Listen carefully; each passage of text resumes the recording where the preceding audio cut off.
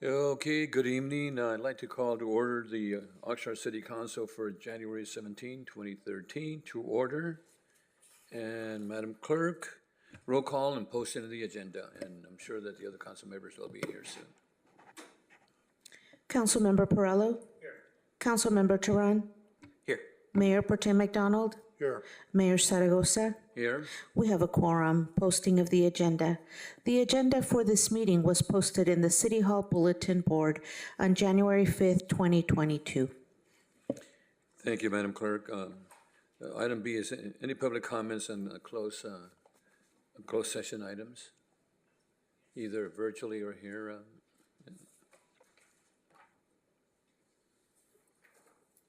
Any No speakers? speakers?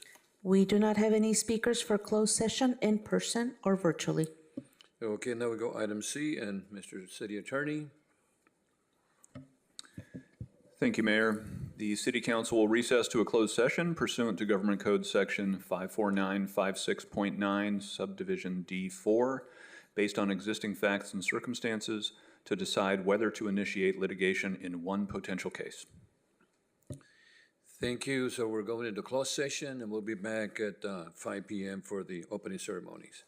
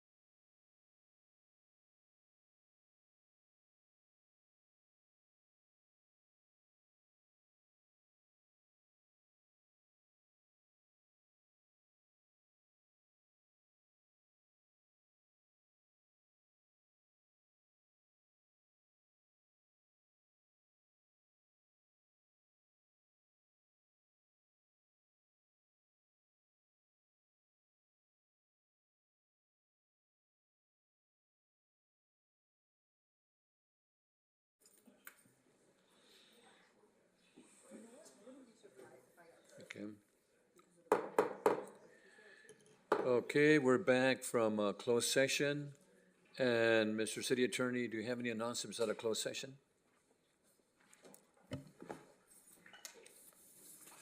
Thank you, Mr. Mayor.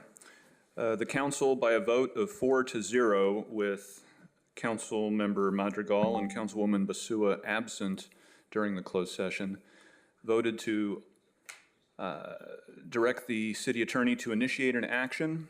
The action, the defendants, and the other particulars shall, once unsealed, be disclosed to any person upon inquiry, unless to do so would jeopardize the city's ability to effectuate service of process on one or more unserved parties, or that to do so would jeopardize its ability to conclude existing settlement negotiations to its advantage.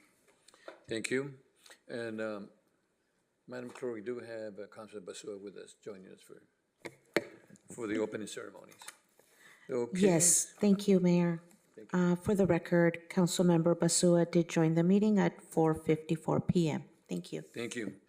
Okay, to opening ceremonies, we have the Pledge of Allegiance, so we're going to have Mayor Pro Tem help us out with the Pledge of Allegiance.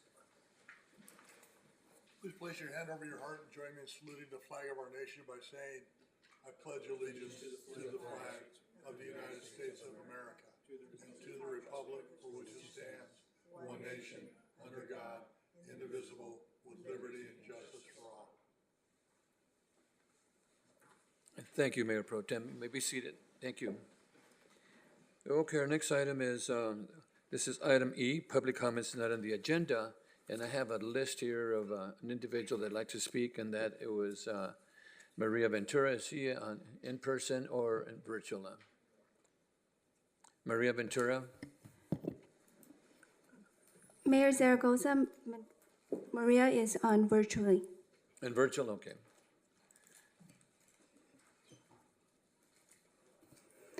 Maria, please press *3 to unmute, and you have 3 minutes. Okay, thank you so much. This is Honorable Mayor and City Council. My name is Maria Ventura. I'm the Senior Public Affairs Manager for SoCal Gas. Thank you for this opportunity to speak before you and the Oxnard public. We are reaching out to inform all customers that natural gas prices are going to be even higher than usual this January due to several unprecedented factors beyond our control. Customers may see a winter natural gas bill double or higher compared to 1 year ago. The high bills are a result of historically high natural gas prices in the western United States. SoCal Gas doesn't set the price for natural gas.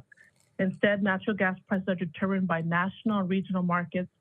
SoCal Gas buys natural gas in those markets on behalf of residential and small business customers, and the cost of buying that gas is billed to those customers with no markup, meaning SoCal Gas does not profit from the gas commodity price going up.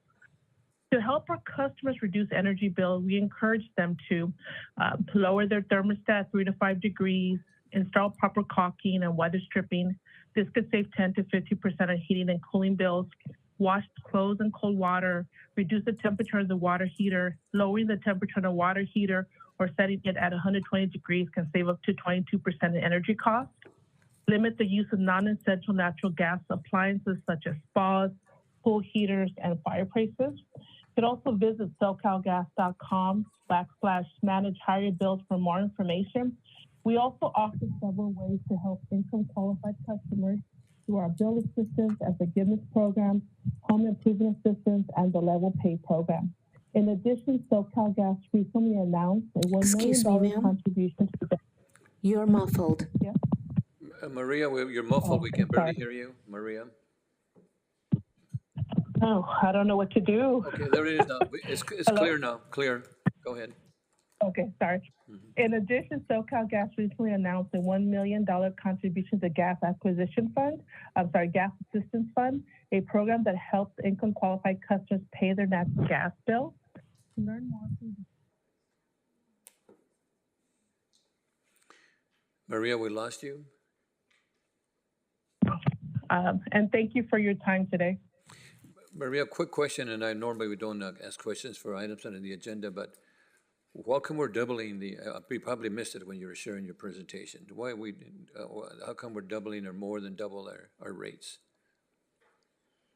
So, in a nutshell, the main takeaway here is SoCalGas. How we charge rates or bills, as we all know, is approved by the California Public Utilities Commission. That's our regulator, and we do not charge a markup on what it costs us to purchase natural gas, for example. The charge we pass on to our customers is the charge to transport that natural gas through our pipeline system. It's that transportation that's where we do charge a markup on that price. So what has happened with the gas commodity is that it has gone up exponentially price-wise for several factors, and I can get into that. There's been widespread below average temperatures on the West Coast, that's Washington and Oregon. We also have a really high natural gas demand for heating and customers, again, because of that really cold temperature. There's also reduced natural gas supplies in the West Coast from Canada and the Rocky Mountains. And there's also low natural gas storage levels on the West Coast. So there's several different factors that are causing this to be just really high natural gas prices. Okay, well, thank you, Maria. Thank you for that information, because I know that my gas bill went double, probably 2.5 times. So thank you for the explanation. Now, go ahead. My pleasure, sir. Perella, hold on, Maria. We can't continue, but one quick question. Is items on the agenda. Can you inform us how far out you go in buying your supply? 6 months, 12 months, 18 months, 2 years, 3 years to lock in a price? So I can give you a very general answer to that. I don't know that very specific answer. I can get back to you with that. But what I can tell you is that we do charge the natural gas price in real time. Okay. So if it's so if that makes sense. So so I can get you a little bit more specific. So let me write down your question. I want to make sure I answer your question exactly how you asked it. So it's basically how out do we purchase natural gas? That was the question? Yes, because there's claims because of the war in Ukraine, which is almost a year, and there's an opportunity to sell the gas for much more profit in Europe, that the sources are going to where the money is, that thing. And you're telling me that what I'm asking you is how far out do our power source providers buy product so we can have an idea of what we're gonna pay in 6 months? Okay. You can probably send us that information by email, because I know there's items on the agenda. And Councilman Teran, a two-second question. Thank you, Mayor. I was just going to ask, maybe we can agendize this for a future meeting and invite SoCalGas and our utilities. Yeah, Thank Maria, you. maybe potentially we can agendize this item so we can explain it more thoroughly. So our clerk and our staff. Thank you so much, Maria. Okay. My pleasure. Thank you. Thank you. And Madam Clerk, any additional speakers on this item set on the agenda, either here Mayor or? Zaragoza, there's no additional speakers virtually or in person at this time. Thank you so much. Our next report is item F. This is a report of the city manager. This is the city manager. Item F1. Thank you, Mr. Mayor. So I have one item of business, and I only have one reminder update, and that is our next. We've been conducting a series of these meetings with regard to the cost for our water department. So the next community meeting is next Monday, January 23rd. It's scheduled for 6 p.m. through 8 p.m., and it's going to be at the clubhouse in the room there at the River Ridge Golf Course, which is at 2401 West Vineyard Ave. So once again, that is the next community workshop with regard to the cost of water for our water department regarding future rates. Next Monday, January 23rd, starting at 6 p.m. at the River Ridge Golf Course. So that's the only update. And then we have the routine item of business with regard to Assembly Bill 361 to allow us to hold meetings remotely if and when necessary. And I think this may be the last time that we need to do this, because the governor, last I checked, is still going to terminate the state's emergency declaration at the end of February. Maybe we'll need to do it one more time. Yep. No, this is it. This is it. So Mr. we City- need, we need council action on this one. City Clerk, any additional comments on that, on this item? Mayor Zaragoza, we have no speakers virtually or in person for this item at this time. Okay, and Councilman Perillo? City Manager, is there any update that you could give us, a report to the residents with respect to whatever actions happened to the city via the storm? Not this week, Okay, thank you. but that will be coming. Okay, we do need a motion? Yes, and that motion would be that the City Council reauthorize remote teleconference meetings of the legislative bodies of the City of Oxnard in accordance with Assembly Bill 361, based on the following findings. One, the current COVID-19 situation, particularly with its variants, is causing and will continue to cause imminent risks to the health and safety of persons within the city, including city council members, city staff, appointed officials, and members of the public. Two, state and local officials continue to impose or recommend measures to promote social distancing. And three, the governor's COVID-19 state of emergency is still in effect. And four, numerous public agencies throughout Ventura County are still operating in accordance with Assembly Bill 361 for the reasons stated herein. Thank you. Got a motion by Mayor Pro Tem, second by Perillo. Mr. City Manager, any additional comments? Not on this item. Okay, please vote.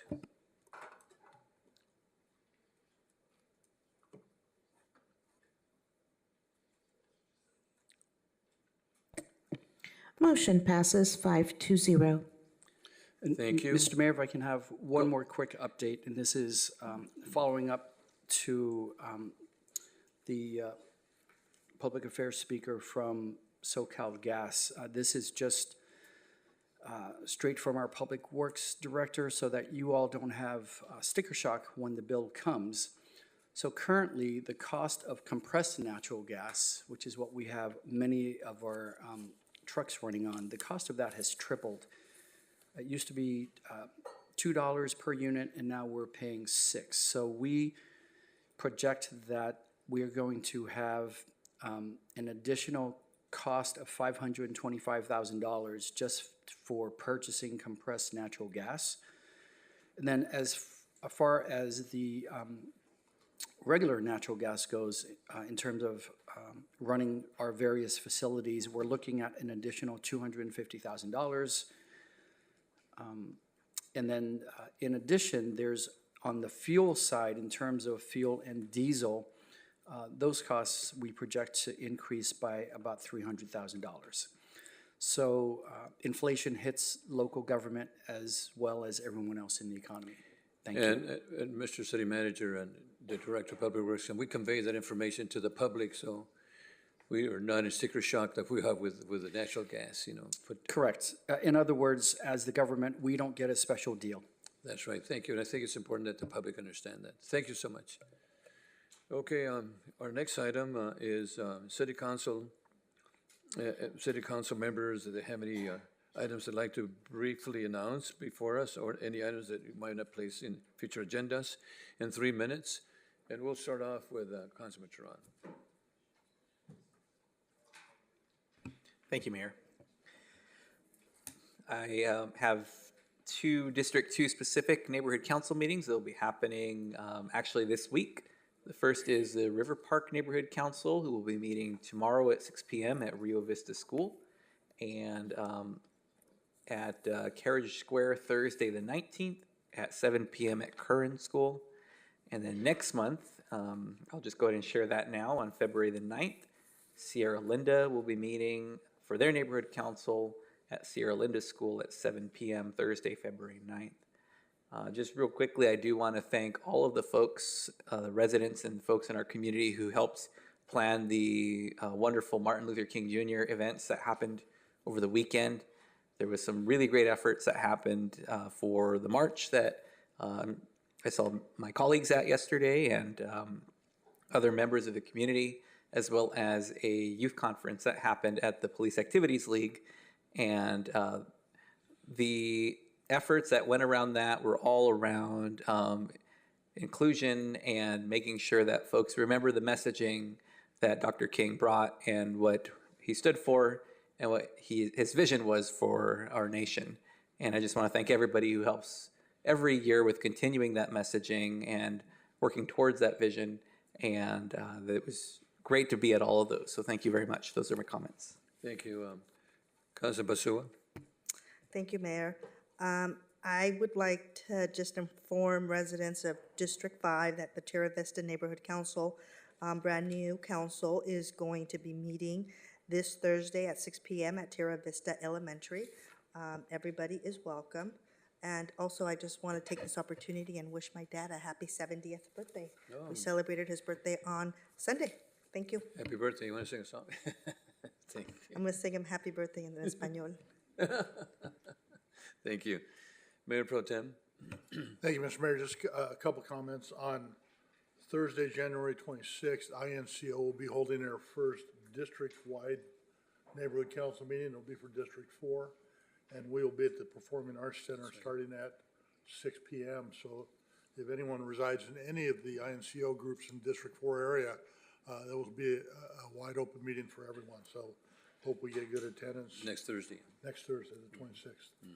And secondly, we've had a lot of rain in the last week or so, and sitting on one of the agencies, I sit on the Association of Water Agencies, we have this discussion often. A lot of rain at our level here does not necessarily mean that the drought is over, because unfortunately a lot of the rain runs off into the water and not into the aquifers and stuff. So I just want to remind people, even though we had a good turnout of rain, the drought is still in existence. You still need to conserve. What we're waiting to see is how well the snowpack treats us as it starts to melt later on in the season. And those conclude my remarks, Mayor. Thank you. Councilman Perla? Okay. Okay, I like to share too, like Councilman Tehran mentioned, you know, that I participated in the Martin Luther King march yesterday, and there were several hundred people there too, and we were joined there by Councilman Tehran and also by Councilman Madrigal and numerous other individuals. You know, we had Julia Brownlee, we had Senator Limon, we had Assemblymember Bennett, we had a new sheriff, we had quite a few people from the county, and also our police chief was there, and assistant police chiefs, and numerous other city employees. And it was right after the rain, but it was very cold but well attended. I think we probably have several hundred people there in that march. Additionally, I had also had the opportunity to participate in the Martin Luther King legacy, the Gathering for Justice. We had this young lady that was born and raised here in Oxnard, and her name is Carmen Perez Jordan. She's a young lady that was born here and now lives in New York, and put a lot of gatherings together and did a really, really good job in coming out with this gathering and that bringing the community together. And our youth, especially our youth, some of the trainings were on how to launch, engagements with youth to bring them to train them for planned events, to actually resonate a path for our youth to be successful as future leaders tomorrow. Was really a great presentation by them. And I also want to thank Terrell Harrison from our staff, our director and his staff, for an excellent event that they put together. And additionally, I have an announcement I'd like to make, and this is from the Community Action of Ventura County. The Community Action of Ventura County is a nonprofit organization that works to support low-income community members with utility bill assistance, home weatherization, food assistance, and homelessness services. Income-eligible people for the residents can receive up to $2,000 of one-time assistance on the water portion of the utility bills. In just the last 6 months, 170 households, have received assistance, nearly $200,000 in assistance. The city building and license department is collaborating with the Community Action of Ventura County as an outreach, and account holders can then go out and so they can manage their utility bills. As was mentioned before, the utility bills are really climbing drastically.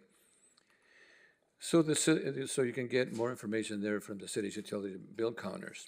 We're also working to provide designated items for the Community Action Committee to be in staff or come out with an in-person staff there on C Street at the service center to assist the utility customers in completing application forms for this assistance.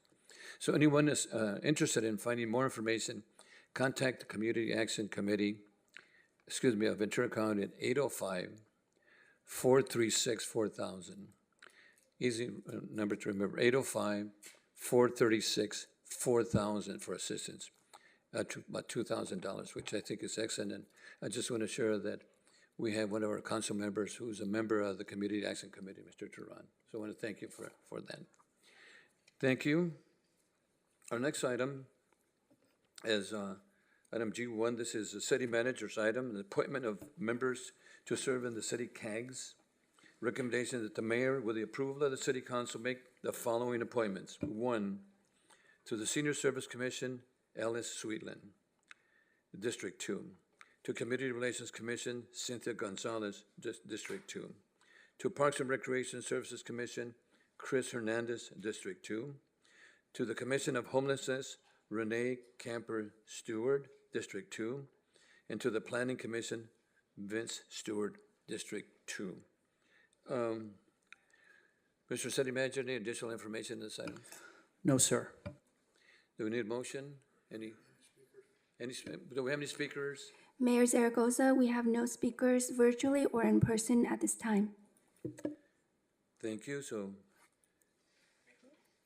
we have a motion to approve by Turan. Second by Basua. Any additional comments? Okay. Thank you, Mayor. I'm more than happy to make the motion on that. I just want to take a moment to thank all of the volunteers from the community who are willing to serve on our CAGs. And all of these appointments are folks who had applied to serve the residents of our city and reside within District 2, with the exception of Mr. Chris Hernandez, who does live in District 4, but in the absence of other applicants, we can look at others. I do want to point out that Mr. Hernandez applied for that position when I came onto council and vacated my seat on the Parks and Recreation Community Services Commission. And from my observation and what I've heard from his colleagues on that commission, he's been a very diligent and excellent commissioner. And so I'm happy to reappoint him as well as our other folks. And I just want to say thank you to all of them for dedicating their time. I've also served on a CAG and I learned a lot.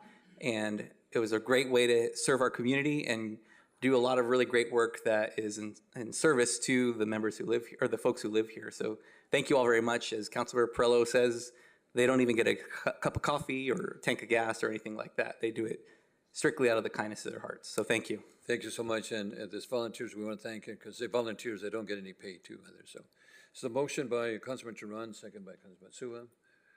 Please vote.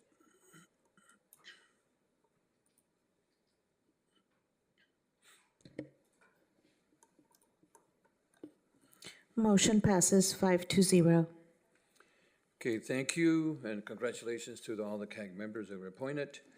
Our next item is a review of the consent agenda item. This is where we have items that are in consent. They're items 1 to 10, and I do have a speaker on this item, and this is an item J8, and this is Tevin Smith. Is Tevin Smith here? Tevin?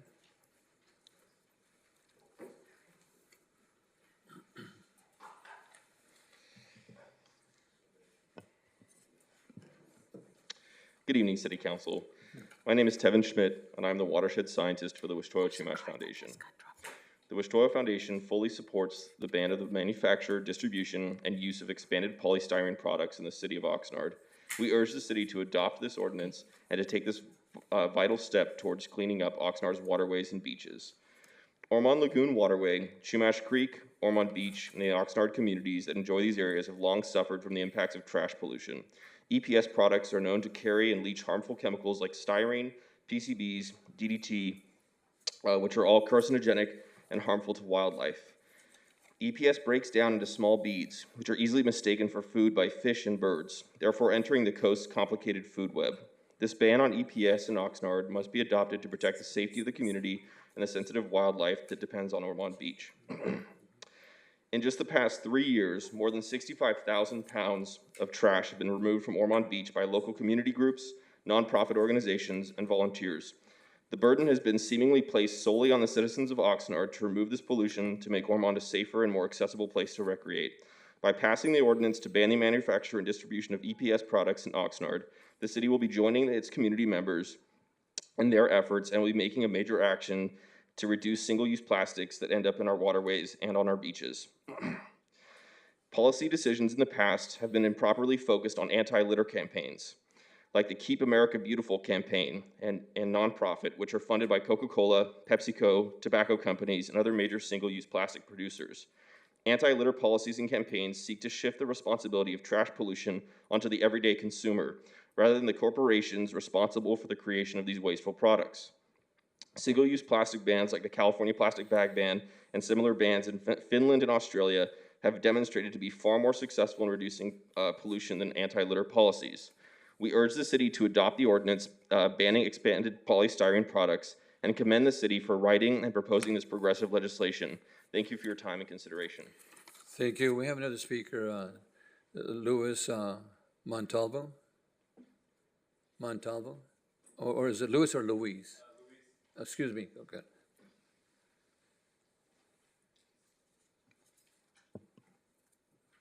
Good evening, City Council. My name is Luis Montalvo.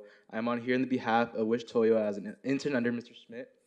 I'm here today to also vocalize my support for the banning of expanded polystyrene products in the city of Oxnard.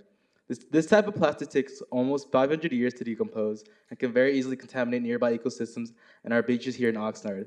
Many fast food chains here in this county utilize this form of plastic for the utensils and packaging for many of their takeout menus.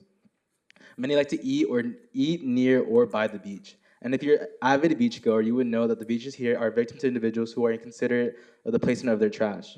The city of Oxnard should do whatever they can to protect these important areas. Ormond Beach already has a power plant on their coast. We should be discouraging acts such as this, and that could begin with this ordinance. To conclude my public comment, I'd like to further add that because of how long it takes for these types of plastics to decompose, has led to an increase of microplastics in humans, and with the ordinance, it could benefit future generations of Oxnard civilians that won't have to worry about microplastics in their bloodstream. Thank you for your time. Thank you. Madam Clerk, do we have any speakers either virtually or here in the council chambers? Mayor Zaragoza, we have no additional speakers virtually or in person at this time. Thank you. Council members, we have items 1 to 10. Any other, Councilor Tehran? Thank you, Mayor. I'd just like to comment on first item J8 and then J7. Okay, go ahead. I want to thank the speakers who came out and voiced their support for our EPS ordinance. And I also want to take this opportunity to thank all the staff who put a lot of time and effort into this, especially Ms. Mallory, who I see has joined us. And I also would like to provide thanks to now Supervisor Lopez, who when we started this effort was Councilmember Lopez, and she and I saw the importance of this and wanted to move it forward, and I'm happy to see that we're able to do so. And I especially want to thank not only the members of the public who are certainly environmentally minded and see progressively and the importance of being able to plan ahead for our generations to come and our environment to come, but also the business owners who participated in this process to let us know what their thoughts were on it and what their needs were to move this forward. And I'm happy to say most of them, almost every single one, was supportive of this effort. And their ask of the city was help us to find suppliers of alternative products. And so I think it's great to see that everybody is mostly on the same page around this item and the need to move beyond EPS products and move into more sustainable packaging and products for our community. So thank you again to the speakers, to the staff, the community members, and our business owners who participated throughout this process. So item then, 7, item 7. Yes, item 7, I just want to thank Regina Martin for service. It says 32 years of service to the city of Oxnard. And so just wanted to give that thanks. Thank you. Thank you, thank you. Council members, any other, Councilor Perrella? Yes, I'd like to comment on 5, 6, 7, and 10. 5, 6, 7, and 10? Yes. Go ahead. Thank you. On item 5, it has to do with the extension and expansion of a janitorial service and I asked a question earlier of staff and I got a response. But I just want to make sure that the public, and I'm sure there is someone in the public that does look at the staff report, the very last item of this, the very last paragraph of the staff report, it's talking about costs, and it says, and additional one-time services that may be requested. I've gotten feedback from residents in Oxnard about my comments about bathrooms and vandalism and homelessness and vagrancy. Some of the ongoing issues, and if we can have somebody from Public Works address if I'm wrong or right. The things that take place in the transportation center, we've had individuals take human waste and write on the walls, basically destroy the inside of a toilet. And those are extra above and beyond the costs of someone having to deal with a health problem that didn't sign on to that when they signed on, with the custodial problem. So those issues that come up for instances like that, which people that, for reasons of their own, do that kind of stuff, there's an extra cost incurred by the city of Oxnard. Because as a resident, I want that cleaned up. I'm not real interested in cleaning it up myself. If need be, I would. But I'd like to hold the people that if we can find them accountable. And there may be an issue for cameras or some actions. But these people that do clean it up for the public health, safety, and welfare deserve the credit and to be paid for it. And if I've spoken out of turn, Public Works, please correct me. The next item that I have is Item 6. 6, yes, thank you. And 6, 1 second. Item number 6, on the recognized obligations.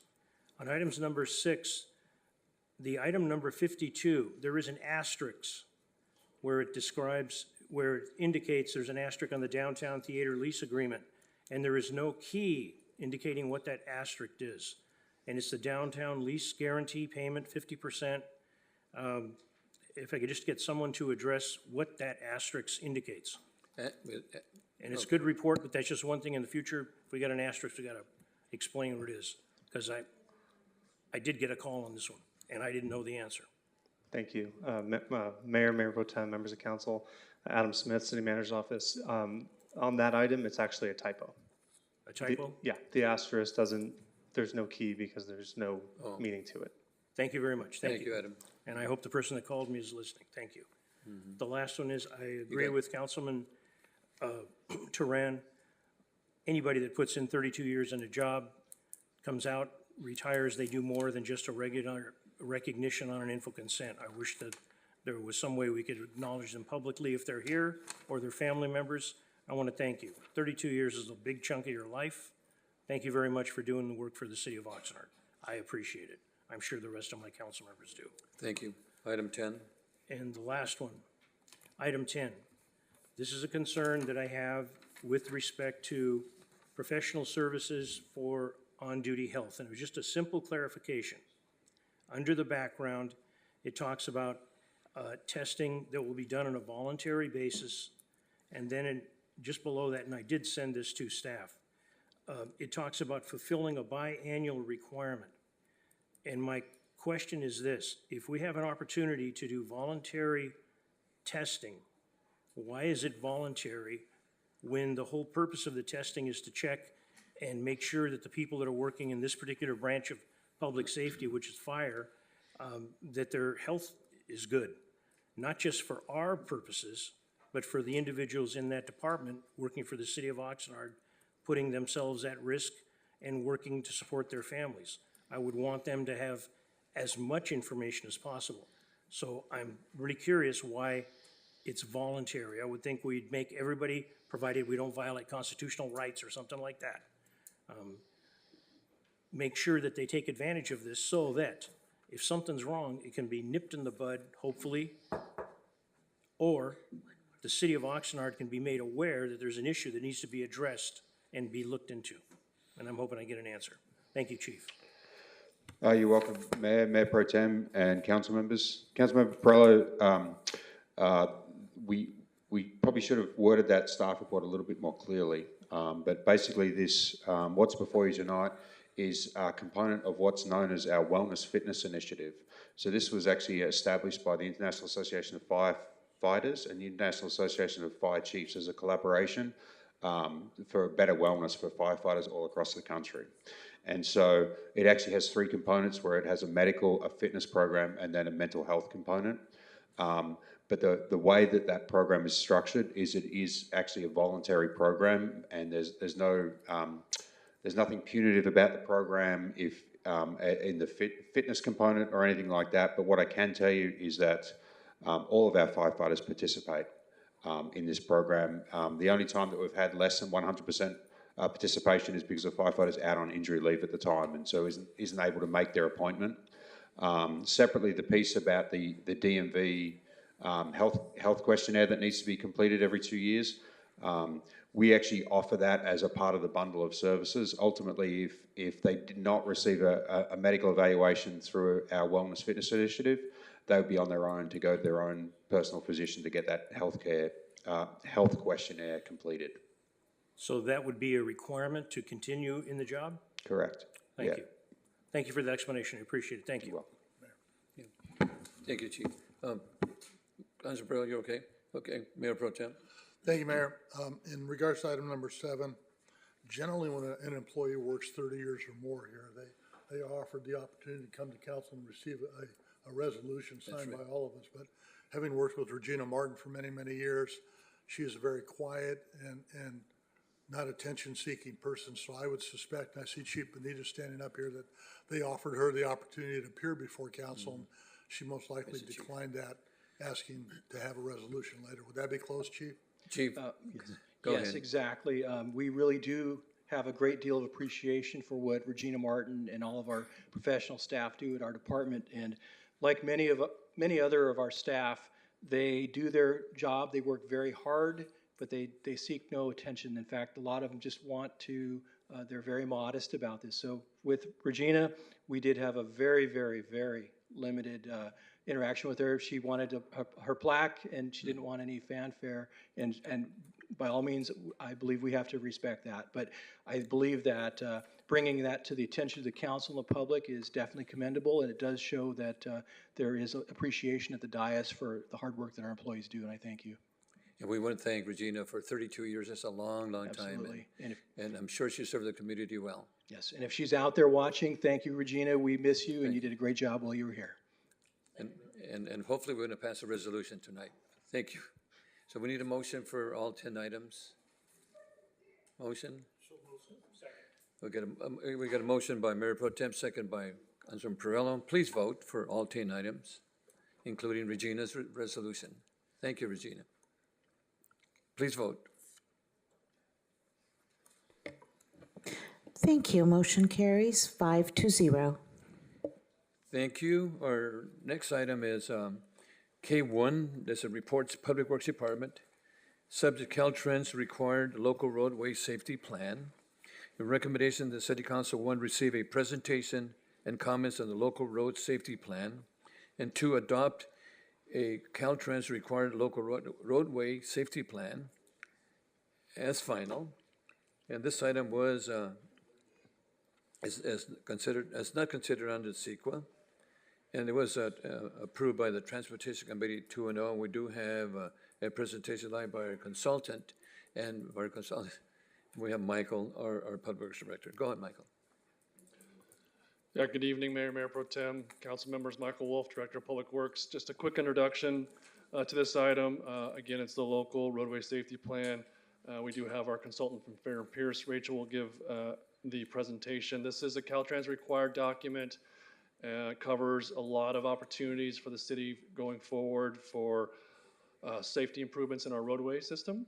And we were able to get a Caltrans grant a couple years ago to fund this. And so with that, I'll turn it over to Rachel, and she'll give her presentation.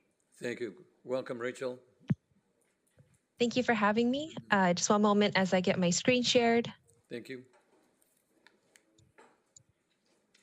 All right. So again, thank you for having me tonight. It's been a pleasure working with the city to develop this plan. Just want to note, I had the opportunity to present at the Public Works and Transportation Committee and attend a Public Safety Committee meeting. So today's presentation will focus on the highlights as we walk through the local road safety plan report.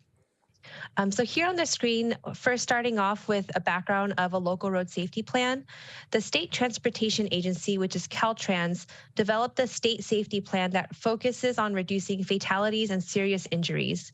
However, since the state is limited to state facilities, starting in 2022, Caltrans required local agencies such as Oxnard to develop a local road safety plan to contribute to achieving the goals of the state safety plan. So to fulfill this requirement, the City of Oxnard required a state grant to develop the local road safety plan. Going over what a local road safety plan is, it's a data-driven approach that uses collision and contextual data to understand existing conditions and key issues, and then use that analysis to identify and prioritize roadway safety improvements to address those issues. This data-driven approach allows the city to take a proactive approach to roadway safety, which we'll get into more detail as we walk through the report. And as mentioned, this was a requirement for the Highway Safety Improvement Program, which is a grant program that the city applied for in September of 2022. And so now I'll walk through the report, starting with the introduction. So this LRSP is the city's first comprehensive safety plan. However, it's certainly not the city's first safety planning effort, as it builds on existing and upcoming efforts and has also built on the education and enforcement efforts such as those done by the police department. The LRSP also incorporates a safe system approach, which I'll get into on the next slide. So the safe system approach is a roadmap for addressing safety from multiple angles using the elements shown on this graphic. This graphic on screen here was developed by the Federal Highway Administration, also known as FHWA, and this circular design enforces how each element of the safe system approach, which are the slices of this pie, work with the other elements. On the outside of this graphic are safe system principles, such as acknowledging that humans make mistakes and that the responsibility for safety is shared across all roadway users. This safe system approach, it's a framework that's been adopted by the state agency Caltrans and also at the federal level by US DOT as a best practice approach for roadway safety. Next, to get into the process of the LRSP, the first step was to identify safety partners such as the police department and also transit agency to provide their input and also act as safety champions in their respective organizations. The next step was to use collision data and contextual data to conduct a safety analysis to understand collision patterns of where and how and when they are happening in the city. Next, using that analysis, we identified emphasis areas, which are essentially locations that have the most collisions and also the most severe collisions.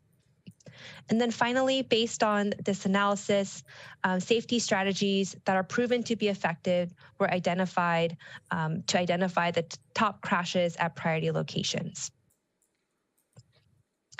An underlying component of the LRSP is the vision statement, which is that Oxnard will have an equitable, sustainable, and multimodal transportation system where people of all ages, abilities, and backgrounds can travel safely throughout the city.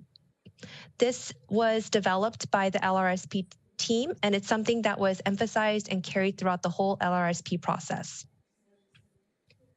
Next, in Chapter 3, we summarize the collaboration that happened with all the safety partners that are listed on the screen here, which include city departments, schools, and regional agencies. There was a variety of engagement, which included virtual calls with interactive activities, such as on the bottom right here is a map where the stakeholders were able to drop pins and identify key issues and key locations that they observed, but also heard from their respective stakeholders of key issues and locations. We also conducted a field visit to go out throughout the city of Oxnard, partnering with PD to observe existing conditions and observe existing actions throughout the city. Next, in Chapter 4, this summarizes our process of reviewing the city's safety-related plans that were used to establish a baseline for the LRSP. This focus this review really focused on project recommendations in a variety of safety-related plans that we could use to build on potential projects for the key locations that we identified in the city. The plans also helped us identify common themes that are priorities to really understand what type of projects are best suited for a city of Oxnard. And just to note that starting with chapter 4, the rest of this presentation will include images from the report, and the goal of that is to provide a sense of what the plan looks like, with the full plan available in today's packet and also online. Next, in chapter 5, this gets into the heart of the analysis of the LRSP and summarizes the safety analysis. This analysis included 5 years of injury collision data in order to understand trends over time, and also looked at contextual data such as the number of lanes on the road, the location of signals, and the location of transit stops, and also input from our safety partners. The image on the left here is from the report, which provides an overview of our analysis process and key takeaways, and this is on page 34 of the report. One of the key takeaways is that speeding is a top issue in the city, which is why we wanted to highlight the graphic on the right, which shows the relationship between speed and the chances of a person walking surviving a collision. In short, the higher the vehicle speed is, the lower a pedestrian's chance of survival. Throughout the safety analysis, we identified several types of findings to understand the key trends and issues from a variety of angles. First is the development of the 10 collision profiles, which are listed here on the left. A collision profile pairs a type of collision with a type of location. So for example, in number 1 here, we have unsafe speed collisions, which is a type of collisions occurring along roadways with 4 to 5 lanes, which is the location. And these are major roadways such as Channel Islands Boulevard and Oxnard Boulevard. Another example is number 3, which is DUI collisions occurring at primary roadway intersections. And these are also the major intersections in the city. These 10 profiles were developed through several perspectives, looking at all collisions, collisions where someone was killed or severely injured, which is also referred to as a KSI collision throughout the report, and bike and ped collisions, which we see as vulnerable roadway users. So for example, going back to number 3 here, if we look at the graphic on the top right, for collisions that involve a DUI, that accounts for 9% of all injury collisions. But when we look at collisions where someone was killed or severely injured, DUI collisions account for 18%, and that trend brought this collision profile of DUI collisions at primary roadway intersections as a key pattern to address in the city. These profiles were developed specifically based on Oxnard data, and the improvements that are applicable for each profile, which we'll get into a bit later, can be applied throughout the city to take a proactive approach towards safety. We also looked at where collisions are happening throughout the city. So one location was signalized intersection. Another cluster of collisions were in downtown Oxnard. And another trend was the residential and minor roads for collisions involving people walking or biking. So the map on the right here illustrates all of the injury collisions for analysis period, with collisions involving a fatality in the red dots, a severe injury in the orange dots, and other injuries in the gray dots. And this classification is based on a statewide classification that is noted when a collision occurs. Next, we also looked at citywide trends. So first, looking at all injury collisions, some key trends to look at were the top violations or why a collision occurred, and also a crash type. So again, starting with all injury collisions, on the top graphic here, we have the primary collision factor, again, why a collision occurred, with all injury collisions in the dark blue bars, and then the KSI collisions, or a collision where someone was killed or severely injured, in the lighter blue. So when we look at all injury collisions, the top violations are unsafe speed, and then vehicle right-of-way. And so an example of that is if a vehicle that was turning left did not yield to a vehicle that was approaching them straight. And then the third top violation was traffic signals and signs. So an example of that is if a vehicle were to run a red light. Next, looking at the top crash types, again, it's the graphic on the bottom right with all collisions in dark blue, and then KSI collisions in the lighter blue. So with all collisions, the top crash type was a broadside collision, which is also known as a T-bone collision.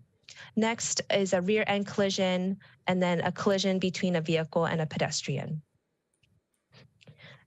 We also focused on the killed and severely injured collisions, as these are the collisions that result in a more serious outcome. We look at the same charts again, but as you can see with the red boxes, the order and the trends slightly change from all injury collisions. So when we look at KSI collisions, the top violation is still unsafe speed, and this is followed by a DUI collision and also a pedestrian violation. An example of that is if someone was walking and they crossed in the middle of the road outside of a marked crosswalk. For KSI collisions, the top crash types, similar to all injury collisions, are broadside collisions. That was followed next by a vehicle pedestrian collision, and then followed by a hit object collision. An example of a hit object would be a vehicle hitting a tree, a utility box, or a signal pole. So again, going through our process after the safety analysis, we go through and identify safety countermeasures or safety improvements or strategies to address those key trends. So in Chapter 6, we present the safety strategies to address these key issues. In the programmatic countermeasures, there's an example here on the image on the right. So here we have the under safe road users. We have an education and public awareness campaign targeted at the key issues such as speeding, driving under the influence, and increasing drivers' awareness of bicycles and pedestrians. Each of our programmatic countermeasures comes with the following information. There's a description of what is involved with this program, and also talks about the lead agency of who could be leading each respective program. In addition to pointing to best practices, we also highlighted ongoing safety efforts in the city. So here with the Education and Public Awareness campaign, we highlighted the work that Oxnard PD has been doing with the Know Your Limit and Choose Your Ride educational campaign to discourage driving under the influence. We also wanted to note that the city has an ongoing Safe Routes to School program. And so on the list here on the left, the items that are in green indicate that these are ongoing safety programs that are occurring in the city. In addition to the programmatic countermeasures, the toolbox in the LRSP also has engineering strategies that fall into the 7 categories listed here. And again, the bottom 4 here are in green as the city has been implementing these engineering countermeasures. Just a couple examples under operations. The city has, Public Works has been updating signal timing throughout the city, and also with pedestrian bicycle improvements, Public Works has been installing bike lanes and improving pedestrian crossings in the city. In the toolbox of the LRSP, you'll see similar images such as these shown on the right throughout the document of Chapter 6. So each countermeasure has the name. So here we have a pedestrian scramble phase, and then there's a description. And then there's also information on the bottom, really talking more about what is the effectiveness of each countermeasure. And the purpose of this information is to provide tools for engineering staff to apply for grant funding. Next, in Chapter 7, which is the emphasis areas and strategies, introduces 5 hotspot corridors, which are essentially the locations that had a high number of collisions, and particularly those KSI collisions. The emphasis areas and strategies also includes the 10 collision profiles, which we covered in the safety analysis chapter. So again, in the hotspot corridors, which are mapped here on the left, we have 1, Ventura Road from 5th to Woolley. Number 2, Gonzales Road from Victoria to Rose.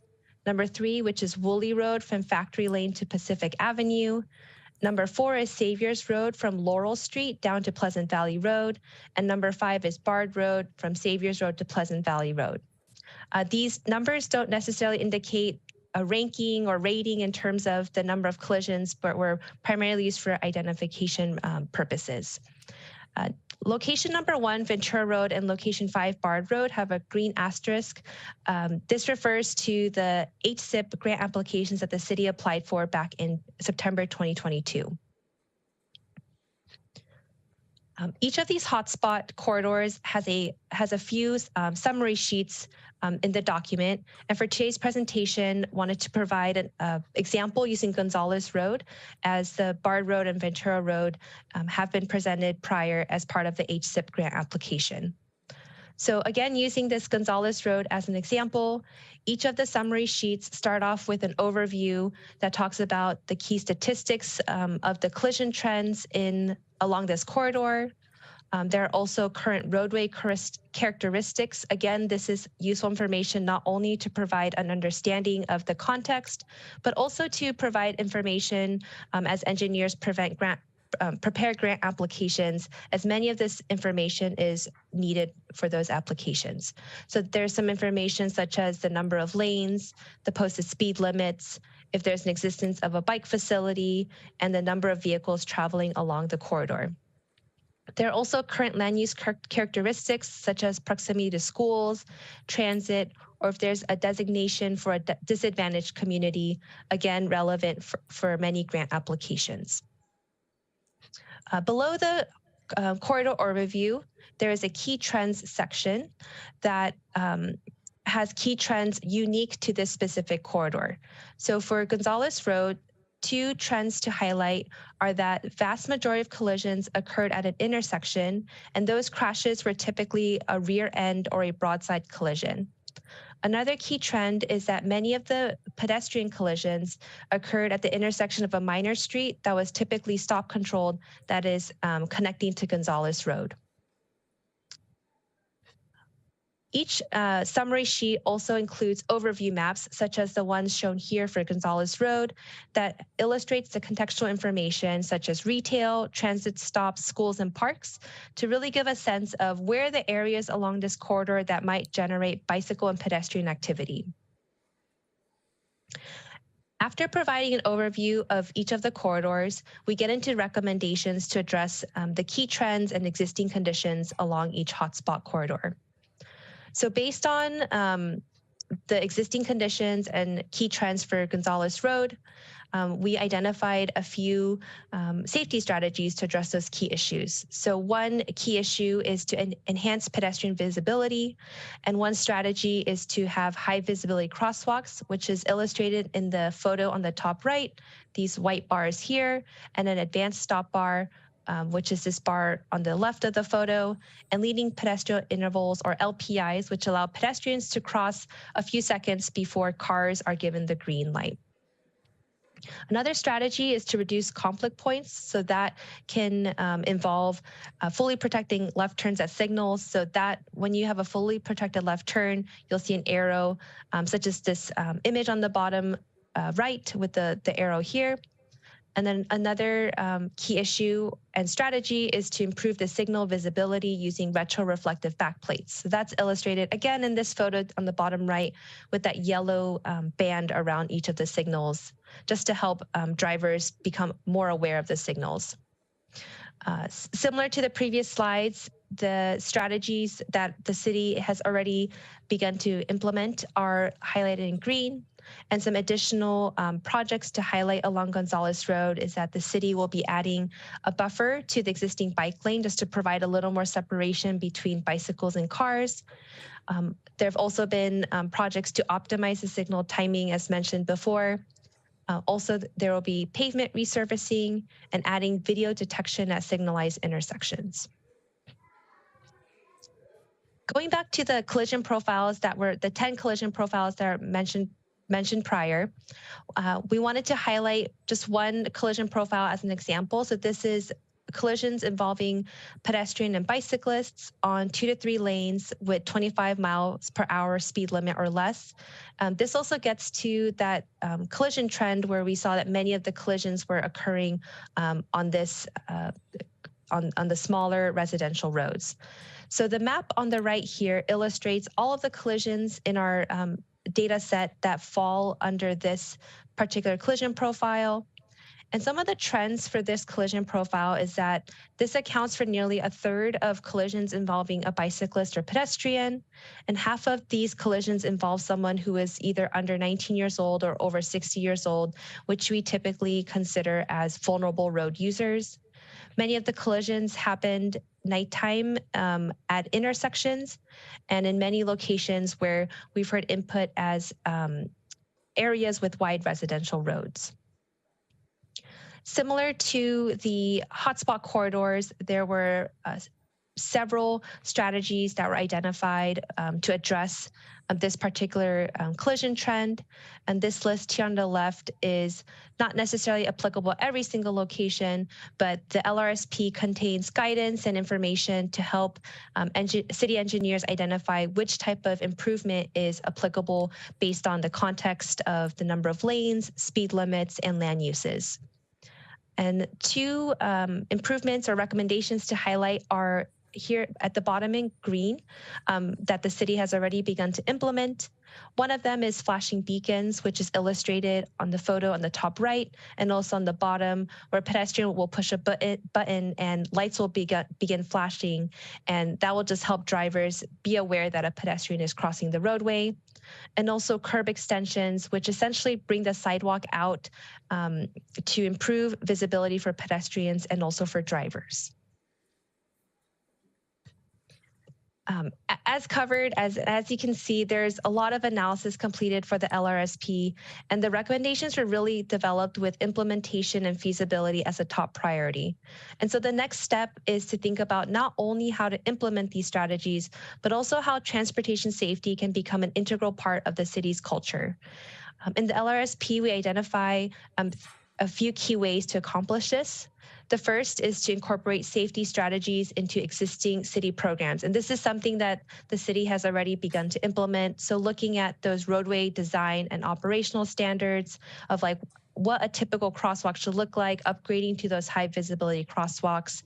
Also looking at the city's maintenance programs and also the CIP of how to identify safety programs that are already underway and just really highlighting that they are safety programs to showcase the work that the city is already doing in support of safety. Next is to build on the partnerships that have been ongoing even prior to the LRSP, but had definitely been strengthened through this process. So coordination across city departments, working with transit agencies to understand issues and trends around transit stops, and then working with community groups and schools to really pass along the importance of safety and have safety champions in different community groups and at schools. And finally, a third strategy is to enhance staff and fiscal efforts to sustain these efforts past this development of an LRSP. Some strategies to do this is to have internal safety champions, to continue to enhance coordination between city departments so that ongoing projects and upcoming projects can be flagged for potential safety opportunities, and also to continue to support the research and preparation of grant opportunities, and to also evaluate progress over time to understand what's working and could be improved for the city. And so currently, Public Works has started to work on those easier to implement countermeasures, which are listed here and had been covered in this presentation, such as improving the visibility of backplates, reducing those conflict points with protected left turns, giving pedestrians a little bit of a head start with LPIs, also having high visibility crosswalks, and also curb extensions. As a next step, and after adoption of the LRSP, Public Works will continue to roll out those easier to implement improvements. And then they'll also build on the work that was done in this LRSP to identify locations for further appropriate safety countermeasures. For the next HSIP cycle, which is anticipated to happen in 2024, Public Works will recommend the next round of projects to hopefully receive funding. And also looking even long-term to continue to build on this path towards safety, Public Works will review the more complex and high-cost projects to apply for HSIP funding and also other funding sources that may take a bit more time to prepare and coordinate across jurisdictions to have these larger projects. So thank you for walking with me through this presentation, and happy to take any questions. Thank you, Rachel. It's really an extensive presentation, and just before we have our city public works director say a couple of words, I just want to share that you mentioned before the Caltrans requires this Roadway Safety Program LRSP, which is a requirement that we have to meet. And I'd like to share too that the Committee of Service and Public Works, Public Service Committee heard this, and the Public Works Committee approved this item 2-0. And one of the things that was mentioned that I think is really important the public needs to understand is that speed, DUIs, and pedestrian, those are the major injuries that we have to look at, because I know people like to speed a lot and people like to drink, especially after parties, so you have to be real careful.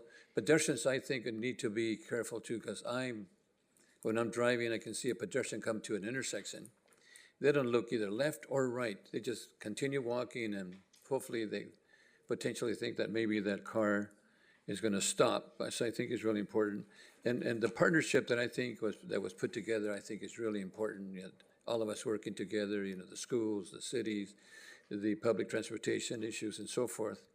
The hotspots that was mentioned before, you know, it's those hotspots like Seavers Road, Oxnard Boulevard, Bard, and Woolley Road are places that we really need to look at. And I think, Mr. Public Works Director, this gives us an opportunity to submit grants, you know, to the state. So I'd like to share a little bit more, and then have the council members share some more information. Mr. Mayor, you said it all, so I'm here to answer any questions. Any question? I've heard this a couple of times, but it's really good. It's good information. Thank you. Councilman Turan. Thank you, Mayor. And then thank you for covering most of the info that I think Mr. Wolf was going to go over too. It saved him some time there. Thank you for the presentation, first of all. I want to first acknowledge that was comprehensive and very informative, and I'm glad that members of the public were able to see it tonight and see it live, so they can have this information. It's entered into the public record so they can see it again, or share it with others to see it a later time if they weren't able to be here or see it live tonight. So thank you very much for that. A couple questions I have. One is looking at the reserved left turn lot times with lights. I know we have at least one in the city. I believe it's on Camino del Sol and Rice, and that is a flashing yellow light for left turn. And I'm wondering if we have any data to demonstrate the effectiveness of that, because it has a reserve time to turn left without any conflicts, but then it becomes a yield to oncoming traffic to turn left. And we added the flashing yellow light just to remind folks that you can't go unless it's safe to proceed. So I'm just wondering if we have any initial data on that. We don't have any initial data that's available right now, but we certainly can provide that. That's an additional countermeasure, if you will, or additional piece of information that we're trying to share with the public, which is that yield information, that yellow flashing. And so we certainly can see what the data provides. It's not, I don't think, Rachel, that was part of your analysis, that specific location. Is that correct? That's correct. We did not focus on that location. Sure, not a problem. And if in looking at that data, if we're able to see number of collisions, whether it's reduction or time of day that those happen or day of the week, that would be great. Thank you.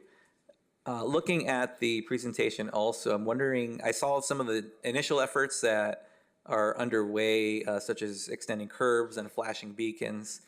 I'm wondering, what are some of the most effective strategies in enhancing protections for bicyclists?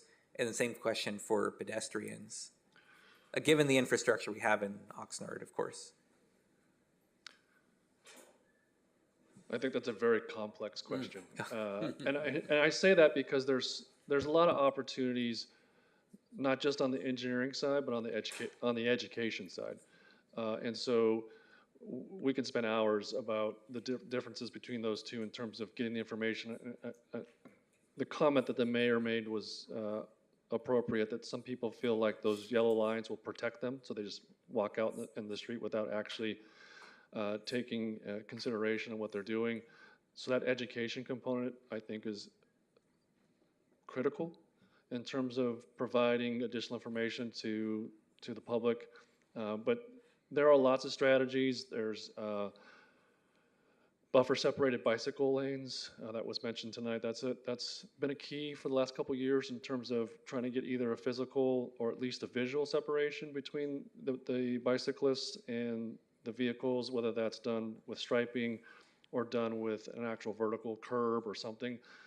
We have seen a lot of good results from that. So that would think that would be one of the top of the list is a class 1 bike or a grade separated bicycle track or course or trail. That's usually a pretty key component for that. That's a big one. The pedestrian side of the house, again, the flashing beacons, the giving the driver and also the pedestrian more visual input. We do pedestrian leads here now, or we have started to do a lot more pedestrian leads where we get those pedestrians out into the crosswalk in advance of lights changing. I've seen that to be very efficient and effective in terms of places that have pedestrians that kind of start behind you as a driver. You're maybe 1 or 2 cars in line and you don't see the pedestrian start because they're actually starting behind you. And when the pedestrian green signal goes and the regular green signal for a vehicle goes at the same time, you're competing for the same space sometimes. So we have those pedestrian leads that put that pedestrian in that area first so that you can see them. That's always been a big one. I think there's a lot of strategies that are important. And it depends on the actual road classification as well. So residential streets, we saw the bulb outs or the curb extensions. Those are usually really good, especially in places around schools. Again, trying to get as a driver, sometimes you get focused in on a very narrow focus in your windshield, and trying to widen that focus is tough for us. So we actually try to bring stuff into that area in a safe manner so that you can see that information as early and as often as possible. So those kinds of things that get those visual cues to the driver and the pedestrian early, those are usually the successful ones. Thank you. I'm hoping that answers your question. No, those are really great responses, and I think it's validating to hear that some of the things we're already doing are some of the things that are seen as effective in trying to address this issue. And I believe in Colonia we've added some curb extensions to certain areas and flashing beacons. I know there's a school within the district that I serve in District 2 where they're in pickup and drop off time. It gets very busy with parents and cars going back and forth to pick up. And there is a crosswalk that has a red curb on either side of it. And I learned that was to allow for more visibility of somebody waiting to cross the street. However, if somebody parks in that red zone, it drastically reduces that visibility and increases the potential for someone to step out in front of a car and there to be a collision. And so I believe a curb extension would replace the red curb where now someone will step out maybe 4 feet and then you can't help but see them waiting across the street. And I will also commend the city, this is prior to my joining the council, but we have, I believe it was 14 new crossing beacons all near schools throughout the city that replaced that have the flashing yellow lights and are activated by the pedestrian pushing a button. And those have come in handy. In District 2, we have a number of them along H Street, and I've heard great compliments from residents about them. Although, as you mentioned, Mr. Wolf, and residents have stated, there are some people who are either oblivious or don't care and still go through or try and beat the flashing yellow light. So as pedestrians, I hope we can all remember that when you push the button and the lights flash, it's not an automatic go for us to go. We have to ensure that the cars on both directions of traffic are coming to a stop for us. Thank you. My last thing is around the reflective back plates that were mentioned. And I've seen a few of them go up at intersections already, which is great. I just wanted to share that there was one resident within the district who shared with me that at first they thought, oh, that's kind of silly, you know, why would we do that? And then they completely ran a red light at the Vineyard bridge, the overpass over the 101, because they were looking at the next light and thought that the one they ran didn't exist. And they said, no, I travel this way every day and I completely missed it. And just blew through a red light. Luckily, nothing happened. But realize now that is the importance of visuals and being able to have the visibility of those traffic signals happen, because we can get tunnel vision and completely miss those things. So Yeah, there's actually a good study. If you need something to sleep at night, you can go to the FHWA website. There's actually some decent studies, actual information about the collision reductions with those backplates. So, yeah. great, thank you. Thank you. Those are my comments, Mayor, and questions. Thank you. Mr. City Manager? Thank you. I just want to add just a little bit of broader context, because the collision data here is quite alarming. And of course, with this terrific plan that we're working on, we are always seeking to make continual improvement. But I do want to add the broader context here, which is that we're not alone in this scenario with the increase over the recent years. Something happened when the pandemic started across the whole country. And there's been a rise nationwide in traffic-related incidents. I've read a few articles with differing hypotheses as to why that's happened. I don't think there's conclusive evidence or explanations yet. Also, just as a broad reminder, there's no amount of engineering, road engineering, that we can do that will stop a drunk driver from causing harm. That's right. And there's really not a whole lot we can do. There have been plenty of efforts to curb the fact that, and we all see this all the time, people literally cross the street with their faces down in their phones. So there's a lot of, and I'm not even convinced that education is because there's been plenty of education, but you see that, and frankly, I think the last time I noticed someone did that, it was me. I noticed I was looking at my phone halfway as I'm crossing the road, so just want to put it into some broader context. Thank you. Thank you, Mr. City Manager. Thank you, Michael. We have one more speaker before we vote on this item. This is Mr. Larry Stein. Larry Stein, K1. Rachel, can you please lower your presentation, please?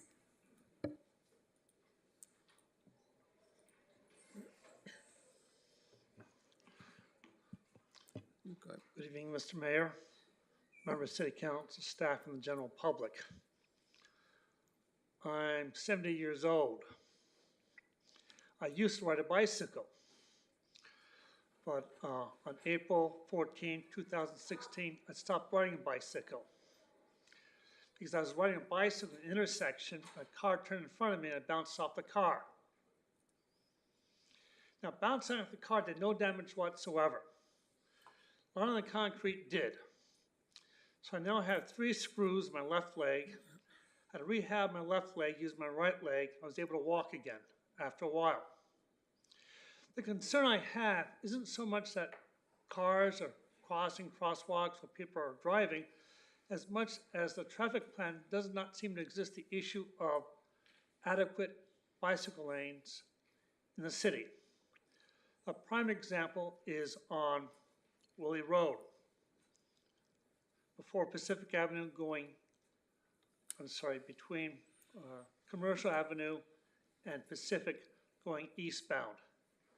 There's no place for a bicyclist to safely transverse themselves. I've been knocked off my bicycle twice at that particular intersection because cars would hit me with the side view mirror. So part of the problem we have with this traffic plan is we don't have adequate roads because we won't expand our roads to make it safe for other forms of transportation other than motor vehicles. The traffic plan needs to address all people who are transporting themselves along our commercial roads.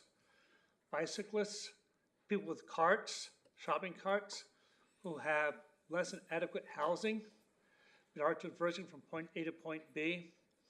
So as we address the traffic plan, we shouldn't just be addressing the people with motorized vehicles, with people with non-motorized vehicles and pedestrians. We have cases where we have flashing light intersections, but we don't have a maintenance program to keep up with them. When the lights stop working, where's the city in maintaining these things? The city is great on planning things, but seems very poor on doing the maintenance and upkeep after something is in existence. So please please consider this as part of your deliberations. Thank you very much for your time. Thank you. Okay, council members, we have a couple of items here. Mayor Zaragoza, Yes, ma'am. we have one more speaker. One more speaker, okay. Brian Rodriguez, virtually. Okay, Brian Rodriguez, please press *6 to unmute, and you have 3 minutes. Hello, am I unmuted?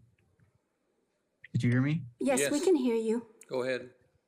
I want to start off by thanking city staff and whoever worked on this report. I thought it was a really comprehensive and great report. I also want to say, and I have a couple of questions. My first one is, are the findings being implemented as the roads are being paved? So for example, on page 101, the median improvements, the striping and the paint to increase visibility, is that going to be done when Gonzalez Road is painted? And what is the trade-off between adding these, different improvements versus paving the streets? Like, is there a trade-off? Because I know in other cities, they are struggling to create complete streets rather than just repaving the roads to meet their PCI number. I also want to say that I hope that as the council reviews their goals, that this becomes a higher priority. I think with the increase of younger cyclists in the city of Oxnard, it's really imperative that we do more to protect pedestrians and the cyclist. I think that education is really important, particularly for the newer cyclists in the community. I know the city of Ventura recently announced that they were partnering with a local organization to do bike education.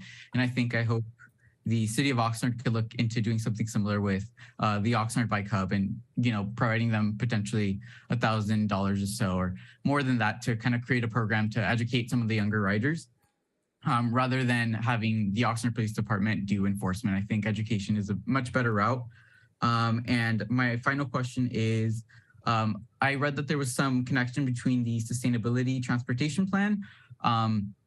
And so I was wondering if there could be an update as to when that will be released. Thank you. Thank you. Michael, can you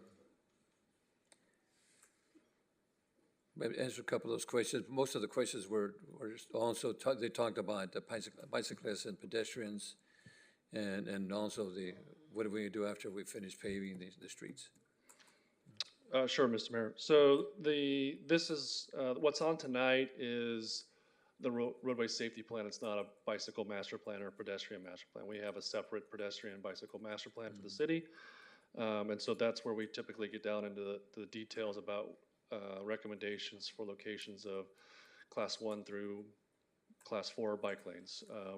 And so also places where we as a city look at developing and identifying either pedestrian or bicycle facilities is in our general plan, which our general plan update will include that. And then we also work with local agencies. In fact, recently we had a conversation about the Ventura County Transportation Commission's transportation plan, where we're actually making a recommendation that active transportation planning, i.e. bicycle pedestrians, are a priority. And so we make those recommendations to larger agencies as well, whether that's VCTC or SCAG. We know and identify the importance of those improvements.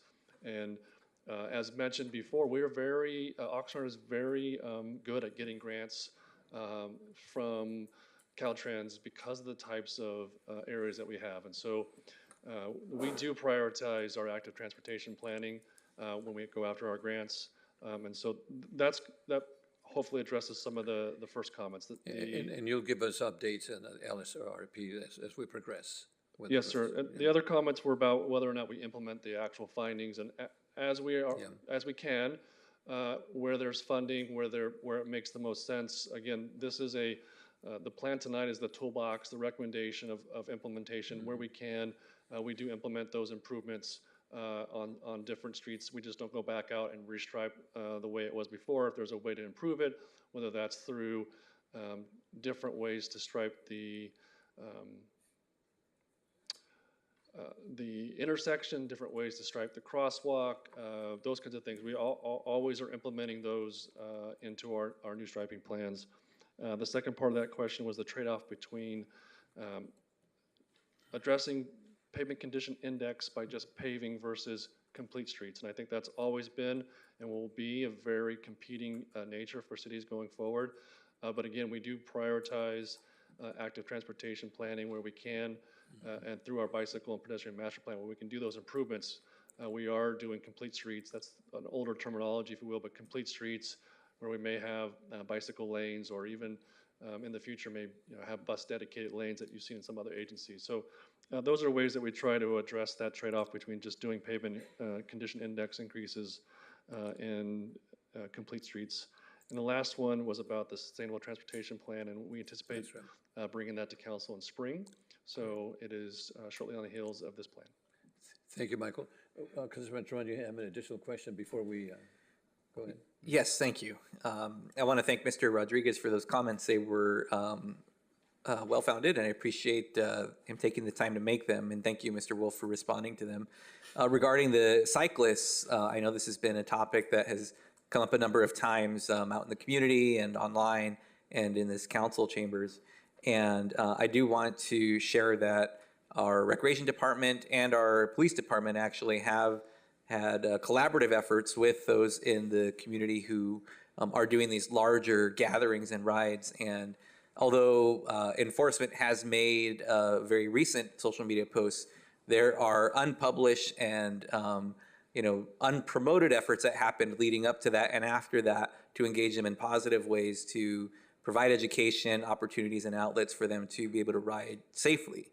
And I believe that we also have grant funding through our police department around bicycle safety and pedestrian safety. If I'm not mistaken, I see our chief is nodding his head yes. And so a number of ways we can leverage that to continue those efforts and continue to make things safer and enhance safety for not just these cyclists, but all cyclists, as Mr. Stein very dutifully mentioned for everyone as well. And he's absolutely correct. I always avoid Woolley in that stretch as a cyclist myself because it is not a safe feeling place to go as a cyclist. And I know we've had, unfortunately, serious injuries and deaths of cyclists and pedestrians in that stretch. So thank you for sharing that, Mr. Stein. And those are my comments. Thank you, Mayor. Thank you. Do we have any additional speakers or? Mayor Zaragoza, we have no additional speakers virtually or in person at this time. Okay, before I need a motion to, this is a receive and file, number one, and number two, adopt the Caltrans Local Roadway Safety Plan as final. And Rachel, thank you so much for your presentation too. Do we have a motion on this item? I'll move. Okay, motion by Councilman Teran, second by Mayor Pro Tem. Please vote.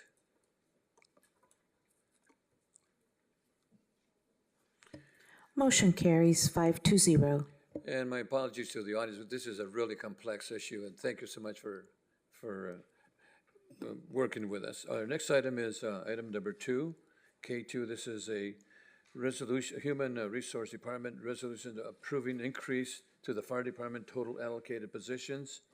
Recommendation that City Council approve and adopt a resolution to amend Resolution 15593, authorizing a full-time equivalent position pursuant to Chapter 4 of the City Personnel Rules and Regulations.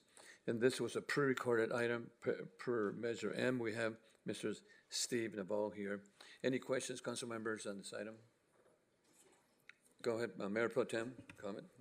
Thank you, Mr. Mayor. Just as a comment, I know we've tried this in the past and we have been successful, but maybe in the future, especially on the public safety side where the training and hiring processes sometimes take up to a year, 18 months. I would like to see us go back to a position of, if at all possible, overfilling in anticipation of future pending retirements or whatever, so that when we do have the retirements out of either one of those groups of people, that we have someone closer to being ready to fill those positions and move on. And I know we've tried that before. It's kind of faltered, but and I guess I would ask either the city manager or Mr. Naveau, if that's possible, we can look for that for the future. I'd also support that, Brian. I think you're right. Good evening, Steve Naveau, Human Resources Director. This agenda item is essentially doing that with limited term positions. So the fire chief kind of looked downstream to see how many people were retiring and what we would need to do that so that we could fill those before they actually happen. So it's That's why the limited term positions are limited in funding, because they're intended to actually pick up, to backfill as people are leaving the organization. Thank you, and I appreciate that, but I realize this is limited term, but I'd like to see that become a regular program within the city. And I know we've looked at it before, so it's just a matter of whether we can cross all the Ts and dot all the Is and get everything to be in sync. But I think it would be a beneficial program for us. Okay, thank you, Steve. Before we continue, we have one speaker on this item is Larry Stein.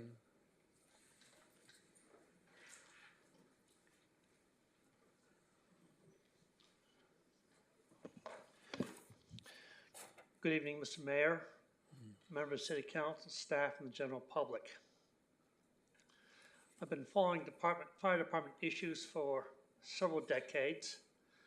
And one of the concerns I have has been the fact that not just the police department, but the fire department in particular, has a tendency of having vacant positions, but there have not been budget adjustments for that.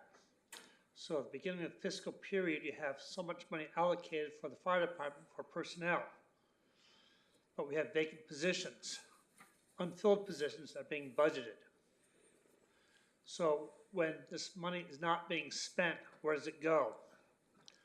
When you have fire personnel that requires 6 to 12 months training because we want to do it the City of Oxnard way, not the county way, I'm somewhat concerned whether our funds are being spent the best.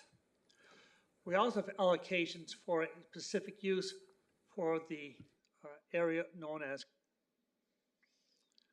West and East Village. A fire station was planned 15, 20 years ago for this particular area, and in lieu of fire station 5 years ago, we decided to increase staffing by X number of people.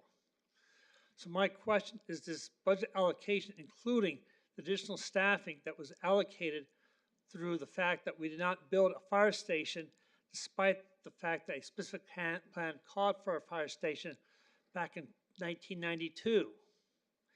Again, 1992, when the specific plan for the Northeast Community Specific Plan was approved. A fire station was supposed to be built at 3% build out. We had 110% build out in 2004. A fire station was not built.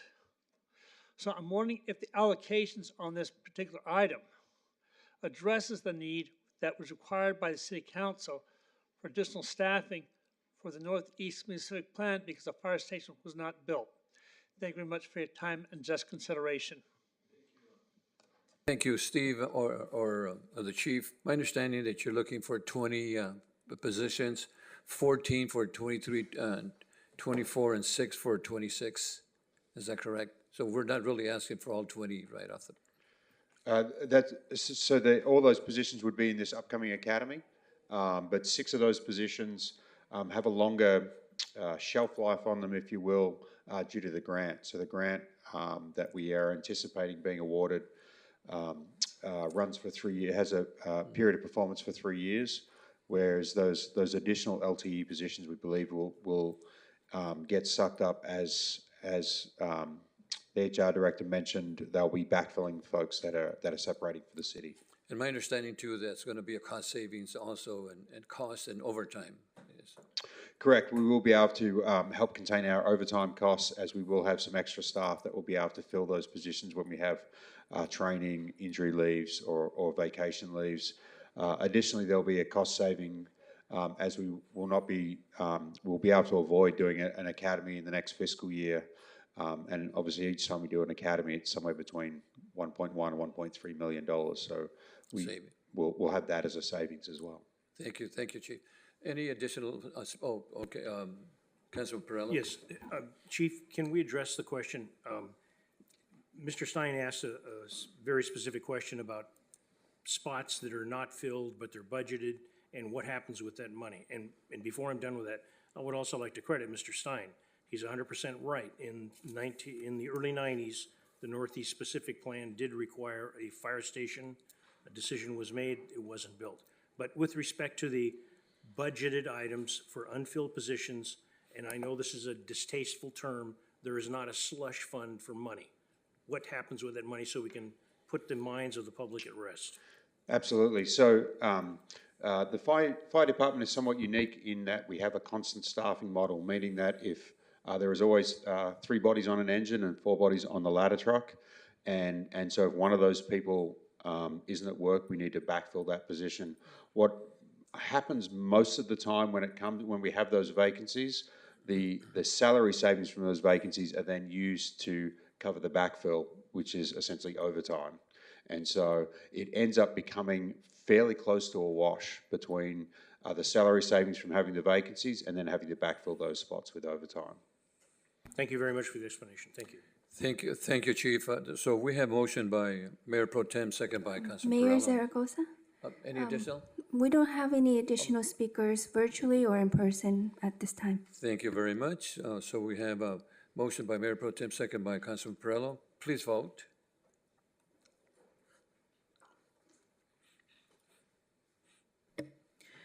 Motion carries 5-0. Thank you. Our next item is a Housing Department. Yes, sir. My apologies for the interruption.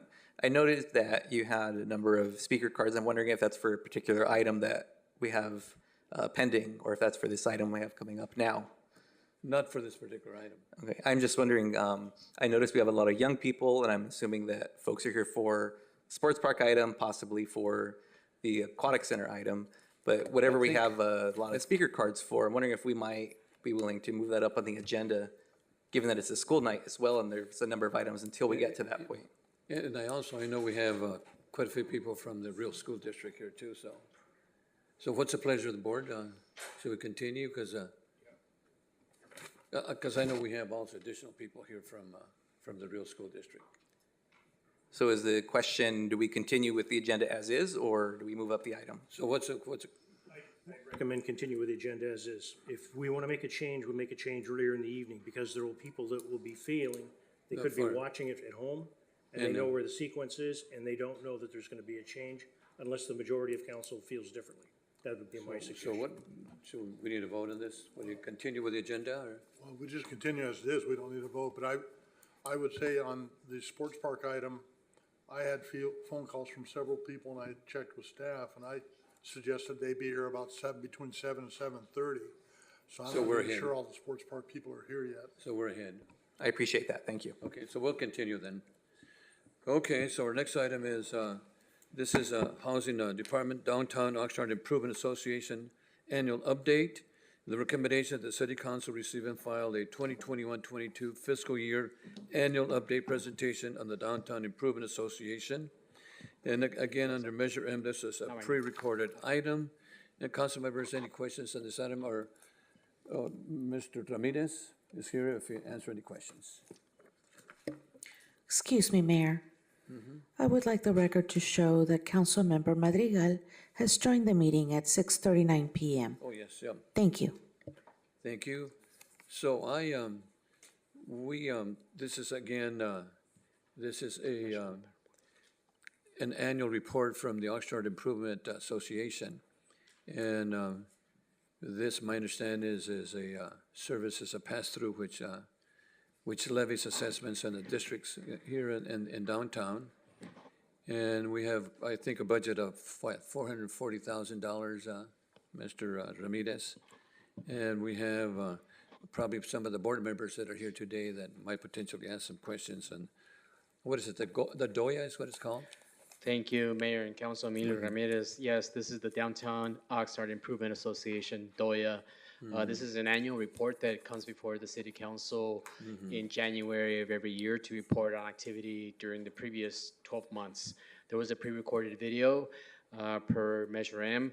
I am happy to answer any questions that you may have. It does identify activity in that DOYA has undertook, the largest part of which is maintenance and security in the downtown area. But I'm happy to answer any questions relative to the budget and the activity. Also would like to mention that joining us today is Abel Magana, who is the executive director of the nonprofit, as well as Steve Huber, who's the chairman of the board. And I believe that both Abel and Steve would like to address the council and also show a video of the activity for the past 12 months. So then it's I'm Abel happy to answer any questions. Abel and Mr. Huber. Okay. Yes. Come on, Abel. Okay, thank you.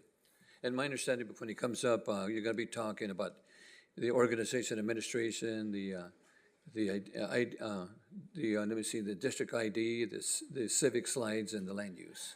Well, all three of us are able to answer any questions that you may have. He does have a video presentation that he'd like to show that shows the activity for the past 12 months. Okay, we'll start off with Abel or with Steve Huber. Great, I'll go ahead and start. Good evening, and it is a pleasure to be here tonight. My name's Steve Huber. I'm the chair of the Downtown Oxnard Improvement Association. And so Mayor Pro Tem, members of the council, city manager. It's not just a name change. It was a leadership change. It's the way we do business has changed. We're holding people accountable. We've changed the way we do our RFPs, our contracts, which are very much similar to what the city does now. It's also the same thing with our employment. Our employment agreements are very much in line with the way the city does it. So we've had a lot of changes besides the name. And, you know, one of the great things about being part of a property business improvement district in Oxnard is that we're kind of the hub of the city, and we'd like to show a video of some of the things that we've done, and after that, Abel will have some comments. So Thank you, roll the video. Diego, can you show the video?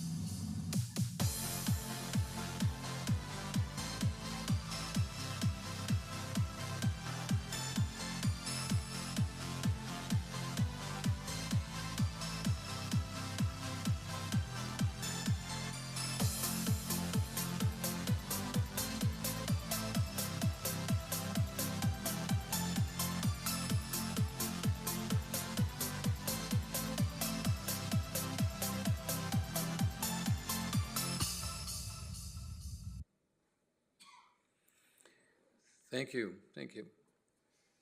Abel, good evening, Mayor, Mr. Mayor, and members of the council and city staff. I just wanted to say briefly, you know, I hope that retrospective, that little brief retrospective, gave everybody a sense of the kind of community that we're building within the downtown. It starts with, you know, giving activities and a sense of place for people to come out and have fun. And we've been busy in doing that stuff as much as what you see in the metrics and the statistics and the dry stuff in the background in the report. Those are all important too, and they lay the foundation for a vibrant downtown. I just wanted to thank you all for your commitment, your ongoing commitment, and thinking back too, about a few years back, we had a community process that resulted in the downtown vision plan. And I'd like to say, you know, the vision plan, I mean, we've had vision long before that of what we want in our downtown to be. And what I see now is a real focus from this staff here. Appreciate the engagement that we have right now. We're working very closely with your city your leadership, and definitely we're looking forward to the coming year. More development coming on board.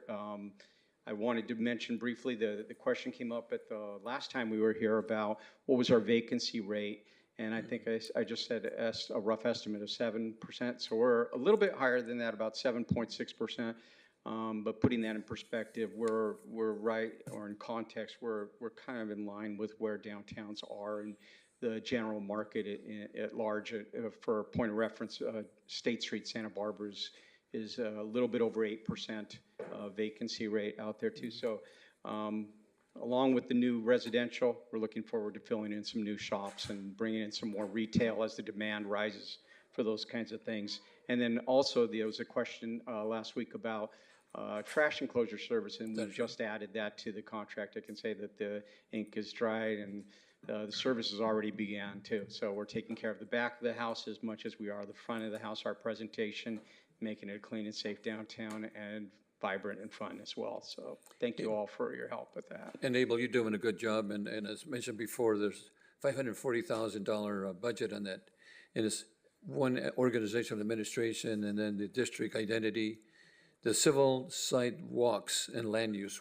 Can you tell us a little bit more about the civil side walks? What, Yeah. that's probably the most expensive part of the whole administration. Yeah, the foundation. I mean, that's where The it starts. foundation, Is providing a clean and safe downtown. So most of that monies are allocated towards contractors that we have private security that patrols the downtown on truck and bike and foot 7 days a week. And then we also have a cleaning crew also out there daily that's sweeping the sidewalks, doing some pressure washing. They're making sure that it is a good, safe environment also for. Yeah, and one of the things that we mentioned last time we heard this presentation to the committee was that we're working with the business owners and also the people to maintain the cleanliness of the enclosures and making sure that the trash is not strewed all over the alley and so forth. So, and I'm sure that you mentioned that before, so you are working on that now, correct? Yeah, it's very important too that we keep that part of the downtown. So we have a lot of surface parking lots, and that's the point of entry for a lot of folks coming into to the downtown businesses. Okay, let me see, we have Councilman Mayor Pro Tem Donald. What's your name? Thank you, Mr. Mayor. Thank you, Mr. Ramirez. Mr. Huber, thank you very much. At the last Community Services, Public Safety, and Housing Development Committee, we did have discussions about the trash enclosures, and I really wasn't sure which way I was going to go with the budget, but based on your comments and Mr. Ramirez's comments, and I felt comfortable enough with approving the budget, recommending it come back to council. And I just thank you for your comments tonight, knowing that the comments didn't fall on deaf ears. And I thank staff for being responsive in many ways. So thank you very much. Appreciate that. Councilman Turan, thank you. Thank you, Mayor. Thank you, gentlemen, for the presentation and for the updates. You're certainly to be commended on a number of the enhancements and efforts you've had within the downtown area and all the work that you're all putting into it and engaging our local business community and residents in being part of that too.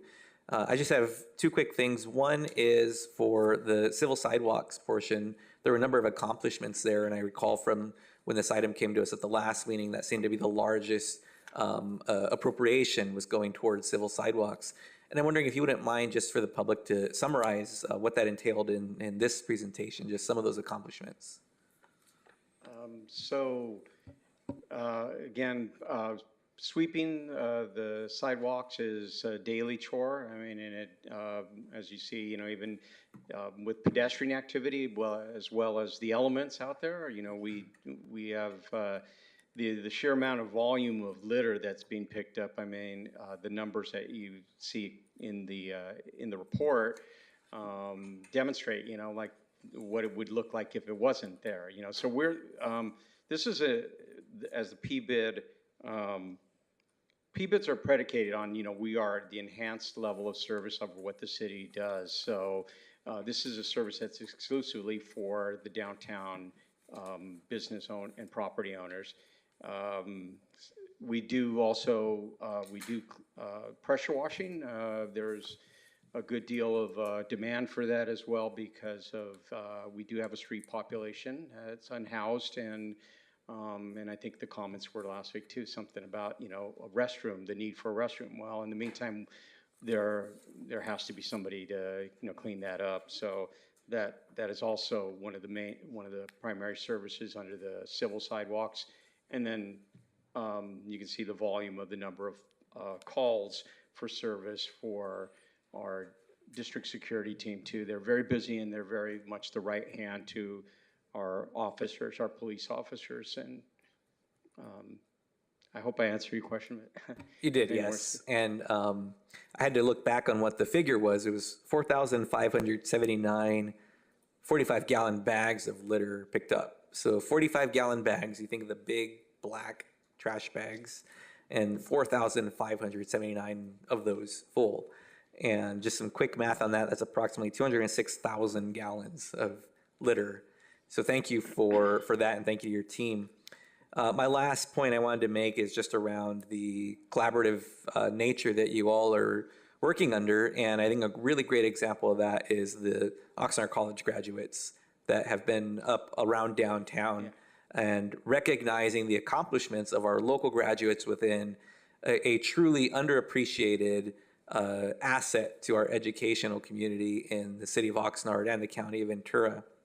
For some folks, Oxnard College may seem like a stepping stone onto other post-secondary education, but for many, it's the first step into that, and others, it's a step into additional career and educational opportunities that they may not otherwise have had. And so for you all to partner and highlight the accomplishments of our local graduates means a lot. And I love seeing it. I thought, well, it'd be great if they have alumni up there too, because that wasn't around when I was at Oxnard College.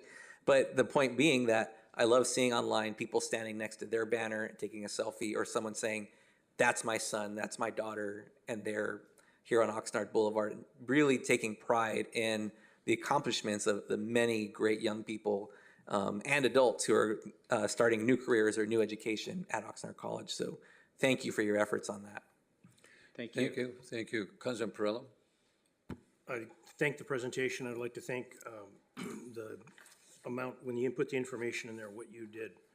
Mr. Huber, it's good to see you again. Appreciate your comments. Simply, really appreciate your comments with respect to how you're now contracting, holding people accountable, and the employees. It's a big deal. And I'm not making a comment about what happened before, but that's a good thing to lead with. And somebody who's advocating for public bathrooms, this cleaning of 133 full city blocks, that's a big deal. And there's a reason for that. And, you know, it's not just the element, there's not a place to go. And some people don't have all their mental faculties and they go wherever they can. Other people, there's not the ability because there's not a facility to go to. And I know there's a cost involved, but human decency, health, safety, and welfare count for a lot. I appreciate your comments, Mr. Huber. Thank you. Thank you so much, and Steve Huber and Abel Bagay, thank you for the update, and thank you so much. And this is a receive and file. Thank you. Thank you. Okay, our next item is Mayor a, Zaragoza, there's no speakers virtually or in person for this item. thank you so much for that. Our next item is item number 4. This is community development. This is a planning and zoning permit number 22-600-02, a pre-application review of the Rio del Valle Campus Expansion Master Plan located at 3100 North Rose Road, APN 144-0-110-445 and -220-055 and 590. The project name is Rio del Valle Campus Expansion Master Plan. And the recommendation of the City Council review and provide preliminary comments on a pre-application for a master plan to expand the Rio del Valle School Campus, including the required annexation, general plan amendments, pre-zoning, greenbelt amendments, expanded school uses, and bus storage and maintenance facility. And again, this was a pre-recorded item as Measure M, and we do have Ashley Golden and also Joe for a quick, review on this item before. Mayor, may I just make a comment? Yes, sir. Just for full clarification, I live in the Rio School District. Thank you. Thank you. And we do have some public comments, but if you want to go ahead and give us a pre-review on this whole item, Joe. Thank you, Mayor and council members. So I just wanted to give a brief overview of the process and purpose of the meeting tonight, as well as provide some updates on changes that have occurred since the preparation of the staff report and its publication. The purpose of the meeting tonight is to allow city council members an opportunity to make individual comments concerning the proposed project. As noted in the staff report, this pre-application is for a proposed campus expansion project While the construction of the new educational facilities generally fall under the jurisdiction of the state, this project will require a series of approvals from the city as well as other adjacent agencies. These include a general plan amendment, pre-zoning for the property, tentative track map, potentially a Oxnard Camera Greenbelt modification, SOAR amendment, and project entitlements such as special use permits. However, as noted in the district's environmental documents, upon annexation, the district has stated that to the extent applicable, it would exercise its authority to overrule local zoning regulations and the need for subsequent entitlements and use permits.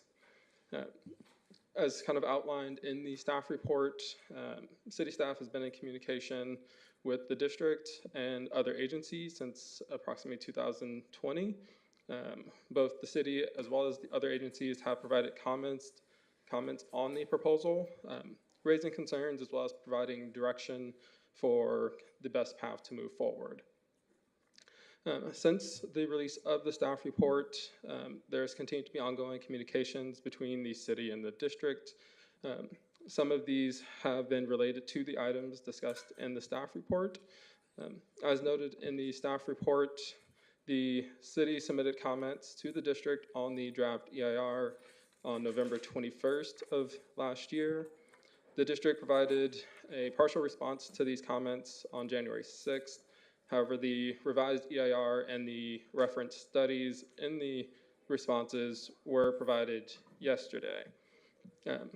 Unfortunately, the city was closed yesterday, and the EIR is scheduled to go to the Rio School District Board tomorrow for certification, despite the outstanding concerns at this time.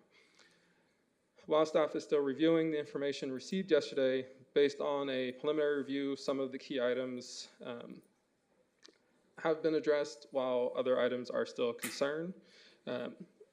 These include, in the EIR, there was a revision to the requested land uses for the general plan and zoning. These have been changed to address the 2030 general plan inconsistencies, which were highlighted in the staff report.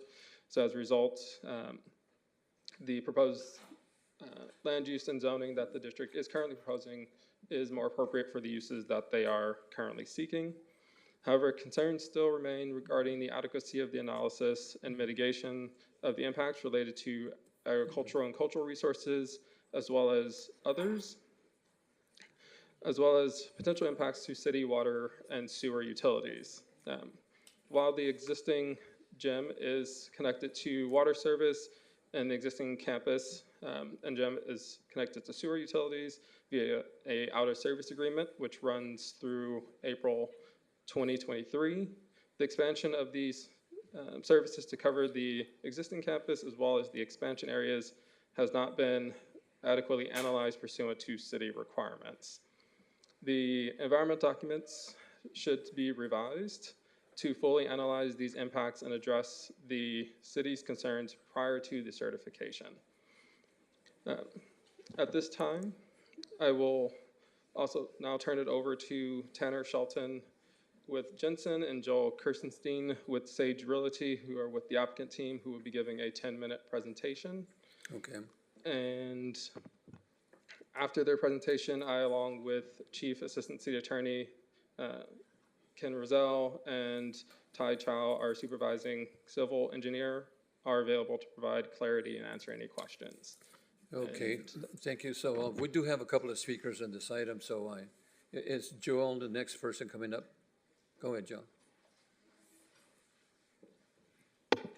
Good evening, Mr. Mayor, members of the council.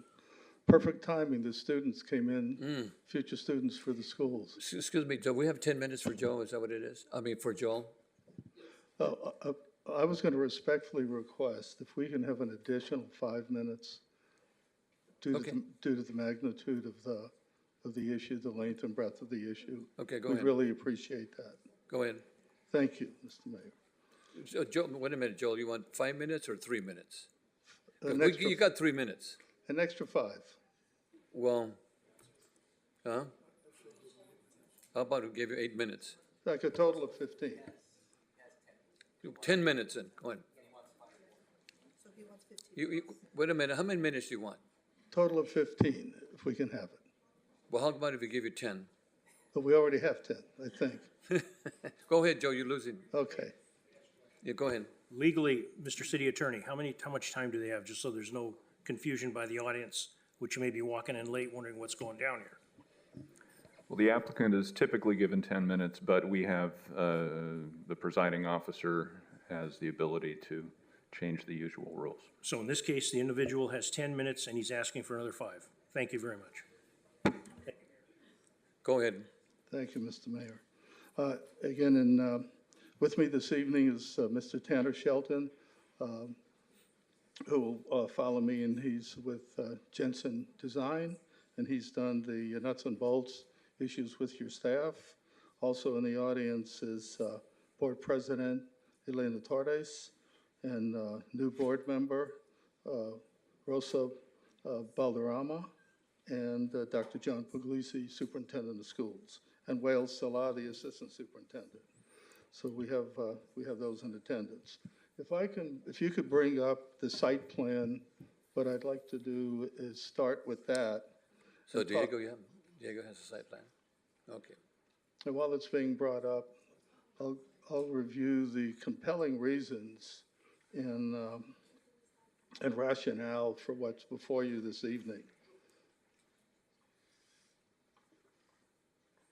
And I'll cover the slides per se. I'll cover the text of the slides as I go through the site plan. So I'll do it that way. I think having the site plan and explain how all this came together this evening, there is a site plan in there. There's a site plan. If you scroll down, about what number is it? Slide 7. Go ahead. 7? Yes, slide 7. Slide 7. Okay, that was it.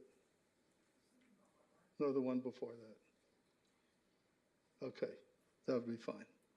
So this is a complex project, but one that is going to have significant benefits to the community, the city, and the school district. What we have is a school district where all the school sites are landlocked except for one, and it's Rio de Valle. And one of the things that the district is obligated to do is house students from future or existing approved development projects. And the city has approved the apartments, recently about 1,000 apartments, and we have the Mulhart property that is pending, and we have Rio Urbana, and we have the remainder of the wagon wheel projects. It's a correction that's in one of the slides. It's over 400 students. And in order to house those students, we have to relocate all the students in the district over time. And the district has formed a boundary committee and a subcommittee for their master planning so that they can readjust all the boundaries and move students over to Rio de Valle. And that's the reason for the proposed Rio de Valle expansion. So let me give you the narrative and the background so everybody's on the same page. If the Rio de Valle campus is the middle of the school, the middle of that illustration, the existing Rio de Valle campus, which is around 1961, that it was constructed and very little has been done, and the community has been waiting for a lot of improvements for that particular campus. Included in the Rio de Valle improvements are baseball fields and soccer fields. So that was started before we looked at the specifics for the expansion. Then came the opportunity. We heard that there was the surrounding farm, which in '61 created an island. And the reason I think that the island was created of Rio de Valle, because at that time you had what you have today at the southern portion of the school, which is the old farmhouse. There was a pool there, and that's where the existing farmer was parking their vehicles and storing vehicles on that site. So about a third to a half of the site on the south was not growing any agriculture. And there's some interesting provisions in SOAR when a site has not been used to grow products on that particular location. So we had the opportunity to negotiate with the farmer or the owner, and the owner, we came to terms on the northern portion of the site where it's above the soccer field, and there's 10 acres of agriculture. That is going to remain the same for an agricultural program that is very unique in the state of California, and it'll also be partnered with other school districts, including the Oxnard High School District. So that 10 acres, however, was where the original expansion for the parking and the transportation facility was supposed to be. However, to the best of your staff, and they did it right, a little over a year ago, they suggested that LAFCO hold an information hearing on the use of that particular 10 acres for the school class parking and transportation parking. It's not a full-blown maintenance facility by any means. And when it went to LAFCO, the unanimous recommendation was, why don't you go down south on the southern portion of the school adjacent to Collins and next to the auto mall? And it makes a lot more sense to do that. We approached the owner. He wasn't interested, but fortunately, the negotiations went well. But he said one thing. He said, I want you to purchase what you originally wanted to purchase to square off the property. I'm thinking of selling it, so I want you to purchase both the north 10 acres and the south 11 acres. That's why I think it's important to hear this in its entirety. We did that, and we were able to acquire the north, and the southern portion is in escrow. The reason that the southern portion makes so much sense is because there's already facilities there, and there's a large parking area that the buses will be superimposed on, if you will, the parking area for the transportation. So that is the composite for how we arrived at where we are today. The important points to note is that we've been working very closely with staff on this since day one. That was the commitment. And we were processing the EIR and the development application concurrently. So the points that I want to close with is that the district needed to expand its facilities for future growth from approvals of the city. I mentioned the 4 that are specific, as well as other infill projects. We were able to accomplish both the north and the south. We followed the recommendation from LAFCO and the agencies that were there. And we now have an ag program that's already in process with the new Berkshire farm, and that's begun. And since the annexation was needed for the utilities, that's why we're here this evening. But everything that you see up on that visual has been approved by the California Department of Education, the Department of State Architecture, and the Department of Toxic Substance. And DTSC, which is the last one in our required testing of the soil, discovered that there was pollutants on the south, and we negotiated with the owner to clean that they would provide the funds to clean that up. So there was already parking, there was already storage, and there was a gasoline facility there. And all that's going to be removed and replaced by a very beautiful school expansion. So that's the compelling reason. Those are, for all intent and purposes, the public benefits. And just a few more points. The Sheriff's Department and the city uses the gym and the expanded parking, it's a very impacted school. There was a notice that we received from a county authority several years ago that some of the congestion had to be improved. There was no way to do it.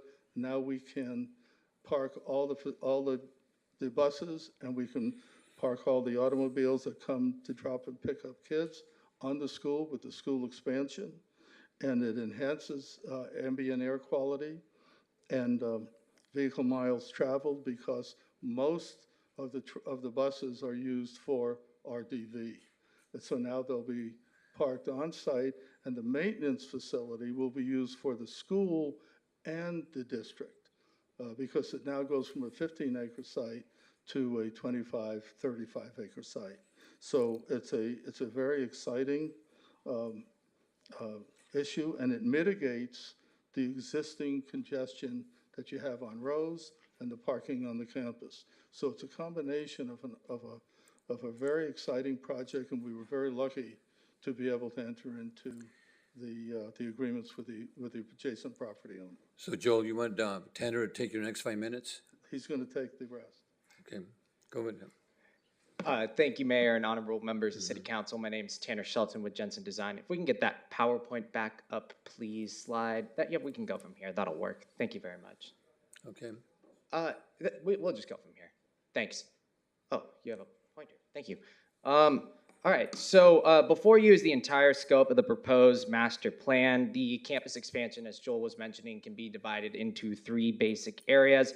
The northern expansion area, the existing campus, which is in the center of the screen there, and the southern expansion area. I'll walk through each of these areas in a bit of detail for you. Next slide.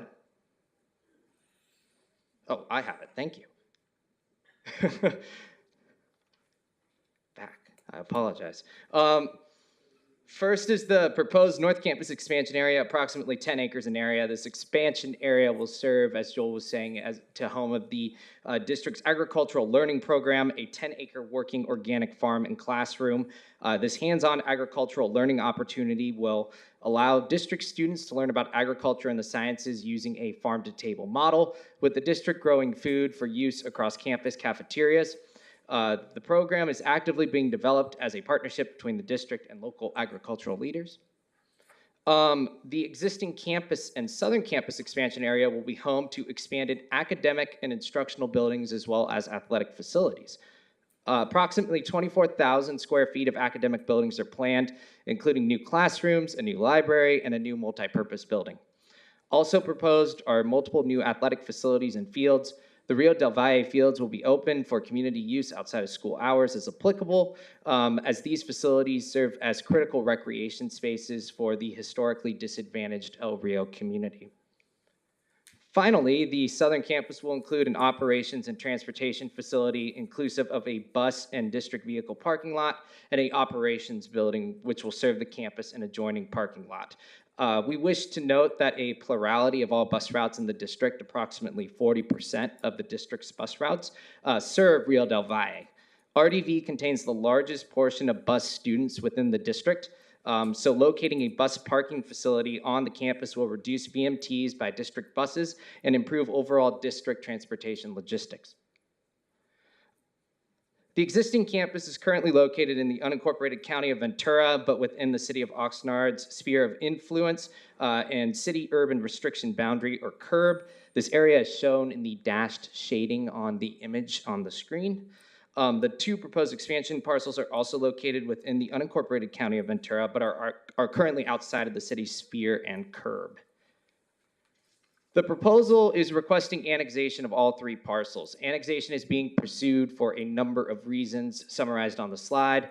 Most notably, annexation is being pursued to ensure one comprehensive, cohesive campus within the same jurisdictional boundaries in accordance with the guidance of multiple and policies of multiple public agencies.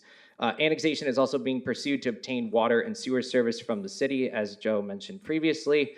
While portions of the existing campus located in the sphere and CURB currently obtain some water and sewer service from the city, current city policy requires annexation for additional and/or new service connections.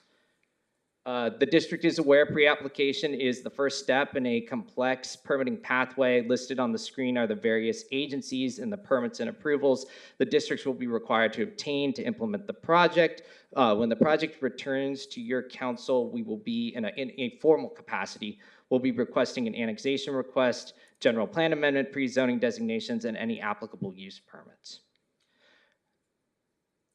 With the annexation of and agricultural lands involved, this raises questions regarding the applicability of greenbelt agreements and the SOAR ordinances.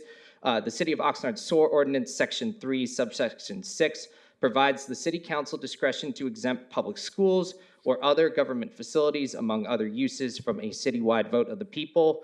When the time comes, Rio School District will be respectfully requesting that the City Council grant such an exemption, as a SOAR vote would result in additional cost burdens and delays to the district.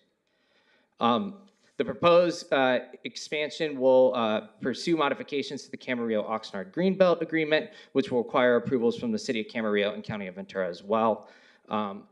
Joe mentioned this already, so I'll quickly go through it. We've updated our general plan amendment and zoning designation to be more reflective of what us and staff feel is in alignment with the city's general plan, and that is public, semi-public, and community reserve. This is a list of community groups and agencies the district has conducted or planned outreach sessions with. As the project progresses through the permitting process, the district remains committed to ongoing dialogue and engagement with fellow public agencies and community groups. And perfect timing. That concludes my presentation. We have the staff listed here available for questions. Thank you for your time. Thank you, Tanner. Councilmember Duran, we have 2 speakers. You want to go ahead and share your information now? Take speakers. I have a couple of speakers here on this item, and this is Eleanor Torres, who's a board president, and then followed by John Plagusi, the district superintendent of the Rio School District. Eleanor, 3 minutes. Welcome. Thank you. Nice to see you, Mayor and council members. Bert, haven't seen you in a while. The Rio School District was developed 1885 in a little church, and we had less than 6 students at that time.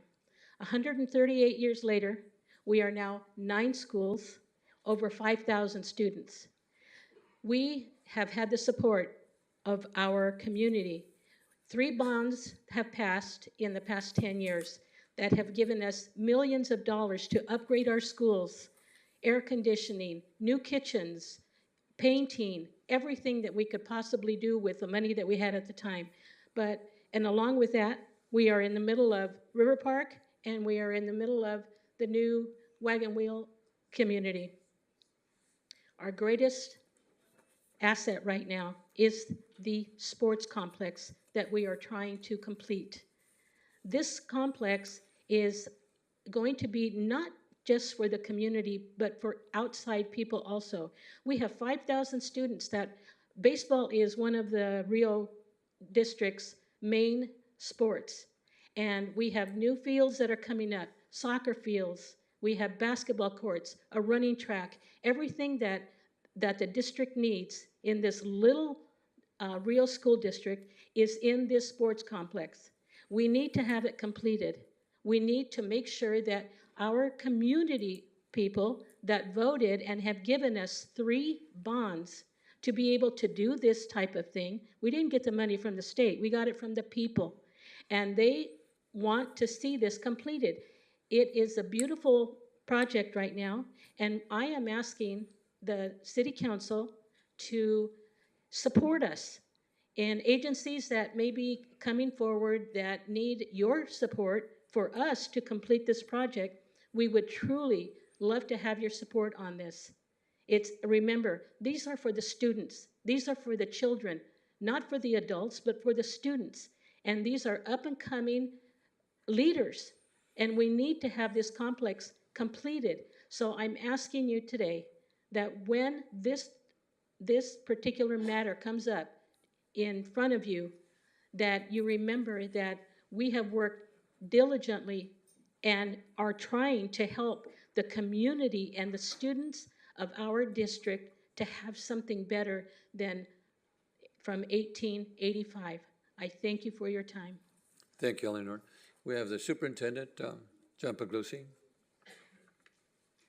Good evening. Nice to see you.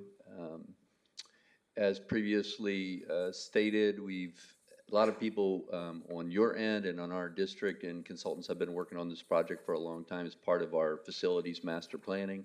We look for ongoing collaboration and support to complete this project, and appreciate the time that you've spent so far to date, and look forward to this collaboration being also connected to earlier, as I sat here, we had our transportation report that you had. Rio was part of that project. And the ultimate goal here is, among other things that Ms. Torres brought up, was actually to improve traffic safety, to improve air quality, and just the pedestrian safety long running. So we appreciate your support and want to work with you moving from point A to point B to get this done. Thank you. Thank you, Mr. Superintendent. Madam Clerk, do we have any other speakers, either virtually or here in the council chambers? Mayor Zaragoza, we have no additional speakers virtually or in person for this item at this time. Thank you. So then we have Councilman Turan, followed by Councilman Basua. Councilman Turan. Thank you, Mayor. Thank you for the live presentation. Much appreciated. I'm sure the public will benefit from having that information presented live. I'm not sure who my questions will be directed to, so I'll put it out there and I'll let the applicant team or maybe our staff decide. Because we have who this Joe might and be. Ken Thank you. here, so. So looking at, I heard the storage and maintenance of the buses was brought up. How many buses does the district own and need to store and maintain? Currently, the district owns 17 buses. Right now, that's what we have, and the facility is designed to allow some additional expansion as the district grows due to the population trends and projected increase in student population. Okay. Wow, that actually brings up something I didn't know. Do projections show increase in enrollment for the district as time goes on here throughout the decade? I'll let the district speak to that, but this particular facility, we're anticipating about 250 students. I'll let members from the district speak more broadly to the trends they're seeing. Okay. Thank you for that question. Yes, Rio School District is kind of anomalous in Ventura County, where many of our districts are going through a period of declining enrollment. We have experienced, this is my 11th year in the school district, we have been increasing by about 100 students a year. So you put 100 students times 5 years, that's a new school, 500 kids, so on and so forth. The last 2 years during the pandemic, we decreased by 100.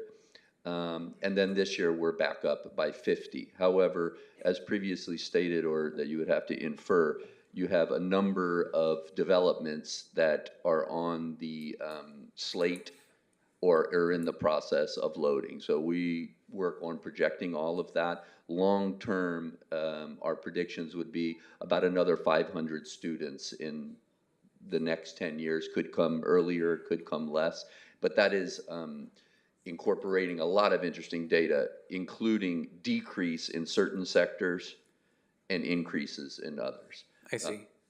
And so looking at RDV specifically, if we have development in Wagon Wheel and in River Park being nearly built out, but potential for additional multi-unit development there, would they feed into RDV or would they go to the schools that are situated within those neighborhoods? It's a great question. Our district is an interesting geographic, one side of the freeway, not 6 schools in Oxnard, 3 schools in the unincorporated area. So it's a constellation of fitting folks first in their neighborhood schools, and then secondly, with available classrooms and capacity, busing and transferring people. One interesting one that Joel brought up was Mulhart, which is right near our Rosales, near the hospital over there. As that development grows out, you have a K-5 school, which is pretty close to capacity now, and they go to Rio de Valle. So we just have to work, as we have been for the last 10 years, in finding a place to sit kids, which we did. Rio del Sol, which was right on the river, solve that capacity problem, and now we're moving back up as a district, again, filling those seats, so we don't have a lot of empty seats. So hopefully that kind of answers the question. Yes. So I guess the kind of the crux of that question is you foresee increase in enrollment as time goes on here, but we would see a justifiable increase in enrollment at RDV specifically? Yes, well, specifically, the current boundaries and the closest, as as a crow flies, the Rosales and that Malhart area would definitely go to Rio del Valle. In addition, as we've been planning over 10 or 11 years, looking for any additional space, knowing that this growth was happening before and is eventually going to happen, we have searched every available site in terms of expense and other things in our area. So Rio del Valle has always been an area that has potential for growth, regardless of the geographic area, but also inclusive of the growth in that area.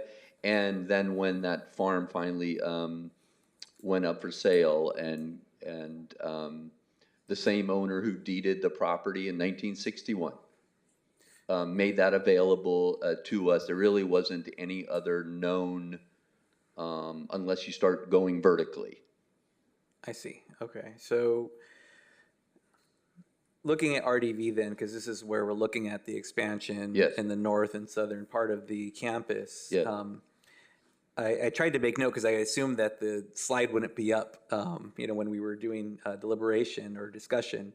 The northern part of the campus, it was stated just verbally that there was going to be an agricultural education program there, but the slide showed a running track and a field in the middle. I'm assuming that later on that was north of that, or is that going to replace that? I'll clarify that. That track and all of that is currently on the same site that has been there since 1961.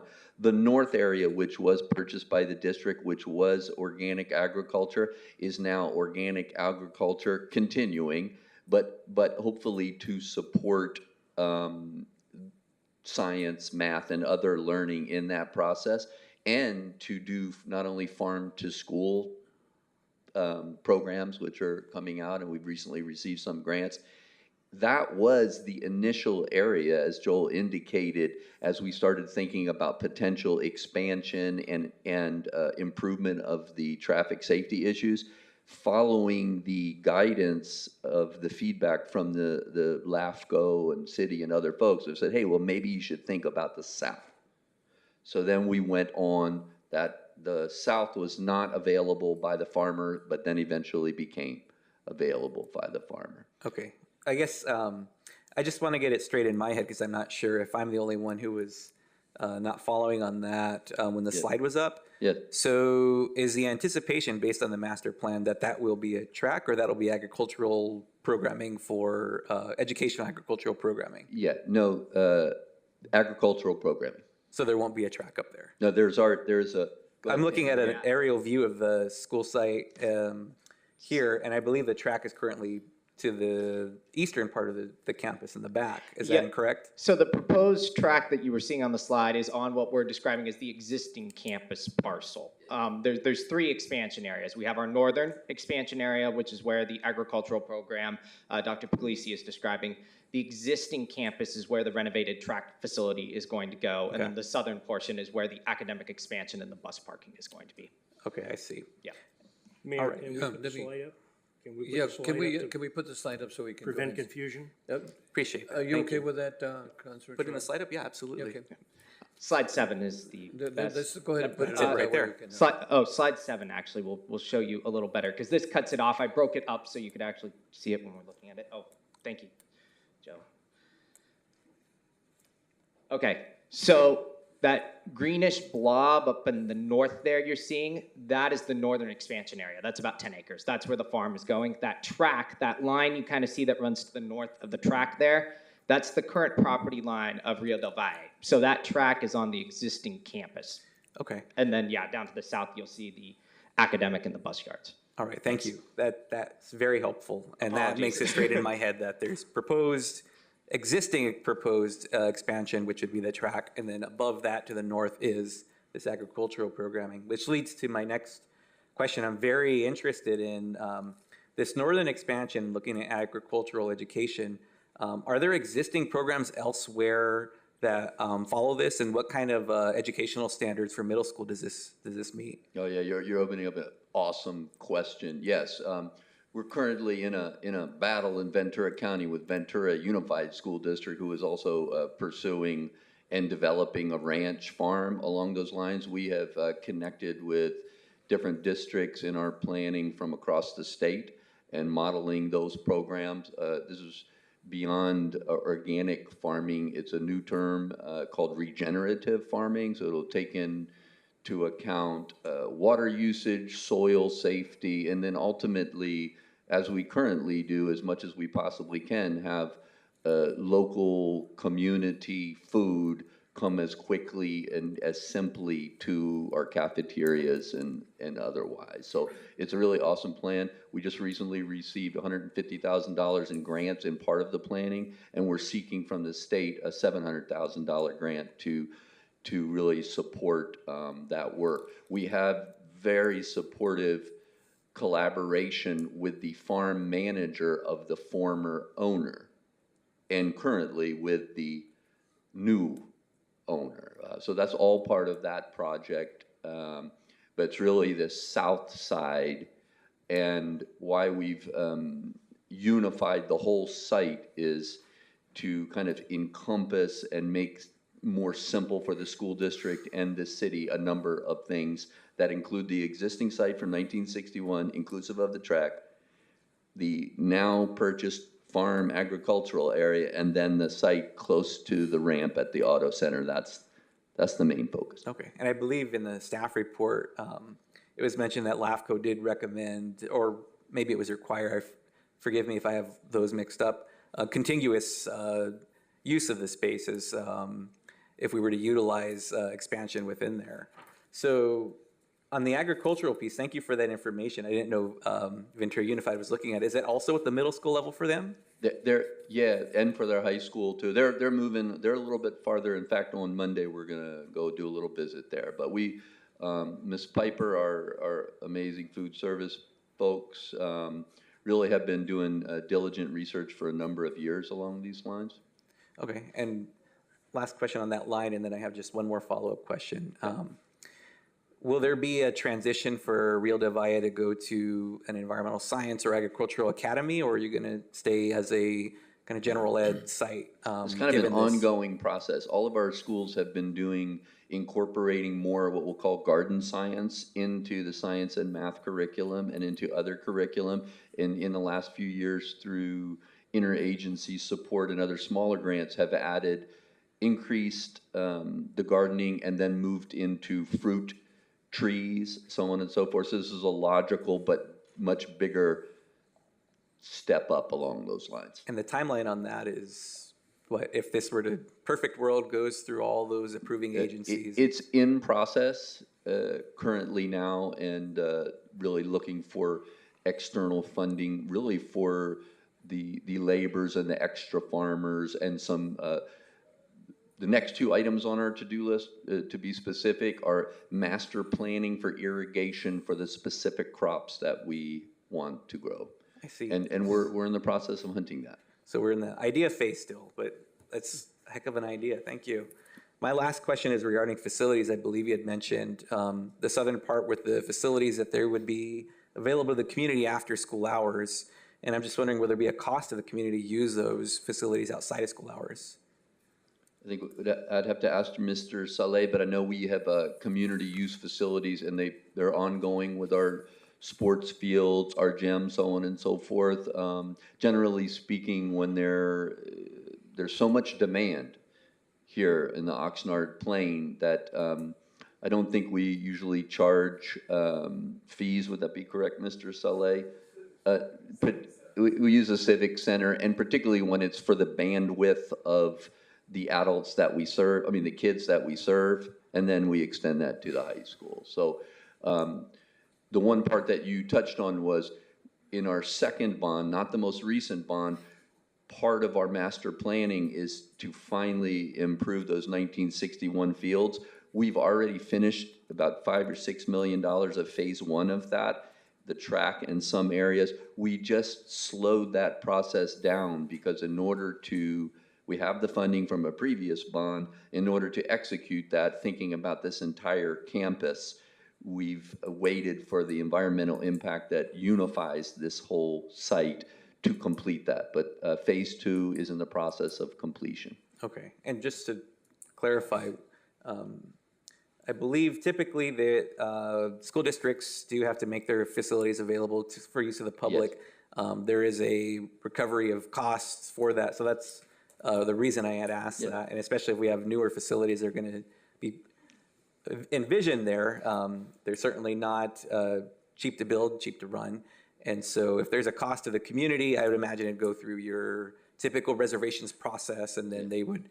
If you're a nonprofit, it costs this much. If you're a member of the community, it costs this much. If you're a public agency, it costs this much, correct? Yeah, and we're in the process of re-examining those, but hopefully the connection between school functions and then after-school normal hours in Rio community has always really been strong. And at that particular site, the Rio Vista and the River Park, the city here has an agreement with us and has a little bit more input and connection with that. But we're building on the other side of Oxnard a similarly equipped site. Okay. All right. I have one last question. I think it's for our staff. With annexation of this as is being projected as the next steps, if things move on to their next steps and ultimately looking at that, if this were to be annexed into the city as a contiguous parcel with the southern expansion, the existing campus, and the northern expansion, being a public agency and a public school, we would need to work with them on installing infrastructure and connecting sewer, connecting water, et cetera, sidewalk improvements, streets. Does that mean because they're a public agency, then ongoing maintenance of that in perpetuity would be on us as a city? Is that correct? Councilmember Tron, so any of the public facilities, like the street improvements, those would then become part of the city's right away. So then their ongoing maintenance and those things would fall onto the city. Okay, and I only ask that because if we were looking at a development where there'd be a CFD, for example, there would be an agreement in installing and maintaining and doing the type of infrastructure until it's turned over to the city.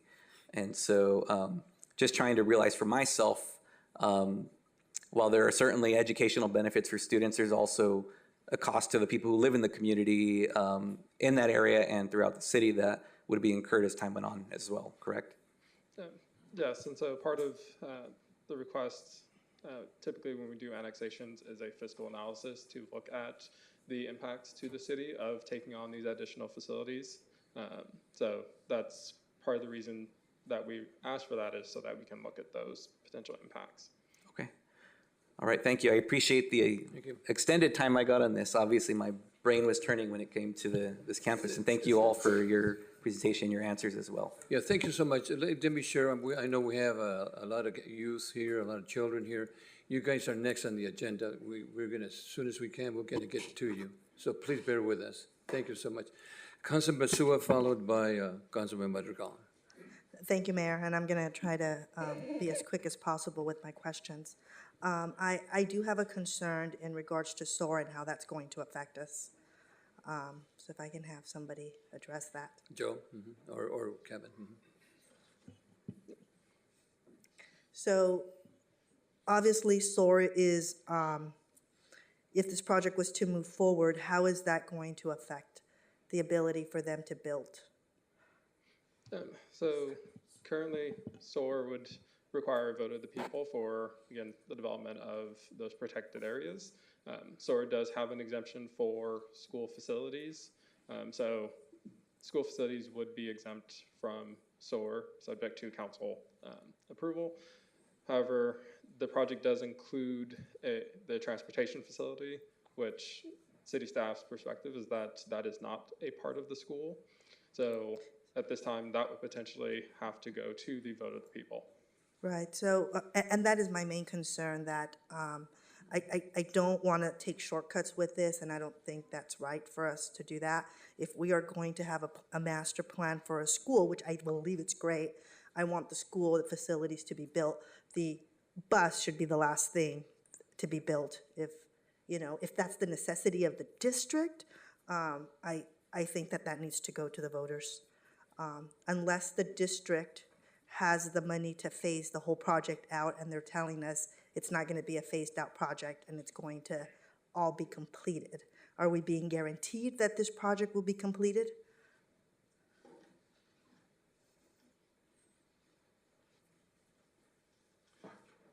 The project will be a phased completion.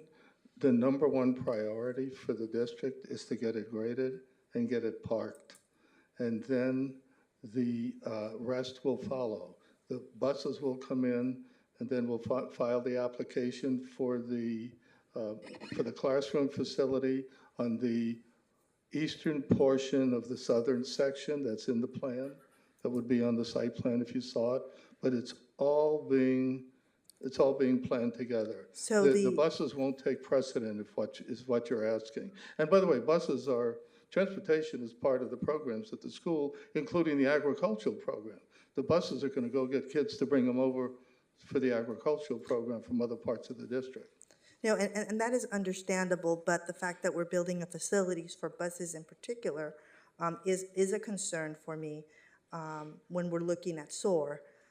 And if the entire school was to be, you know, redone, the master plan, and, you know, the phase one was the classroom, phase two, we've got the fields, and then our last phase is constructing a facility maintenance building with your buses, I would be more comfortable with that approach. Then, because what I'm hearing right now is the bus facility is the main priority for this project. No, the fields are under construction now.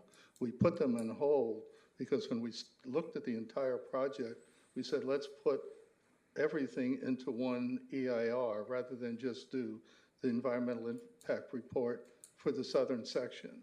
It would have been a very piecemeal approach to the school. But everything is, the first phase are all the fields. Okay, have we done an environmental analysis on how it's going to affect? Yes, it's all completed.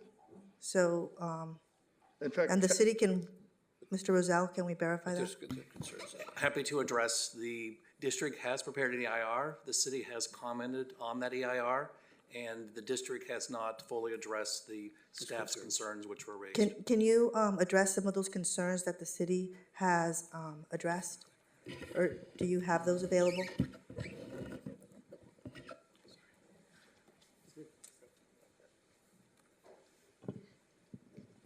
Yes, Councilmember Basua. So as I previously mentioned, kind of in my introductory comments, some of those primarily relate to the adequacy of the utilities and the impacts to the city's utilities. One of the things that we look for in our environmental analysis is essentially to make sure that the CEQA study or CEQA analysis adequately analyzes the proposed project's impacts to the city's facilities. At this time, city staff's comments have not been adequately addressed, so staff can't essentially confirm that there would not be an impact to the city's facilities. So we're, again, going to continue to work with the district to make sure that the studies that are being prepared are adequately addressing those comments, and then basically that would then be rolled into the CEQA analysis, and that would basically address the city's concerns and allow the project to move forward. There are also some other concerns related to potential cultural resources or impacts on cultural resources due to the farmhouse, which I believe the applicant's team mentioned, is historic. And so city staff has asked that the historical analysis be conducted at this point in time. However, the current CEQA analysis essentially defers that until after the project has already been approved, which is not the typical city process where we ask for that to occur up front. The other parts of that include adequate mitigation of the loss of the ag farmland. Loss of agricultural resources is a CEQA impact. And so, again, we've been asking that the district include appropriate mitigation for the loss of that ag land, as this is, again, as you mentioned, SOAR land. So those are some of the issues that are identified or that staff has identified in the applicant's or in the district's EIR. Thank you, I appreciate that. Does the district know when we're going to be getting responses to the city's concerns? not only that, but we've responded to all the comments, and we have been working in the spirit of cooperation. The farm building, the farmhouse, is going to stay. We're going to restore it for use. It's they could have torn it down and no one else would have done anything. There were toxics on the site from the gas spillage. We're going to remediate that. So there was a lot on site that the district is going to improve. It's not a bus facility, it's a parking facility. There's no building to house the buses, and there will be no extraordinary maintenance for the transportation, no lifts. That they contract out for all of that.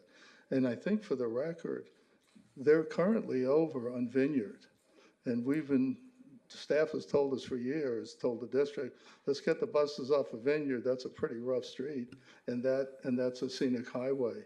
So that now just gets relocated to a much better situation. So none of the maintenance, none of the transportation in and off of the old school site will continue.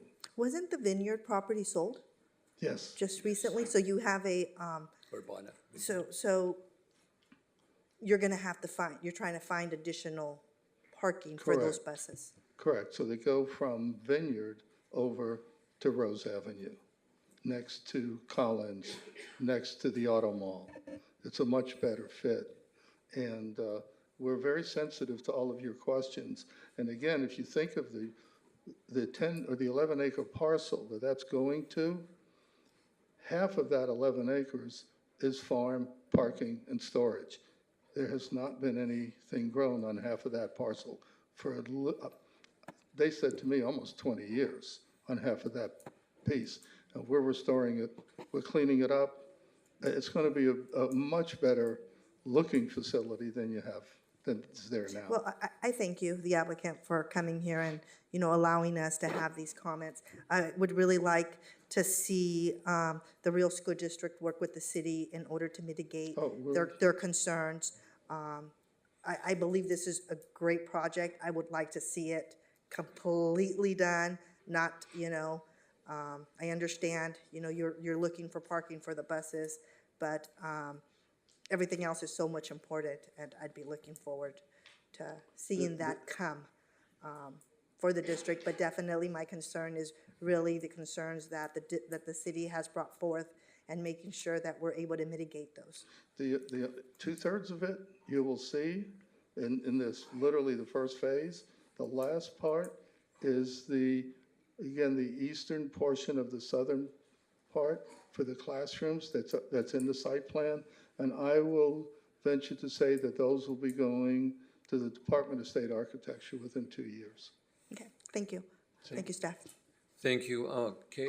Councilman Madrigal. Thank you very much. Since you're there and we're on the buses right now, I'll just kind of ask the question. Where are the buses located right now? They're currently, because we had to get off of Vineyard for the Rio Urbana project, and we worked out a short-term lease with the Oxnard Elementary School District. So they're parked there on a temporary basis while we're anticipating the completion of this project. Okay, no, yeah, I was making sure because you just said that they were, I don't know where, but I saw them on Saturday on Willie at the Oxnard School District property. As far as everything goes, I'll try to kind of make it simpler. I'll focus on the buildings, on the academic buildings. It's, I believe it was said it was for an additional 1,200 students, the expansion? The growth in the district. Yes. The minimum growth in the district is anticipated no less than 450 additional students just from what you have approved to date in the last couple of years. So, and that doesn't include any infill, or it doesn't include any of the maturation. No, I was asking specifically for RDB.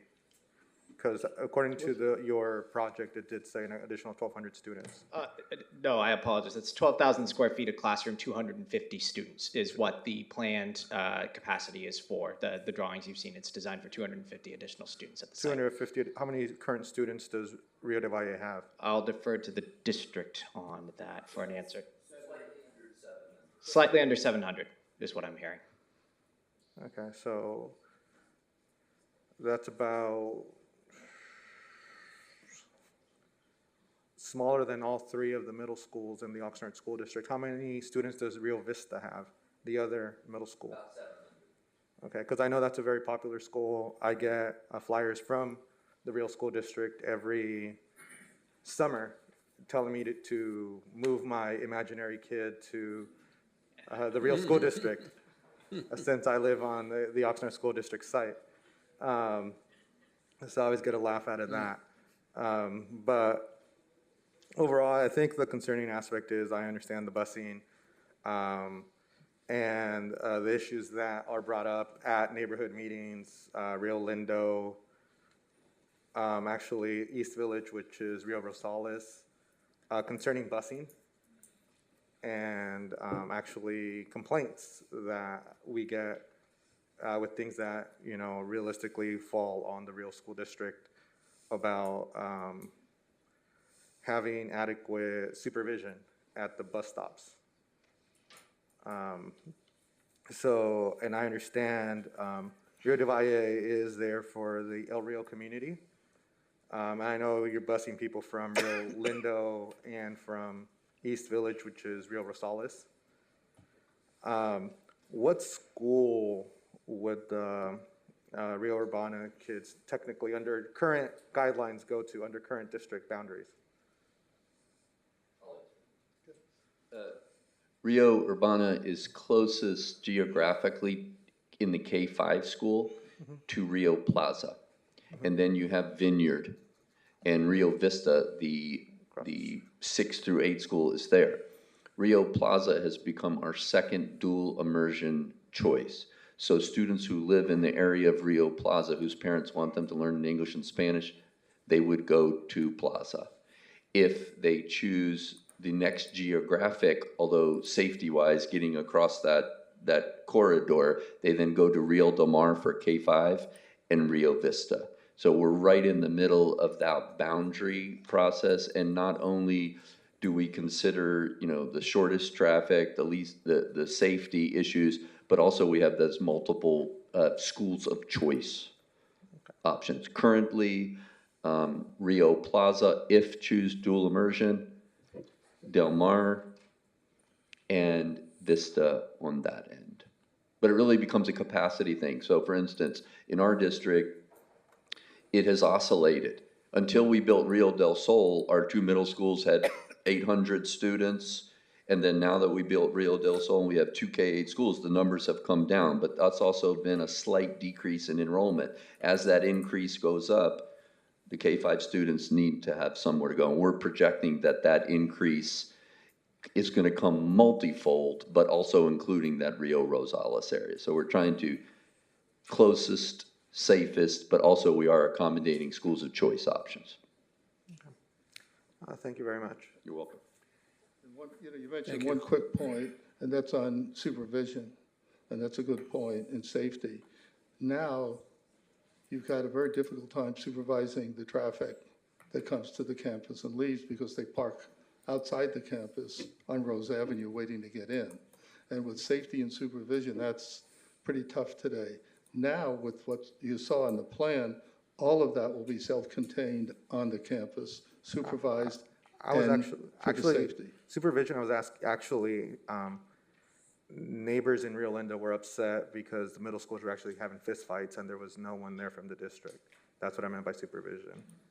Well, it'll be a lot easier to contain all that. No, now, no, the but I'm way it's talking been about in the redesigned. Rio Lindo neighborhood, not on the Rio de Valle campus. I see. But the California Department of Education made some changes to the parking to pull everything inside the campus now. So they've approved the plan. I don't believe Rio de Valle expands all the way across the freeway.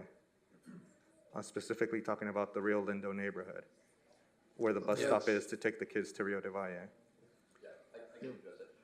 Rio Lindo students do go to Rio de Valle. Yeah. And so that supervision of when the kids are waiting from their local neighborhood school to there.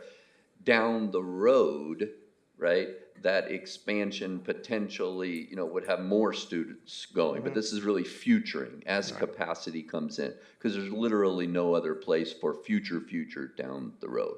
But we'll take that into consideration. It's always an interesting challenge who will be with them, supervise them. All right, thank you. Yeah, thank you. Mayor Pro Tem. Thank you, Mr. Mayor. This brings up quite a few interesting subjects for me. One is the bus facility, and I remember being in discussions with several groups about a year or two ago about Rio Urbana development, and asked then about, well, what are you gonna do with the bus facility? Oh, we don't need it. And it was probably my bad for not asking the follow-up question of, well, what are you gonna do with all your buses? Because I didn't. I just figured there was no need for it. Now I'm being told there's still a need for it. It's just gonna be relocated. I'm not sure I'm comfortable with that. The other thing that kind of caught my ear a little bit was the athletic fields and opportunities that will be open for public use. And my ears always perk up a little bit about that, because that conjures up ideas of joint use agreements for maintenance and use, which I absolutely don't like at all. I think the city gets put on the hook for maintaining a lot of stuff that they can't use for the majority of the school year. They can't use it anytime school's in session. So that leaves us at a point where if it's a traditional track system, we might be able to use it for 3 months during the summer. We have to maintain it all year long. And then, now, that being said, we have to recognize that school districts are their own independent districts. They're not under the control of the city or the county or anyone else other than the State Department of Education. So if you choose to go to a year-round model instead of a traditional model, then that takes away that public facility for those other 3 months, because students are on the property for that time. And we have no say-so about that. I'll be very honest. Our part in this whole process right now is whether or not we would support this to LAFCO in terms of annexation. And the questions I asked our staff is, on the development, when's that gonna occur? And all they can tell me is, well, it'll be phased. Okay, what do you mean it'll be phased? Well, it'll be phase 1, phase 2, and phase 3. Okay, when's that gonna occur? Well, we don't have the answers yet. I'm really uncomfortable, because I'm here with the rest of my peers up on this dais to look out for the interests of the city of Oxnard. And it's a little bit difficult to look out for the city of Oxnard's interests if you're presented with something that's gonna have an impact on us, and our sole part in that process is saying, yes, we will support that to LAFCO, and then once you're approved by LAFCO and whatever agencies you have to go through, we're out of the equation. We no longer have any say-so in anything, and if you choose not to do a subsequent phase on this, we have no recourse. That's your choice, and the city no longer has a point in that. So I'm looking at it from the angle of, if there's an opportunity for my residents to be able to utilize some of these facilities, I'd say that's great. Now, I'm hearing, I'm gonna follow up with staff, and I didn't get a chance to do this because I got a little bit short on this, but we have a similar agreement about the gymnasium, some of the other facilities over in River Park. And I'm hearing from some of our staff of, gee, we can't use them as much as we were because the school district's utilizing them more, or doing this or doing that or the other thing, and it's impacting us. Well, I don't want to go down that road again if that's going to happen. And I know there's a thing out there called the Civic Act. I am not an expert on the Civic Act. In fact, I don't know squat about it, but I have the same concerns of, and I understand the school's responsibility is to protect your students, and I get that. I don't have a problem with that in any way, shape, or form, but if you go to a model that has students on there 11, 12 months out of the year, that takes away a lot of the use of the ability of use for the public in the surrounding areas. Same thing with the gymnasium. If they were told they can use the gymnasium, now all of a sudden they can't because the school has made changes in their programming. I understand that. I'm not terribly happy about it.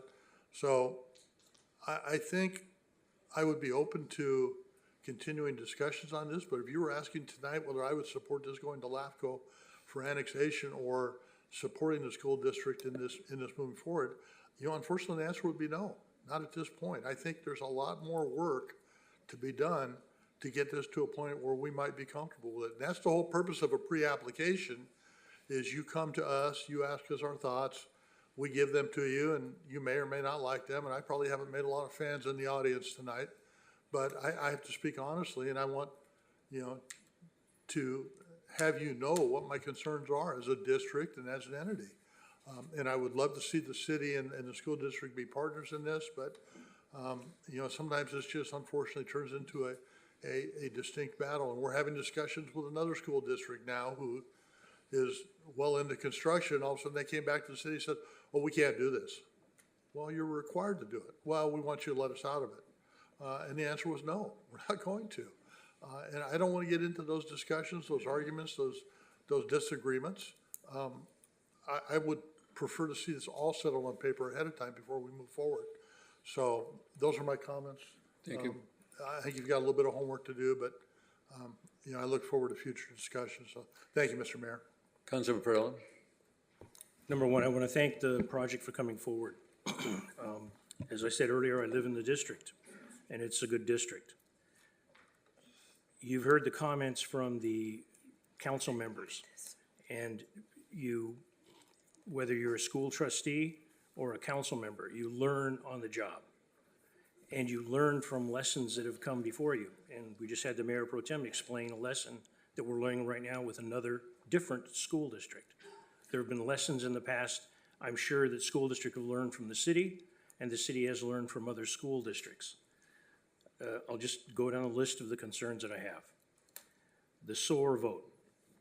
I supported SOAR, but I argued strongly with the former past, no longer with us, Carmen Ramirez, that the voters had a shot at which number they wanted for SOAR. The voters picked 50 years strongly in support of SOAR. So I'm going to make my points and then ask my question from staff. The technicality about the bus barn from my city staff, would that jeopardize us with SOAR that some organization would end up suing the school district or the city of Oxnard? Can someone answer that? Or is that something that's just too hypothetical? That is a gray area at best. Under state law, the school district cannot preempt our regulations to put a bus facility. They can only preempt our regulations, that means general plan and zoning code, for school facilities. And parking and school maintenance facilities are explicitly not listed. It's a question, if you're doing a phase project, if you take the totality, like Councilwoman Basua indicated, that you're having a entire multi-phase project where you're building substantial school facilities versus where you're putting in a bus yard first without knowing if the other uses will actually come. So it's a gray area, it's a close area, but if the first phase is mainly a bus facility, then it would not appear to comply with the requirements of SOAR to avoid a vote of the people. So put another way, more clearly, is that if it's for a school facility, the council has the right to say it's exempt from SOAR. But if it's not for a school facility, then it would require a vote of the people in order for that to develop. Thank you very much, Assistant City Attorney. With that information, I'd just like to share with the people from Rio, and I live in Rio. I pay taxes for the Rio School District. You don't want to spend money on lawsuits. And if you do something and you know that there's a potential for a lawsuit, shame on you, shame on me. So that's number one. Number two, it was mentioned that we're going to be, and Mrs. Torres, congratulations, the chair, the president of the board. It was mentioned it's going to be a sports facility. We're talking about a school, and we have an item coming up about a sports facility. And one of the other issues coming up later on our agenda, if you stay, we'll find out about unexpected mitigation costs. Now, I'm well aware, living in the South Bank neighborhood, that the Rio del Norte school faced over $1 million because of all of a sudden surprisingly finding decomposing DDT. I'm aware of what happened in River Park with having to take 15 feet of topsoil away because of assumptions about pesticide. The unexpected questions and costs, and the reason I bring that up, it was stated that this is voter-approved bonds, so the voters are paying for this. I want to make sure the voters don't get a surprise, like the city gets surprised sometimes, and the school district. We're doing it for the children. I agree. By choice, I have no kids. But my parents had a kid, and they put me to a public school. And I'm grateful that I went through a public school. My wife is a graduate of the Rio School District. She thought she got a good education. I think she did. By the same token, the adults will be the ones that pay the bills if there's a mistake. Having to shortchange something that they were expecting when a surprise jumps up. They say the devil's in the details. A couple of other ones.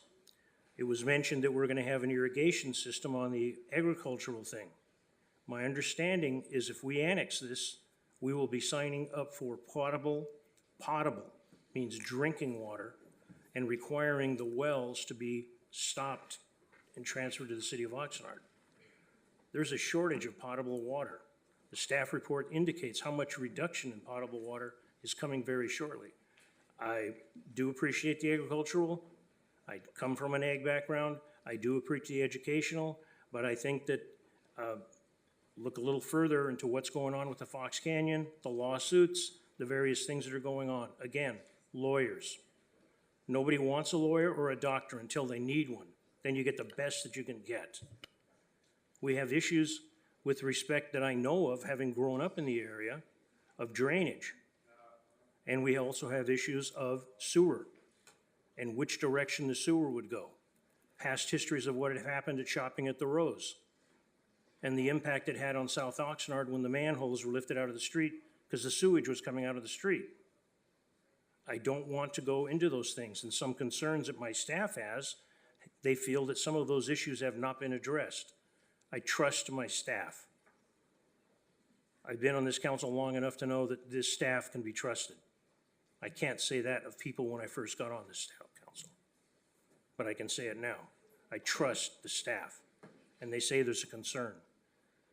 I am no better or worse than any other council member, but I'm here to protect the city of Oxnard, not punish the Rio School District.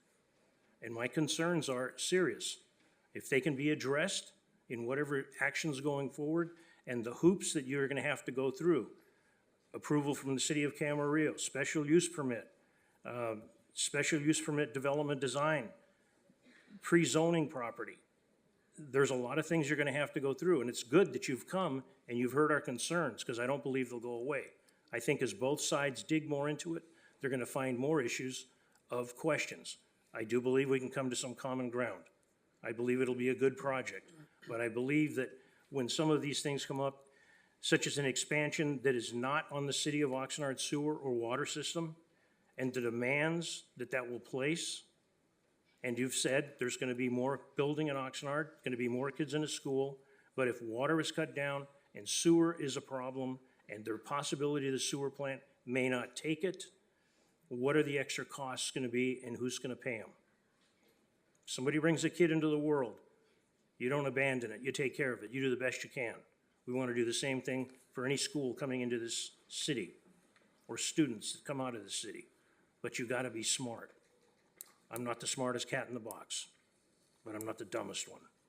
And what's going on in the city and watching out for going forward, I think we're doing a good job to exchange ideas, and where there's a discussion, an important discussion, to be extremely frank. I've heard some very frank comments from my council, and I appreciate it. And I wish the very luck for everybody going forward, but I have some serious concerns, and I'm sure that we both can work it out. I don't believe it's gonna be a walk in the park, but I believe we can work it out and have this good project. Thank you. Thank you. I just kind of want to reiterate, I'm sorry, go ahead. I know this is gonna come up, and I know this is a little facetious, and if we are expanding the school a lot bigger, there will be people tonight later asking for a skating rink. If you are entertaining a sports complex on your site, there may be somebody you wanna talk to. They may donate, build a skating rink that you could take advantage of. I have no direct knowledge of that, but I'm putting it out there before this item goes off the table. Thank you. Thank you. First of all, I want to thank Eleanor, the chair of the board for the Rio School District, Mr. Plagusi, the superintendent, and also Joel and the rest of the Rio School folks. But this proposal raises a number of issues, a couple of issues for that. I'd like to share that at this time. First, the project needs to prepare a fiscal analysis to analyze impacts related to the increased demands on the city services that include utilities, infrastructure, public safety, resulting from an annexation.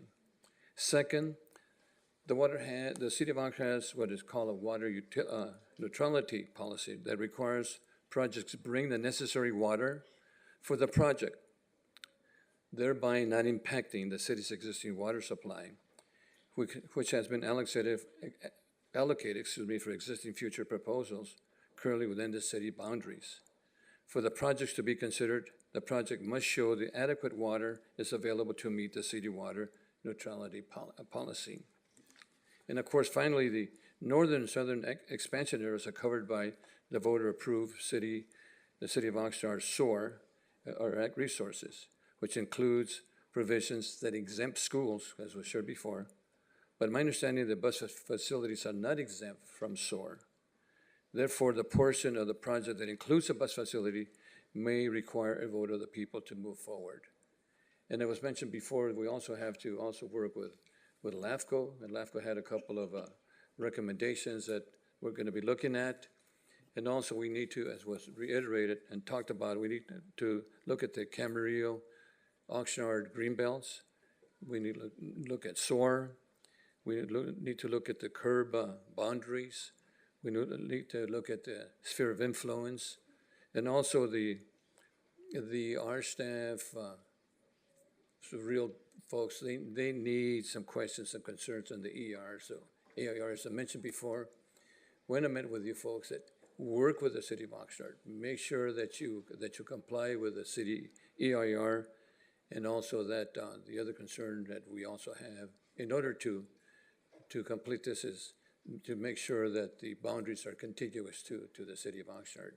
So I really recommend on my part of it, I'm not sure the council members mentioned it, you need to work with staff, and I know that staff has proposed or recommended some recommendations on the EIR, because right now our staff is not really believe that the current EIR, Joel, and tender that the EIR is really what the city is looking at. So we need to work with the EIR. And those are my final comments. Staff, I'm not sure if you have any closing comments on this item at this time. Mayor and council members, no additional comments, but we continue to look forward to working with the district to help bring this project forward. And so we'll continue this collaborative process moving forward. And thank you to the real school team. Thank you so much for being here tonight. Thank you.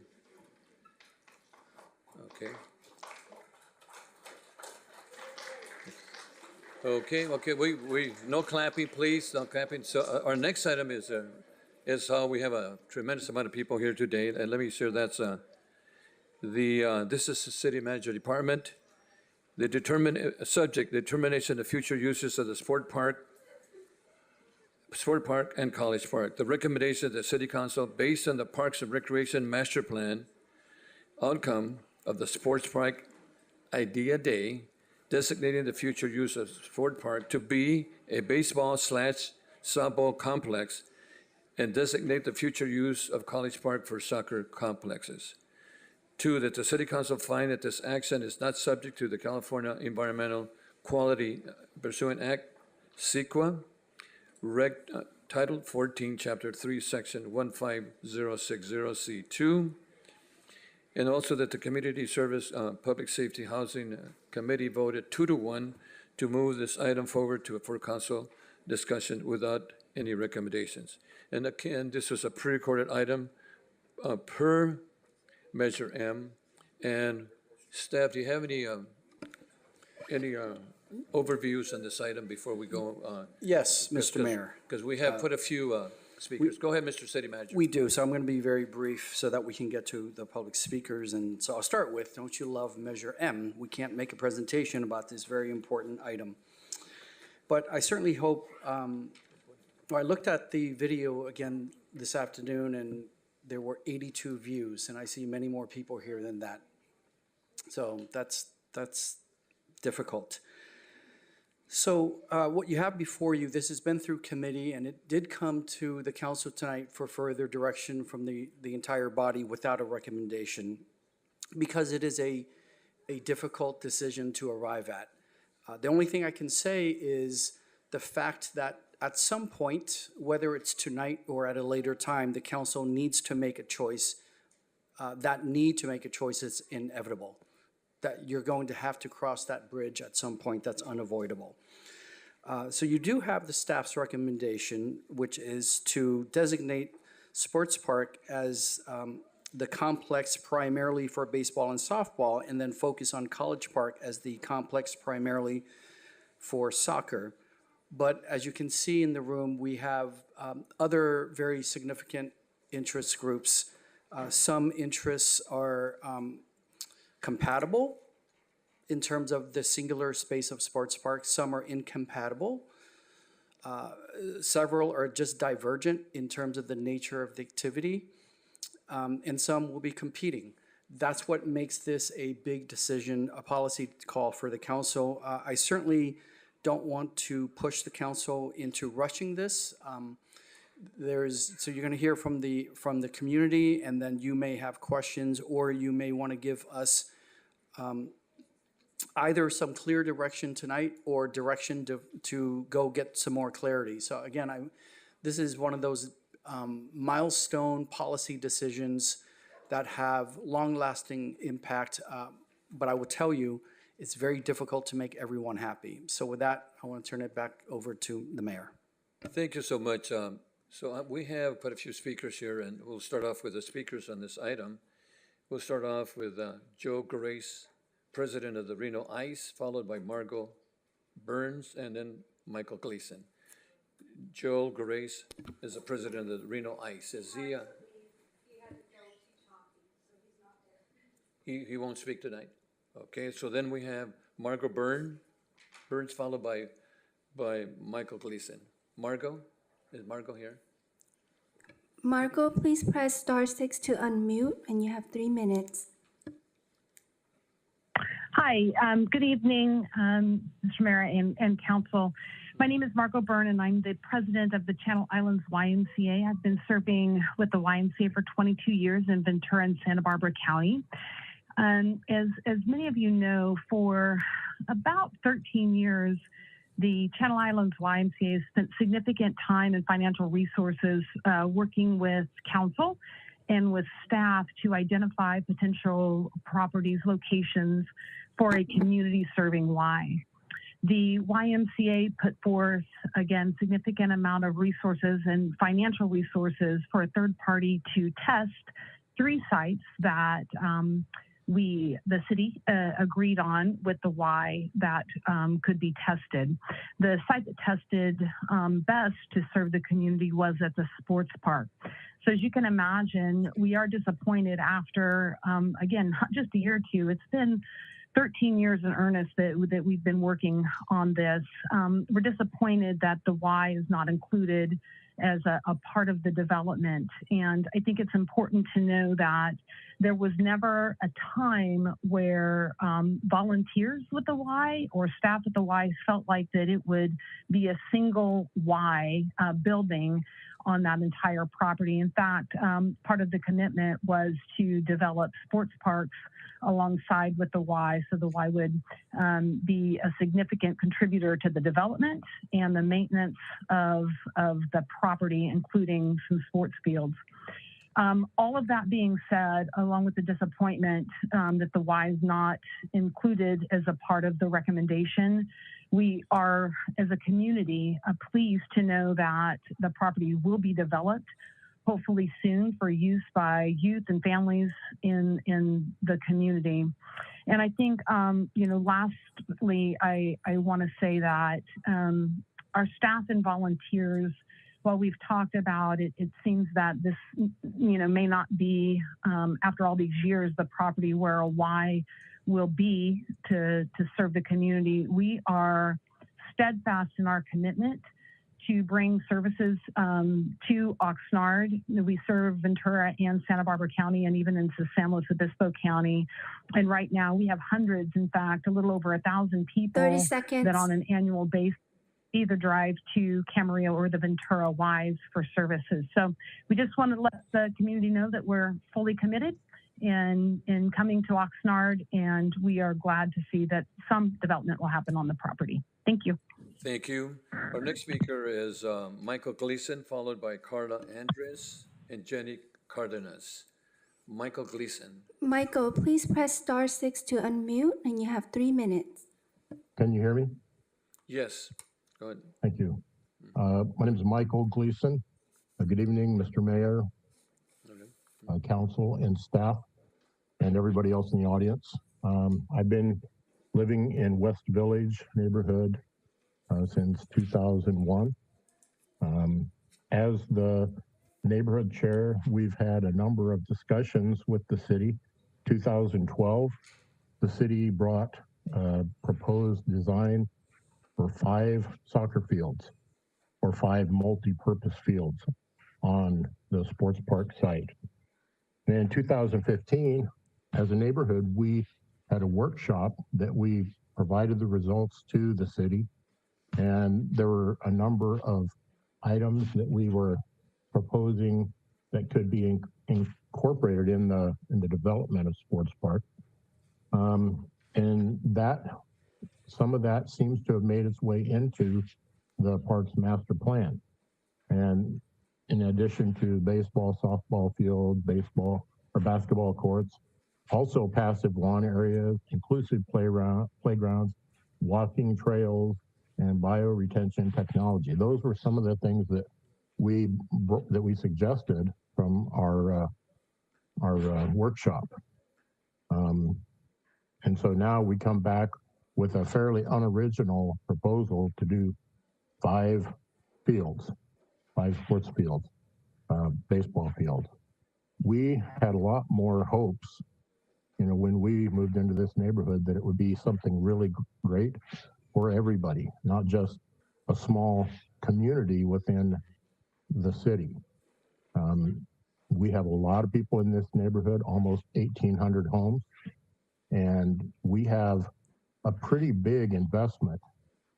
The city wiped out our Quimby funds to the tune of about $3.25 million.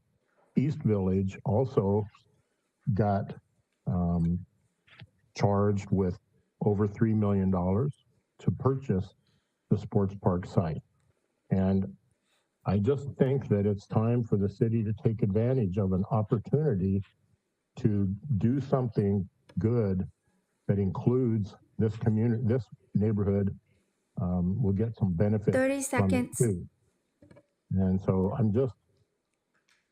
I'm just hoping that we can get some further discussions before a decision is made to make it all baseball, softball fields.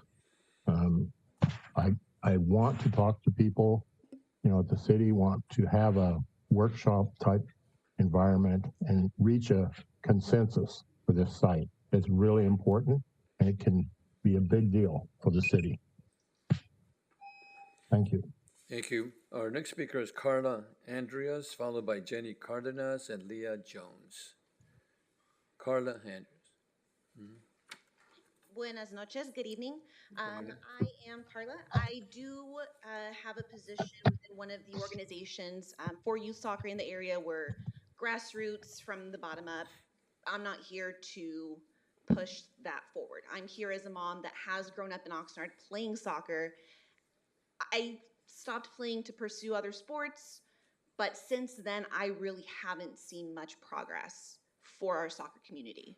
My son's been playing for about 5-6 years now, and in that time, we've had talk of, oh yeah, no, the city's going to put up lights, and we're going to do this, and we're going to do that. Having a meeting with our city manager, Mayor Pro Tem Donald, thank you for your time again back in October. It did become clear that, the city is working on things, but maybe it's time for the soccer community to really use whatever voice we do have to strengthen that, because we really haven't seen much. We have the 4 soccer fields, College Park, completely closed. Nobody has access to those. I understand upkeep, maintenance, all the associated costs with that.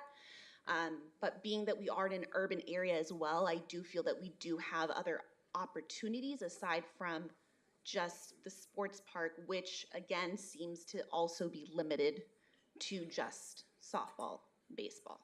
When the survey that was conducted, overwhelmingly our soccer community came out and supported that. The second and third options were baseball and softball, but the fourth option that is not listed on here is actually for multi-use fields. So if we were to combine soccer and multi-use fields, that were overwhelmingly knock out, I believe, softball and baseball. So it does feel like a little bit of that information is being missed maybe, or it's being presented in a way that doesn't completely represent who we are. And I say we just, there's so much soccer in Oxnard, and there's so much good coming out of it. Our men's Oxnard College, they recently took that. And that's, if our kids don't go into the Olympic pipeline, into the MLS pipeline, into playing around the world, they're going to end up at OC. They're going to end up at BC. They're going to end up at Moore Park. They're going to end up playing for a lot of the existing clubs that already are here that maybe do have other pathways. There are satellite clubs, for lack of a better term, or in my brain at the moment, that are coming into the area, that are coming into Ventura County, and a lot of the talent that they are soaking up essentially is Oxnard talent. They're not coming into the city of Oxnard for whatever reasons they have, but the talent in Oxnard is plentiful, and I do believe that we do need to start focusing on that a bit more beyond just the sports park. Thank you. No clapping, please. No clapping. Thank you. Jenny Cardenas, followed by Lena Jones and Tito Rojas. Jenny? Good evening, Mayor and council members. My name is Jenny Cardenas, and I'm here to speak on behalf of Oxnard BMX. We participated as an exhibitor in Sports Park Idea Day, and I would like to emphasize our continued interest in expanding Ventura County's Race BMX program within the city of Oxnard. We fully support efforts to increase diversity of park programming and develop relationships with independent groups that would bring new expertise to the table. It is our hope to share our experience and passion for cycling with our community by establishing a partnership with the City of Oxnard to operate and maintain a specialized race BMX facility for public use.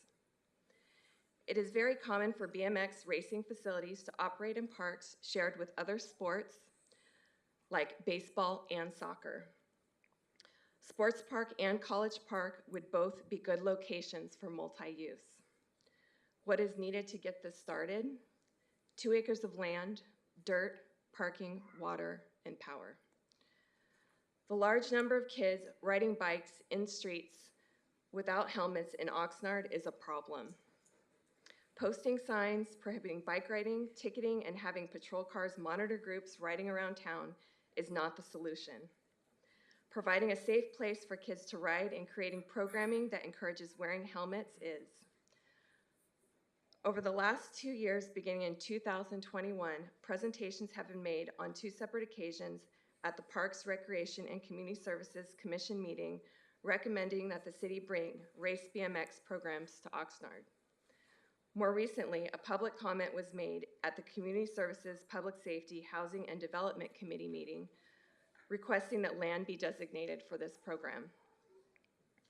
In our city's Park Recreation Master Plan, residents have indicated a desire for new parks that provide recreation not found in other parks. There's definitely strong support for safe and structured opportunities for biking in our city. BMX racing is an Olympic sport, but is also a family sport. It is common to see mom, dad, brother, and sister all racing within their respective classes. Providing a year-round bike program sanctioned by USA BMX with support from our local cycling community would effectively serve the purpose of expanding and diversifying recreation programming within Oxnard. If you're not familiar with BMX, or if what I've shared today makes you want to know more, please come ask me, visit usabmx.com, or follow us on Instagram at Oxnard BMX. Thank you for your time. Thank you. Okay, Leah Jones, followed by Tito Rojas and Larry Stein.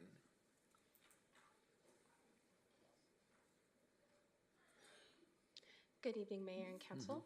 My name is Lena Jones. I am a Freedom Park worker, so I work within BMX at Freedom Park in Camarillo off of Las Posas in Pleasant Valley. I am also employed in Elix Park up in Santa Barbara. I also have raced BMX 3/4 of my life, so that means as I walked into kindergarten, I also had a bike in hand. I have competed nationally across the world, and I am now a certified coach through USA BMX. BMX is a huge part of a cycling community and or can be implemented in our cycling community. As someone who's been a cyclist their entire life, I have not once thought about riding my bike in the streets of Oxnard. It is not safe. Our cyclists need a place to go. And like mentioned in a previous motion, K1, those crash sightings are also high locations for park areas and River Park, highly populated school areas, which are where the kids from middle school to high school are hanging out or getting to their other friends that are playing other sports. These are locations where I commonly see other cyclists riding around in larger groups. And like stated, it is not working with police regulations going through. They just need a spot to ride their bike. Implementing a BMX track within either college or sports park will help give these kids a safer place, as well as giving them a place of format. With BMX, there is not a lot of room for error. That means they can go to school and be on the truck on a Friday night instead of running around River Park, where you can't find parking or can't get to Lazy Dog to eat dinner. I believe that implementing the BMX track will be helpful. I am not against doing a multiverse park. I think it is great. I've competed in many states where I have been sitting on the hill and watching a softball tournament next to me. It is not impossible. We love to cohabit with our other sports, and I think it'd be greatly implemented into the Oxnard community. Thank you. Okay, Tito Rojas, followed by Larry Stein, then Luciano Ortiz. Good evening. Thank you for having us. My name is Tito Rojas. I come here tonight as a representative of Seaside of Oxnard Fast Pitch. For the last 10 years, I have served as a supportive parent, a coach, and now a board member. When my daughter first started playing ball, our games were held at Beck Park, where we shared the fields with both the Adult Softball League and the Santa Clara High School softball team. Currently, we call Community Park our home, where we continue to share our fields with the Adult League as well as the city's middle school softball program. It is amongst our board's many wishes to maybe one day have some fields that we can truly call our own. But more importantly, we are here in support of tonight's recommendations as they might provide us with a safer playing environment, one in which the city's homelessness issue may no longer deter some from wanting to play on our fields or from signing up altogether. Softball is a growing sport both nationally and here locally. Here at Seaside of Oxnard, our numbers are at the highest since the beginning of my tenure with the board. Building a baseball and softball sports complex would surely help promote our sport within the city and quite possibly open some opportunities for our city. Currently, USA Softball hosts their state tournaments in 100-degree weather in Lancaster and Palmdale in the summer months. I'm sure most, if not all, would gladly trade playing in that heat for our cool coastal climate. In closing, I'd like to thank you all for your time and consideration and look forward to the possibility of calling this sports complex our new home. Thank you. Thank you. Thank you. Okay, Larry Stein, followed by Luciano Ortiz and Bella Webb. Larry Stein, 3 minutes.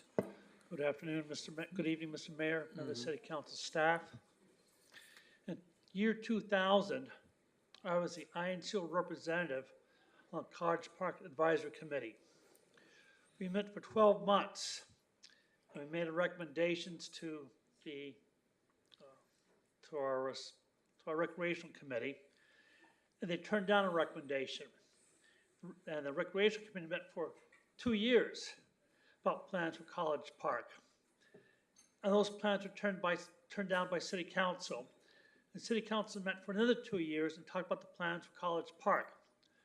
The one thing that they were adamant about and was voted upon and approved, please get this confirmed by our city manager, that City Council approved to have Big League Dreams be built at College Park.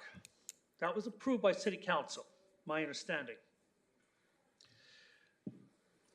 The other issues I have is West Village neighborhood, as alluded to earlier, had large sums of money of Quimby fees taken out as homes were built, as well as East Village.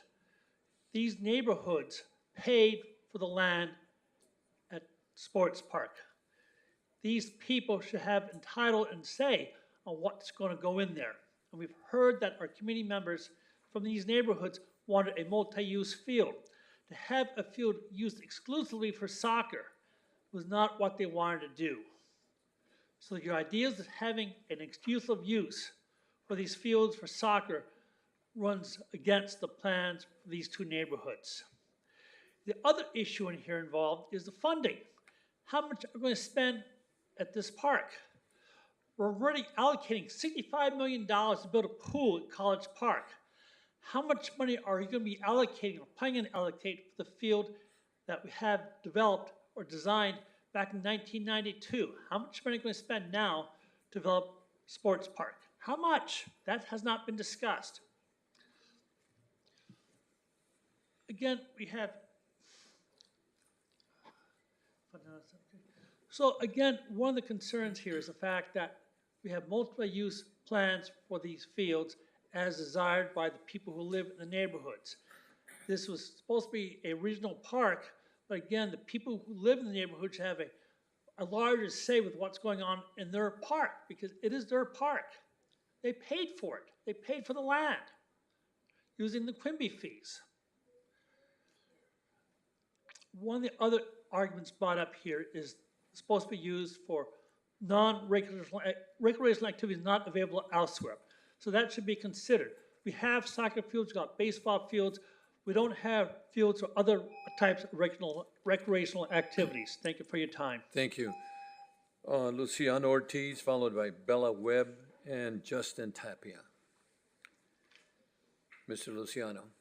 Good evening, Council. Good evening, Mayor John Zaragoza. How are you? I've been a community resident in that complex there since since 1996. Going back when I had children, just as you probably see the young kids behind me. And I just like to give a shout out to Mr. Gleason, who's the current chair for West Village.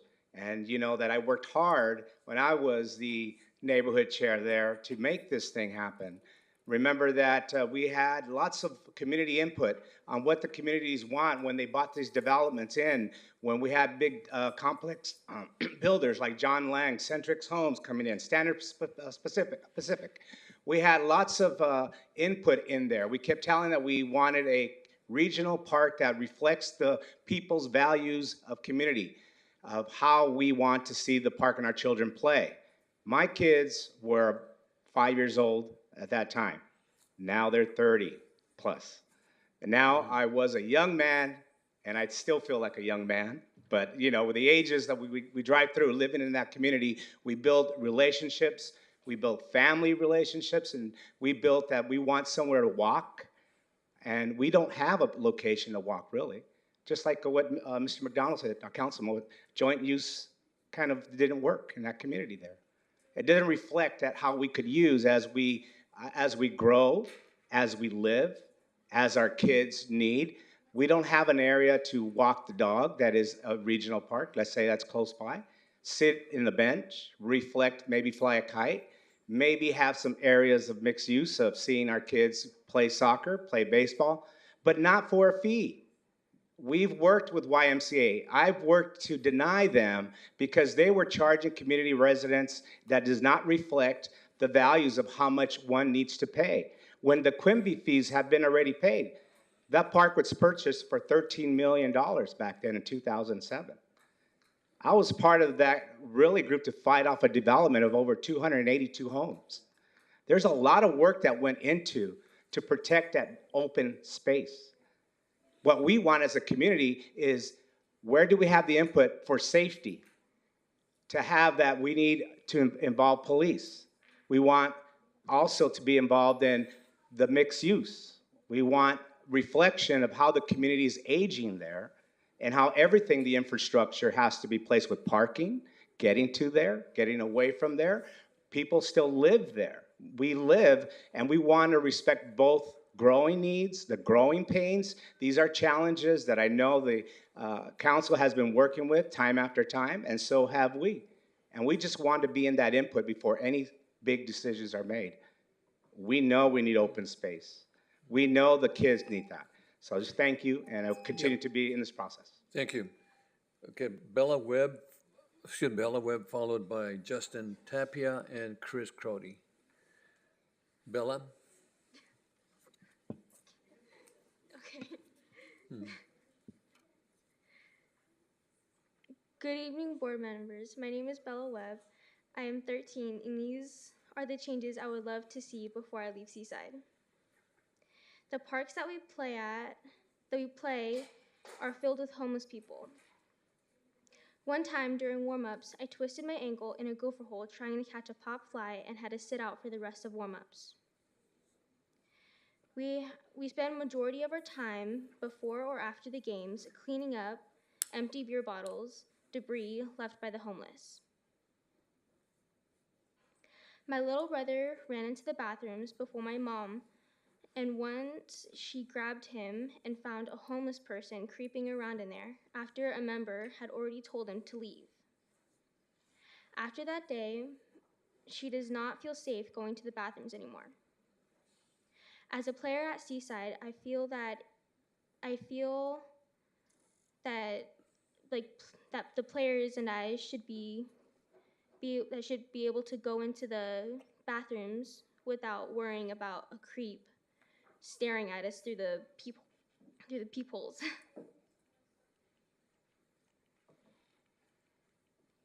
I would really love and hope that before I leave that I would be able to watch or even play in a tournament, state, or even nationals as a home team, or watch my friends play as a home team instead of visitors. During the 4+ years I've played, I've never seen Seaside during a tournament as the home team. Most of the parents and friends I have sit in the outfield and watch from there because of how bad and broken the bleachers are. When I'm in the dugout with my friends and I have to stay away from the fences because of how broken and flared they are. My mom has told me that even though with all the coaches and players there are, she doesn't feel safe with me arriving or staying by myself with my friends. Thank you for sharing, Bella. Thank you. Justin Tapia, followed by Chris Crody and Wendy Cool. Evening, Mayor, council members. Tonight I speak on behalf of Seaside of Oxnard, along with Ms. Webb and Mr. Rojas, who recently just came up right now. And just to kind of elaborate what they were saying, just again, give you a little history. I've been with Seaside for about 8 years, board member, 6 of those years, president 2 of those years. One thing that I've noticed that we're building a great community at Seaside of Oxnard. These girls are becoming, like she said, they're becoming quick friends. Anybody comes to us, they see the environment, the establishment we provide for them. And one of the things that, and we're growing to a point as well as we are getting also youth athletes from outside Oxnard. We have girls from Camarillo, from Newberry Park, that are joining our league just because of like the environment that we provide. But this is why we're speaking today in hopes to get the community, the sports complex, the softball fields, and hopefully a new home for Seaside of Oxnard. In the 8 years, numbers, Mr. Rojas saying that this is the biggest we've grown ever since in his past 10 years. Just some numbers so you guys understand what the numbers that we've grown. Well, when I first got here, we were actually depleting. We're at, I think our count was about 135 enrollments. As we rebranded and tried to change fields and do things to improve our logo, our name, we've improved to 170. Then we opened up a fall ball league, which is outside our normal spring season, to keep the girls playing year round. So we had a case where these girls would play during the spring, and then most of them would just sit around, either play their sports or not do anything at all until the upcoming spring season. We changed that. We created the fall ball league. So now these girls come to us year round, making this home year round for these girls, keeping them coming back. Those are one of the strong suits with the board, with the current board members and the community that keep the girls coming back. But once again, as the issue's been brought up before, we've had issues with homeless encampments. We've had issues with sharing the field with the adult league, where we're not able to practice 5 days a week on the fields that are given to us by the city. At times, we have to go practice at another park, Beck Park, over by Santa Clara or St. Anthony Church. And then we have the same issues over there. Transients, encampments, unsafe bathrooms, sketchy bathrooms where I've had parents talk to me in person saying, I just have my kids use the restroom before they come to practice because they just don't feel safe going there. Even in the current fields we're at right now, we recommend to all our coaches, have a team parent to walk your child to the bathroom. Well, I won't even send my kid to the restroom by themselves. I go, make sure someone's going with you. So once again, I know my time's running out. My hopes is to, hopefully we get these new fields and Seaside can call it our new home. Thank you. Thank you. Chris Crody, followed by Wendy Cool and Larry Bryere. Thank you, Chris? Mayor and Council. My name is Chris Crotty. I'm the Senior Director of Hockey Development for the Los Angeles Kings Hockey Club. I was invited here tonight by VCI Sports and Wendy, who will be speaking next. I was asked to come up and just talk about the possibility of including an ice rink in this complex. Obviously, as a professional hockey team, we would love to have another ice rink in Southern California. There's been a hole in this area since the rink in Camarillo closed. I want to communicate to the council that the Kings would not just support this, we would be a resource to this process. We work with a facility management company called American Skating and Entertainment Centers, ASEC, and the Kings are currently partners in 5 rinks in Southern California. We have the Kings training facility in El Segundo. There's a rink in Palos Verdes, Paramount, Burbank, and Santa Clarita. This next year, we're going to see 2 more facilities open, one in Reseda and one in Mammoth Lakes. The Kings also have the ability to bring programming to a new rink complex. We have our Little Kings program, which is an affordable entry-level program that introduces kids to the sport of hockey the first time. This program was so successful that the NHL mandated it for all LR NHL teams. The NHL now funds the equipment as part of that program. We have the ability to bring high school hockey league teams to this new facility. We had one team at the rink in Camarillo. We also have the ability to bring our players out. This past Sunday, we took groups of Kings players out to 5 rinks in the Southern California hockey community, and we partnered with some of our hockey community partners to have the Kings get out there and get on the ice with some of our special hockey community partners. We had special needs teams, we had adaptive hockey, we had female hockey. So we really value our unique community partners. Again, I want to communicate to the council that the Kings would be a resource in this process. We have the expertise on building rinks and operating them. Obviously, we want the rink to be a success for the community in terms of enjoyment, but we also want the rink to be a financial success for the city, and that's something we could help you with. I would like to finish up by saying I would love to invite the council and the mayor to come visit our training facility, or potentially the rink in Santa Clarita, which is owned by the city, and just kind of have a fact-finding visit to kind of see what we can do with you guys to make this rink a success. Appreciate the time. Thank you. Thank you. Wendy Cool, followed by Larry Breyer and Greg Runyon. Wendy? Good evening. I've Good evening. emailed each city council member a response to the report prepared for this agenda item. With only 3 minutes to speak, I'll emphasize just a couple of important points. 1, the report bases its recommendation on certain parts of the Parks and Rec Master Plan, and that's not a clear representation. You can't quote one part without also quoting the other part.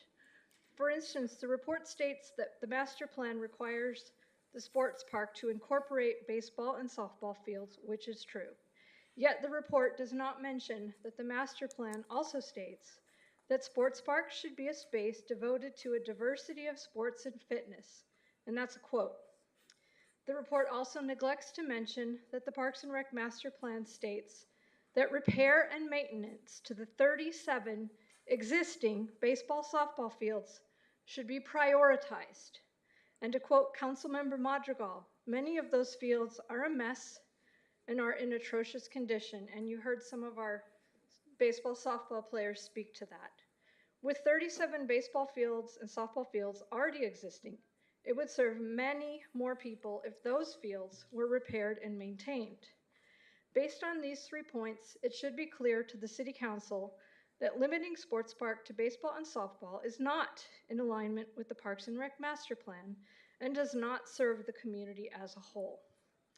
My report discusses that there has only been one outreach event for Sports Park with a survey of only 164 responses, and it simply doesn't make sense to say that should decide Sports Park. I remind the City Council that Oxnard once had an ice skating rink, which was a vibrant and self-supporting part of our community for 17 years. Our group has been actively participating in meetings since October 2021. In fact, this is our 24th outreach meeting. Tonight, you can see that many people have taken time out of their busy lives to come wearing LA Kings gear to show their support for an ice rink in our community. I would add that the petition to bring back our ice has so far gathered 2,269 signatures. So I'm here to request that the City Council should present multiple opportunities to explore different layouts, including my rough draft, which I sent with you to the email. And just a few highlights, we have ice rink, roller rink, batting cages, 3 ball fields, a Serenity or community garden, a dog park, and those are some of the West Village requirements, plus plenty of parking.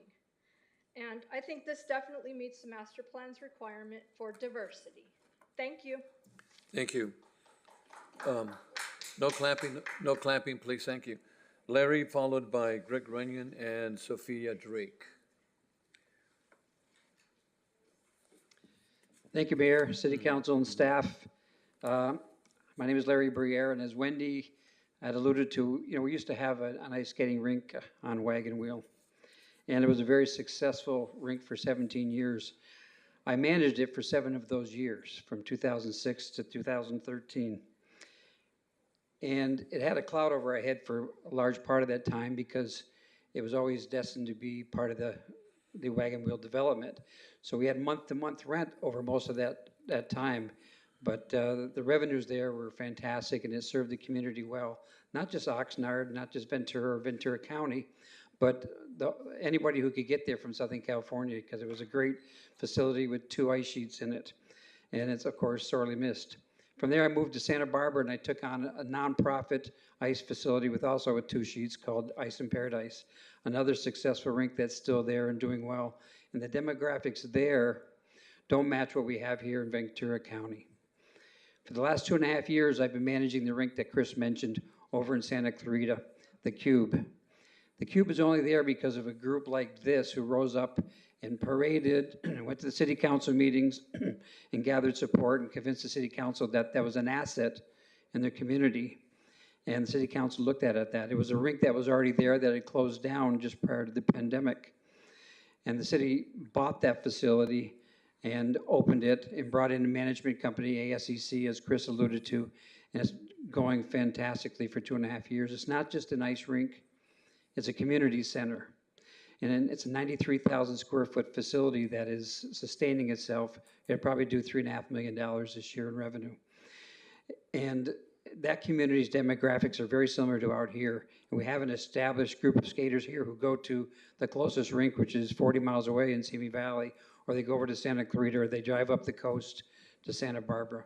People would support this plan not only from this community, but from over the hill, Westlake, and Thousand Oaks, and of course Camarillo. So it's a great opportunity to not only provide ice sports to the Ventura County again, but also to create a community center, depending on how it's developed, by putting rooms in there for not only birthday parties, but community events like meetings and conference centers.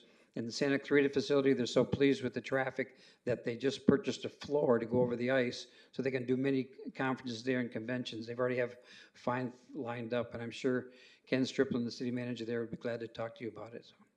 So I hope you take a hard look at potentially putting an ice rink in here. It'll definitely sustain itself. Thanks very much. Thank you. Okay, Greg Runyon, followed by Sophia Drake and Juan Aragon. Reverend Greg Runyon.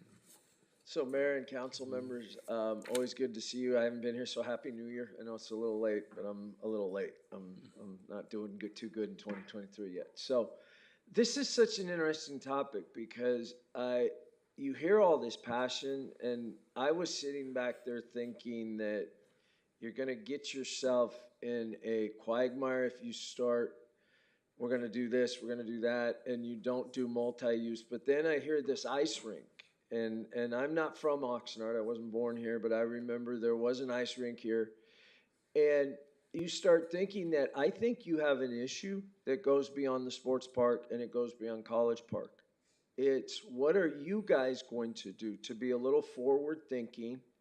And now I'm going to get on my soapbox. And we have these labels now, liberal, conservative, progressive, all these kinds of things. And we talk about politics, but we forget about people. And we have young people that are learning more about how to disagree than how to solve problems. There's a problem in Oxnard because our young people are looking for things to do, and we're not giving them the avenue to accomplish them. You know, I played sports in high school, and I was pretty good. I wasn't great. I just didn't like to practice. But I was pretty good, and I played baseball, I played football, I played basketball. And in our community, we had opportunities to do that. You know, if you build soccer fields, you're going to shut out all the other folks. If you build only baseball fields, you're going to shut off all the other folks. So if you're going to do something at College Park and you're going to do something at the sports park, why don't you start looking for other places and really looking for what can we do? An ice rink is a fantastic idea to really give people a different avenue to do different things. I never thought of playing hockey because I liked my teeth. But you know what? I think of people who do it. And I remember going ice skating. I went ice skating. I hope my wife's not watching. I went ice skating to meet girls. But I found I wasn't very good at ice skating. I wasn't very good at meeting girls. But it was fun. And we're shutting kids out of the opportunities. We're teaching them how to play video games, but not teaching them how to play games. So I hope whatever you do, you look beyond just this and start looking for what else can we do. Can we put an ice rink in? Can we put in baseball? Can we put in volleyball? Can we put in all the other sports? Because it's not just about soccer and baseball. It's about teaching our kids how to entertain themselves by getting outdoors and doing instead of sitting. So I hope that you'll look at this as a much bigger picture than just what's before you today. Thank you. Thank you.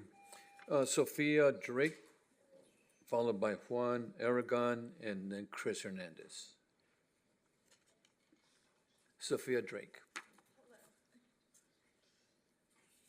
I'm just going to read an email that I wrote to you guys. Wasn't sure if you saw it yet or not, so I'm just going to read it and then kind of put some points out. Hello, my name is Sophia, and I'm writing you an email on behalf of my friends, family, and me.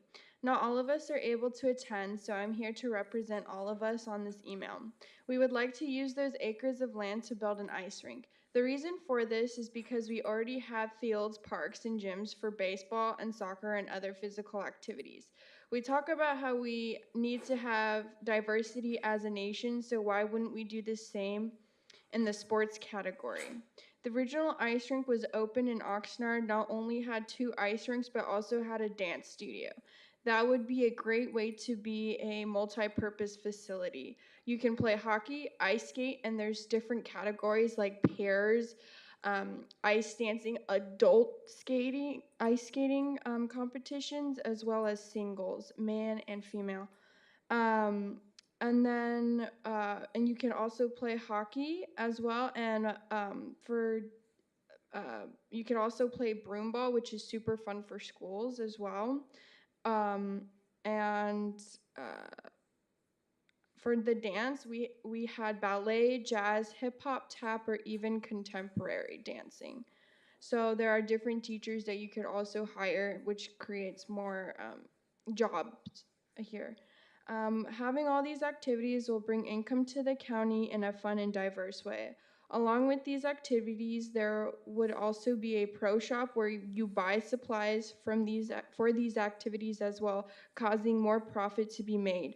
We believe it wouldn't be fair to build something other than an ice rink since the city tore down the original one, which also gave to different charities during the holiday winter shows and spring shows. It gave skaters and dancers a fun way to show everyone what they learned during the year and how they improved.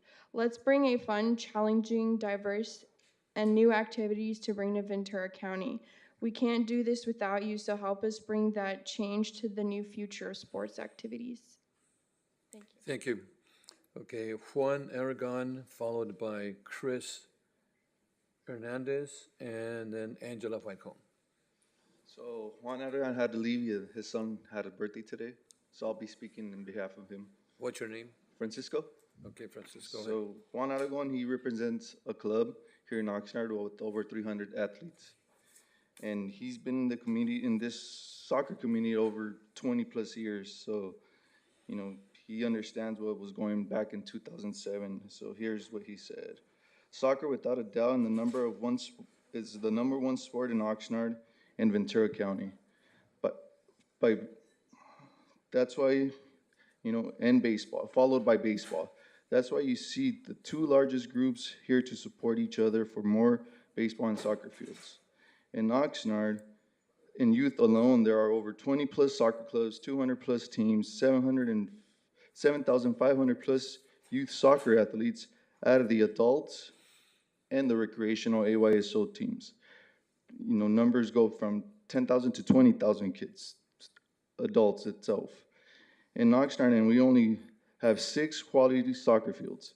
Clearly not enough resources in our community, in contrast to the city of Ventura and Camarillo have 1/8 of our soccer athletes, and they have more soccer fields compared to Oxnard. Camarillo has one of the best soccer complexes in the state, serving one soccer club. We have 20. Let that sink in, and we have 6 complexes covering 20 plus clubs. Also, both Ventura and Camarillo also allow clubs, teams to use the fields for practices, and in Oxnard, we aren't. The city position that we need to close the fields so we can maintain them due to limited resources. Some soccer parks are filled with a high percentage of drug addicts that makes it very scary to practice when it gets dark past 5 p.m. We need to be able to practice from November to March in a venue with lights. On behalf of the largest sports group in Oxnard, please let's finish for once what we had promised to our community back in 2007. When 6 soccer fields opened at a college park, the community was promised that part of the general plan to build a sports soccer complex with 10 to 15 soccer fields that would include turf fields. That was the grand vision since 2007. Thank you. Can you do me a favor and fill one of those blue cards just for our records? Our next speaker is Chris Hernandez, followed by Angela Whitecomb, and then Miguel Fernandez. Chris. There we go. Hello. Hello. Good evening, City Manager, Mayor, City Council, and the public. My name is Chris Hernandez. I am the Vice Chair of the 5 Points Neighborhood Council, and I'm also a commissioner on the Oxnard Parks and Recs Commission. But I stand here speaking as a resident of 5 Points only. Growing up in Oxnard, I grew up a baseball player. I love baseball. I grew up playing at Sunset Little League, and they did an amazing job for me. Getting to know my community as I grew up and became a father, I realized that over the years, growing up, there was a lot of baseball leagues at the time, organizations doing great jobs. Over the years, they started to decline and decrease. The master plan says there's 37 baseball fields that we have in the city. And I only see one organization here tonight speaking up for their kids, Seaside Softball. one league in particular, Sunset Little League, is doing an amazing job. So that's probably why they're not here. But what I'm trying to say here is that we as a community need to do a better job at coming together and cleaning up our ball fields and running these organizations the proper way and funding these kids so they can play. What good is it building new ball fields and new sports complexes if they're just going to decline? So what I'm saying is we all need to come together like we did to fix these ball fields like Eastside Little League and do better for our community. I love our community. It's very diverse. And that's what I think that we need in the sports complex, diversity. We have a ton of kids that ride bikes in our community, especially in the Five Points area. I think something like a BMX facility would be awesome. Hockey would be awesome. We need to expand and diversify here and pay attention to a little bit more to those other communities and other people, not just what we're used to seeing. Soccer is a big sport. We also need soccer. We do. I mean, it's probably the biggest sport in the world. So I believe that we also need to include soccer and keep up the maintenance. But my question would be also is who's going to get to go into these complexes? How are we going to decide who runs them? And I just want to make sure that we are giving priority to those organizations like Seaside or Sunset to get into these facilities and run their programs successfully. And also the funding for it. You know, where are we going to find the funding? We need to continue to be able to, find grants for them, but as well as a community, we need to come together and do fundraisers ourselves. So thank you guys. I appreciate you guys. Thank you, Chris. Angela Whitecomb, followed by Miguel Fernandez. Good evening, Council. My name is Angela Whitecomb. I am the chair for the Parks, Recreation, and Community Services Commission. Unfortunately, we were not given the opportunity to make a recommendation on what we think should be built out at Sports Park. So I'm here as just a private citizen. I've thought about this a lot, and I've talked to a lot of different interest groups, and I'm of the opinion that it needs to be more multi-purpose. I understand that the need and the desire to have a sports complex and to lighten the load at the east side or for the Carriage Square neighborhood for their Little League program, but they're happy there. I know the neighbors are very impacted, but like you've heard, we have a ton of different types of fields.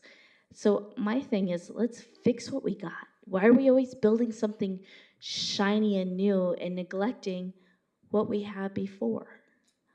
I think that's a travesty. I think that, we shouldn't move away from an area because it's become unsafe. I think we need to make that area safe. I think our bathrooms need to be safe. I think our parks need to be safe. They need to be clean and safe. That should be like the bare minimum of what we do, and we're failing. We're failing miserably at this. We need to do better. I'm working on a program for that. Give me time. But I want to, I was not really for the ice rink for a long time, mostly because we had no money. And I'm like going, how are we going to build this? But if they could build it for us, I think we need to entertain that thought. If not at Sports Park, maybe somewhere else in the community, we can help find that space. I support our kids, I support our community, and I think it's about building trust. And part of that building trust is taking care of what we have. And so my recommendation personally is to do something that's more multi-use. I like the BMX track thing too. I keep trying to get them to come back and tell me, where do you want to go? So hopefully you guys are working on that so I can see them back at the recreation meeting. Thank you. Thank you. Okay, Miguel Fernandez.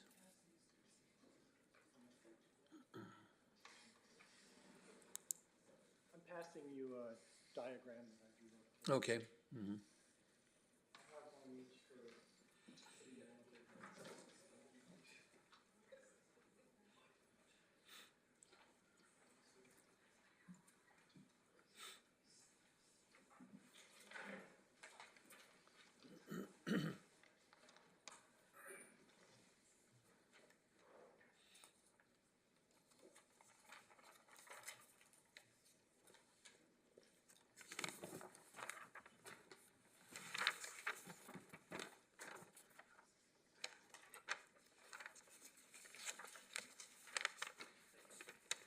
Go ahead, Miguel. Thank you. Good evening. I'm also a Parks and Rec Commissioner, but I'm speaking as a private resident, not on behalf of the Parks and Rec Commission. I think it's super short-sighted to make a blanket decision on taking all of the acreage at Sports Park and devoting it to just the one constituency. Not to say that that's not an important constituency, but there's so much more that can be done with that acreage at Sports Park. And also, the Parks Master Plan is incredibly ambiguous in terms of what it said should be done with Sports Park. But bottom line is that Sports Park should be able to serve multiple uses, multiple recreational uses, multiple types of people that want to go there. And so what I've drawn here, keeping in mind that in your packet, this item came with a diagram that included 5 ambiguous red squares of undetermined size that I don't know exactly what sources those numbers came from. But these 5 ball fields that I've put here are based on actual identified dimensional aspects to the size of these parks.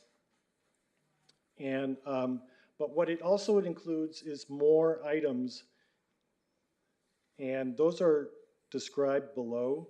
There's parking, of course. There's restrooms, a snack bar, offices, equipment storage. There's batting cages. But most importantly, to other people besides baseball people, there's a continuous walking trail all throughout. And with exercise stations, the potential for food truck parking if there's an event that has food trucks, and approximately 4 acres available for, in addition, that's a carve out, once you actually do a real design, potential for tennis, basketball, pickleball courts, or an ice sports center, Sports Park South Neighborhood Park expansion, passive activity features, or open field multipurpose. It's too early to just say it's going to just serve one constituency. And I think that I'm asking the City Council to ask staff to extend the process because we don't have money to pay for it anyway. So why are we making this blanket decision right now? And we can just try to figure out a much more refined, better way of treating this acreage. Thank you. Thank you, Miguel. Madam Clerk, do we have any additional speakers on this item, either virtually or here in the Mayor Zaragoza, we do not have any additional speakers virtually or in person for this item. Okay, well, thank you. Then we go to council members. Let me see, we have our city manager. You want to? If I can just Go give ahead. If you don't mind, I want to give a couple of quick responses. So with regard to the deferred maintenance on all of our current facilities, I'm in full agreement with that, and we are starting to catch up on that. But if you want, we can redirect the campus park funds. Okay, I didn't think so. With regards to the Parks Master Plan being vague, I get that. It's not a perfect plan, but I want to remind everyone, we spent like nearly 2 years on that, and it was the Parks Commission that ushered that plan through, and there were 3 commissioners that were on the advisory group. So I don't want to pretend like we can dismiss that plan when we don't like parts of it.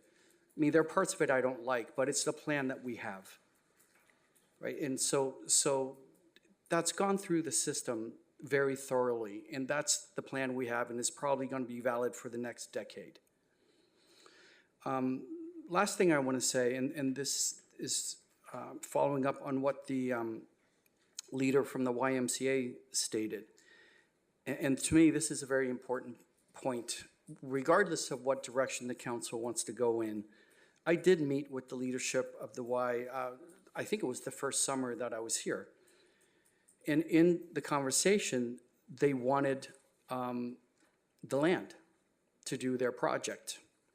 And I talked to them about what does it cost for our community to participate in the Y.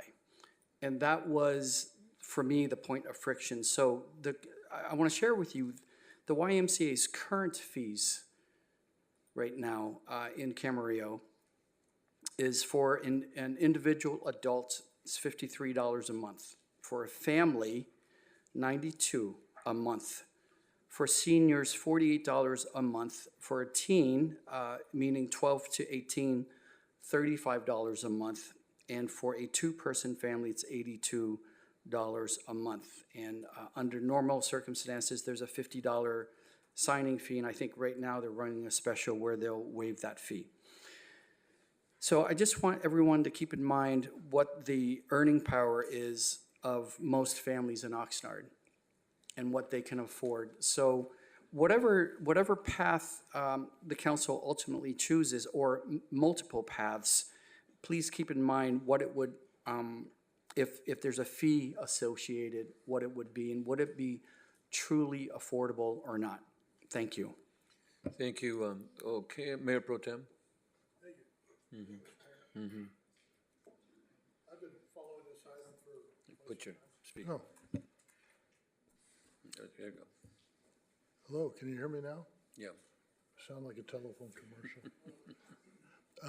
I've been following this item for quite some time, and I'll probably date myself here, but a few years ago, we had a store up in Wagon Wheel area, and I think it was a Zodi's, if I remember correctly. And then they imploded and became a builder's emporium. And then they imploded and it became an ice rink. And I was intrigued by this because ice skating is not something that you would ordinarily think about being a West Coast city. But if you're strange like me, you watch the Olympics, and one of the Olympic sports is curling, where they take this big chunk of something and slide it down there. Some guy with a broom sweeps the ice, and I don't fully understand it. But I'm thinking, gee, if I wanted to be a professional curler, where would I go to do this? I can't do it on the street in front of my house, at least not without getting in trouble. So I look at this from a diversity of opportunity. And I have no problems with soccer, baseball, or anything else. But I think if we're going to provide sports opportunities to our community, it should be something different. It should be something that goes. And the last time I was in the ice rink up there, it was pretty well attended. It was pretty well, utilized.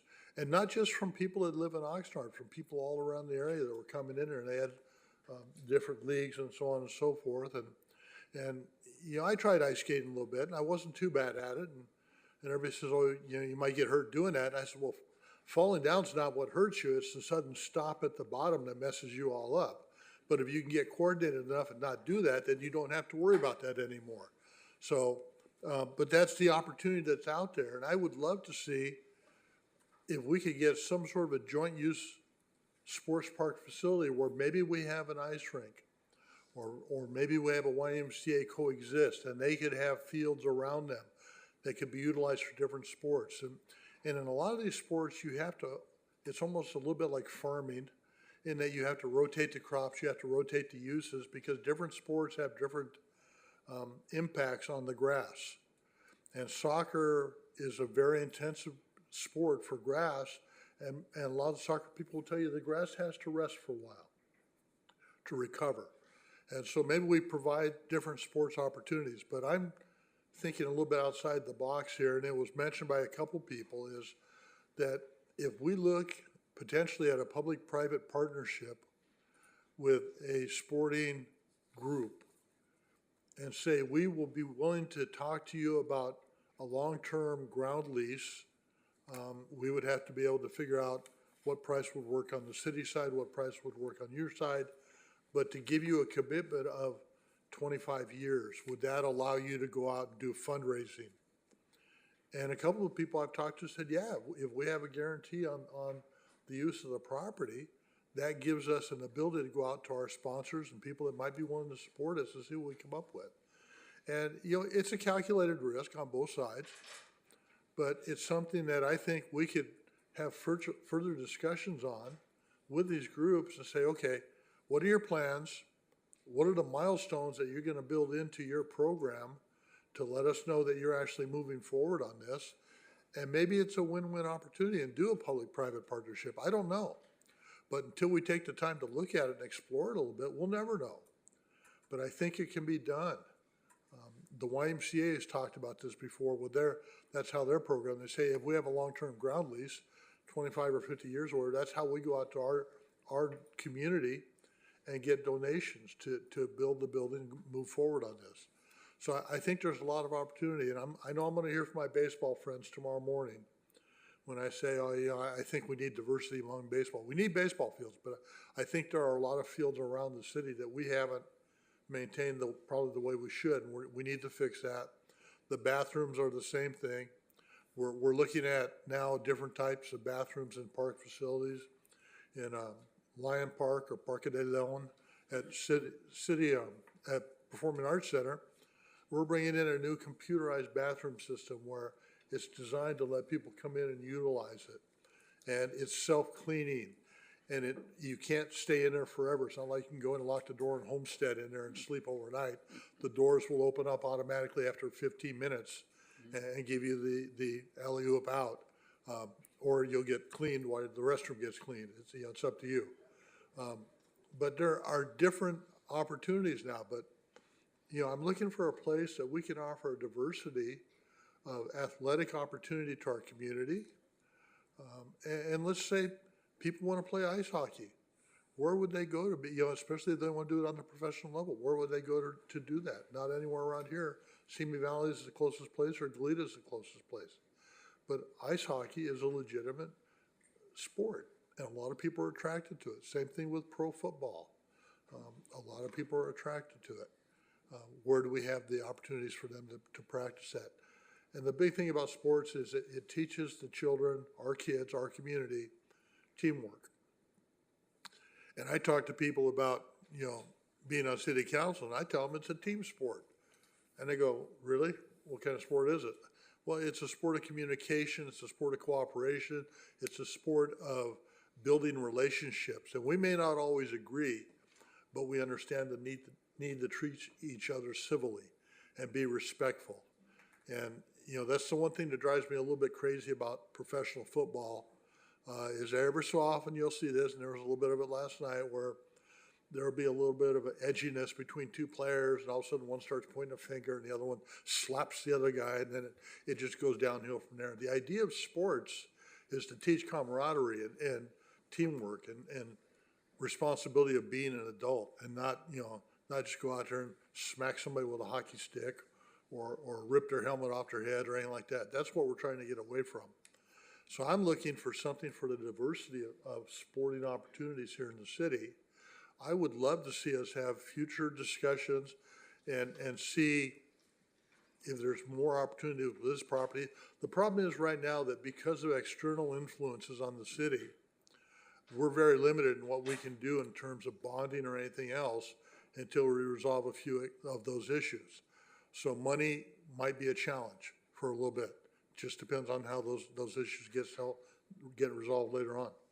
But if there's other opportunities to go into a public-private partnership with another group and have them do what they do best, which is going out and talking to people and getting money and coming back and presenting a plan to us, I think there's some real opportunity here.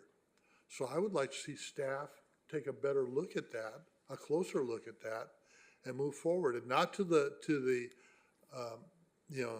exclusion of soccer or baseball or whatever. I think that an ice rink, potentially even a YMCA, if they may want to give consideration to some of our residents for a particular rate because they live in the city, maybe they get a little better rate from other people visiting from outside the city. I don't know. Those are all items open for discussion. But I think there's a real opportunity here of providing diversity and sporting ability and opportunity. And I grew up in the YMCA. I grew up in the YMCA in Santa Barbara. I was a latchkey kid. That's where I spent most of my formative years. And it's probably, the thing that helped me grow as a young person and become an adult. I remember going to one of my high school reunions and somebody asked me, well, what are you doing? I said, well, I'm in law enforcement. And they said, really? And I said, yeah. And I said, and I told them, you seem surprised by that. They go, well, we always thought you'd be involved in the penal system, but we never thought it would be on the side of law enforcement. The right side. And I'm looking at it, I go, seriously? And they go, oh yeah, you were a jerk in high school. And I go, okay then. So, you know, maybe the YMCA saved me, maybe something else did. I don't know, maybe it was the good guy, the big guy upstairs. But I had the opportunity to be successful. And that's what I want for the kids in our community, is the opportunity to be successful. And I think diversity in sports is a way to do that. And there's enough property out there now where we could do a couple soccer fields, a couple baseball fields, maybe do a couple of buildings. And my preference would be put the buildings, if there's buildings out there, put them along the west side, along the train tracks, and deaden some of the noise from when the freight train comes through, because they're noisy. And if you don't think they are, I'm usually up around 5:30 or 6 in the morning. The first thing I hear is the guy over in the freight yard, the Union Pacific train, on the horn, doing whatever he does with the horn, other than making noise, and it's loud and clear. So, you know, that might even be a little noise deadening towards the high school and everything else to make it a better environment. I don't know, but I would encourage staff, and I hope my peers would be supportive of this.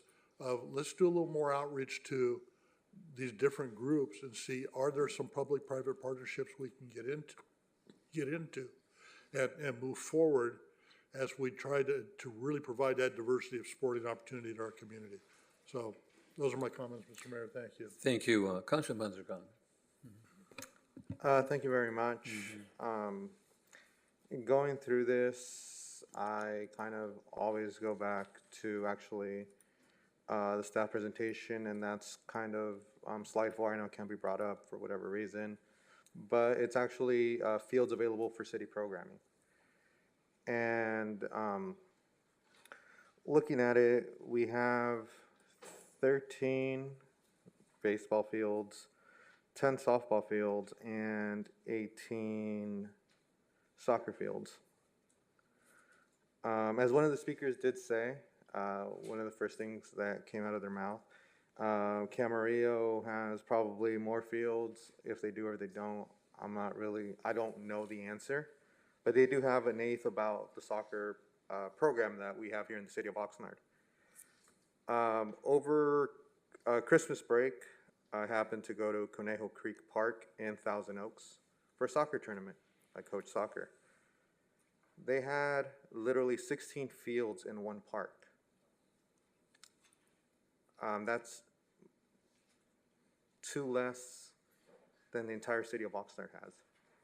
With probably, I know soccer is popular in Thousand Oaks, Newberry Park, over there in the Conejo Valley. That's not even counting Newberry Park. They already had more fields than us. And we have 2x, 3 times more number of kids to play soccer. To be honest, the field was actually atrocious. It was literally mud. But they have those fields. I understand about, getting a diverse number of things, but it's also disheartening sometimes with our old, quote unquote, parks that we have, how years ago we planted trees in certain sections so certain kids would not play soccer in certain parks. And, that's one of the first things I heard actually when I got on council. It was a huge push because, too many kids were playing soccer in X number of parks that, weren't meant to play soccer because all the kids are looking for is a field. It's pretty easy, to play soccer. The hardest part is actually finding the net, but you could just put a couple of cones down, whatever number the area you want it to be, and, you could have practice. You could hold little games, so on and so forth. And I know that's a difficult aspect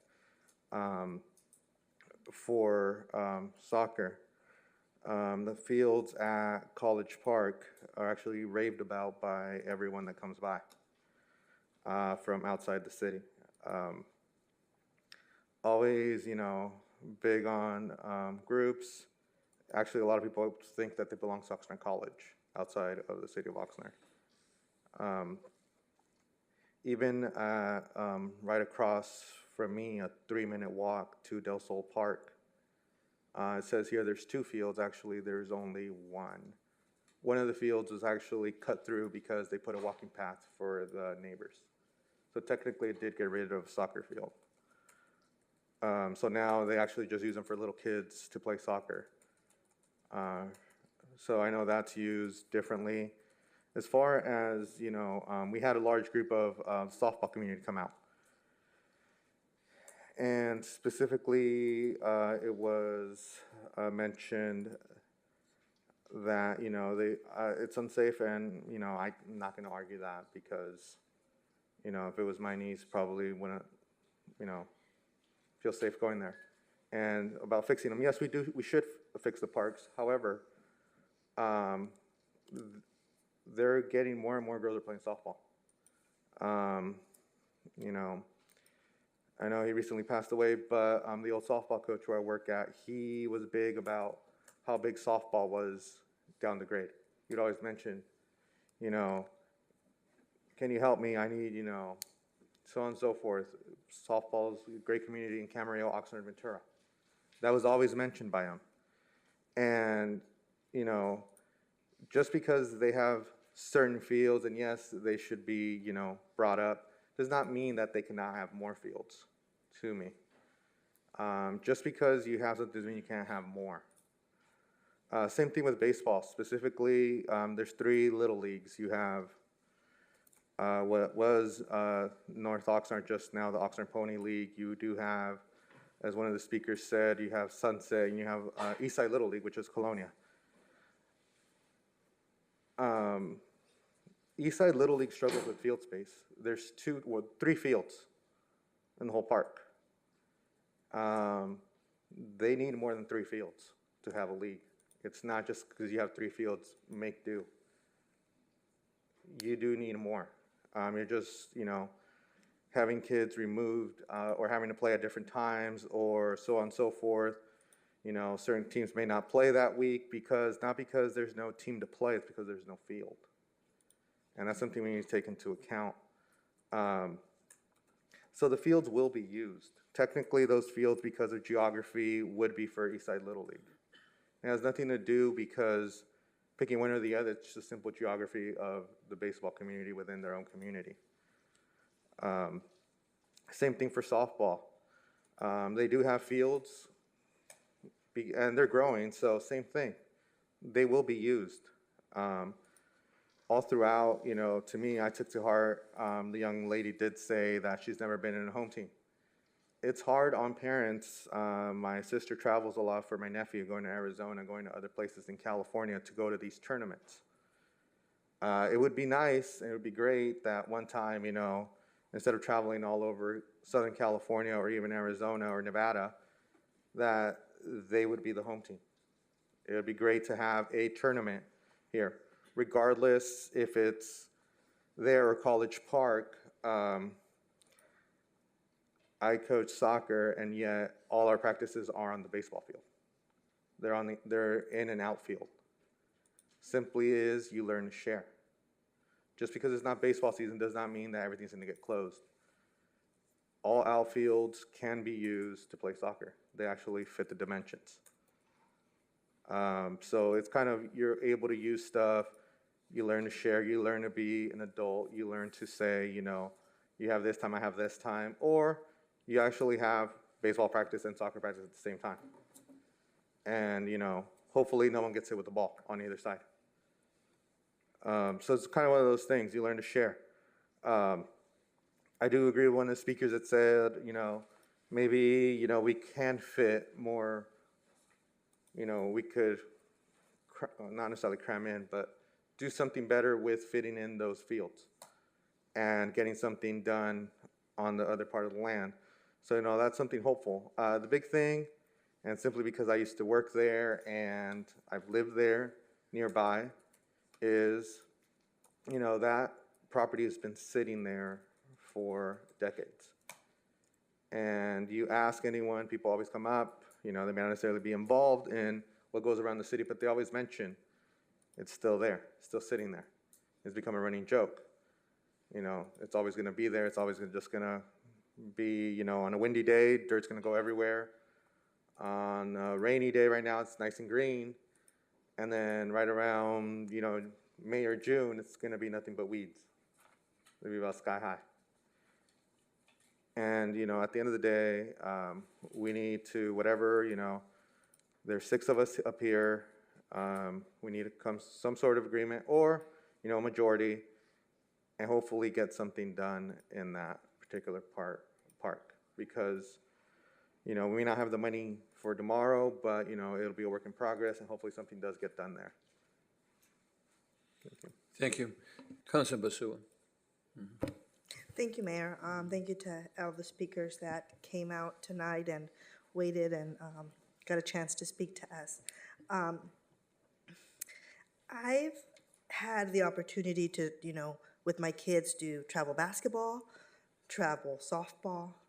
My daughter played for Seaside when she was younger. Club soccer, club swimming.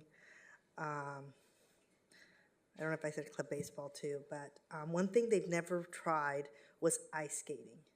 And the reason they never tried ice skating was because it was so much more expensive than swimming, basketball, baseball. So if I can ask, what does it cost to skate? If a kid was to join I don't know what kind of, I don't know anything about skating. So I'm not sure if we can get those questions answered. I remember when I looked back in the days, my kids were a little bit smaller, we did have the ice rink, and it was way above my budget. We couldn't afford it. It was easier to pay for, AYSO at the time. It was like $60 and you got 4 months of soccer. So I would love to have the ice rink back in Oxnard. I just don't know if it is something that our families could even afford. Just like swimming. Does staff have that information? No, we don't. No. We don't. Okay, continue then. Mr. Mayor, I would suggest that if the applicants for the ice rink want to provide future information to city staff, they can forward it to us. Submit it to, yeah.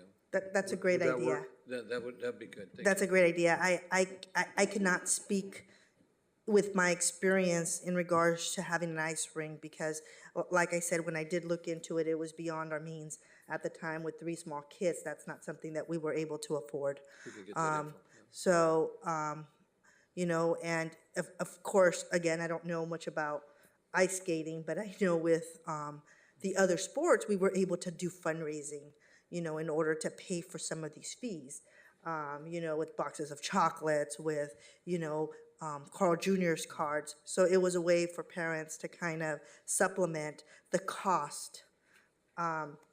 Soccer is huge in our community. I'm a huge soccer fan, but I also have to realize that I want a variety of stuff within our community. I'd be a hypocrite if I say we should just have soccer, although I do love soccer and it's in my blood, and I wish we had huge fields like San Bernardino does, like Chico does. I mean, those are really nice fields. And a lot of the times it's these, Bakersfield has these fields, and what they do is the city wants to add these fields because it brings people in. It brings people in because when you're traveling to these places, you're paying for a hotel, you're eating. So we really don't have that here in Oxnard. It's a dream of mine to be able to do that someday, but I'm realistic.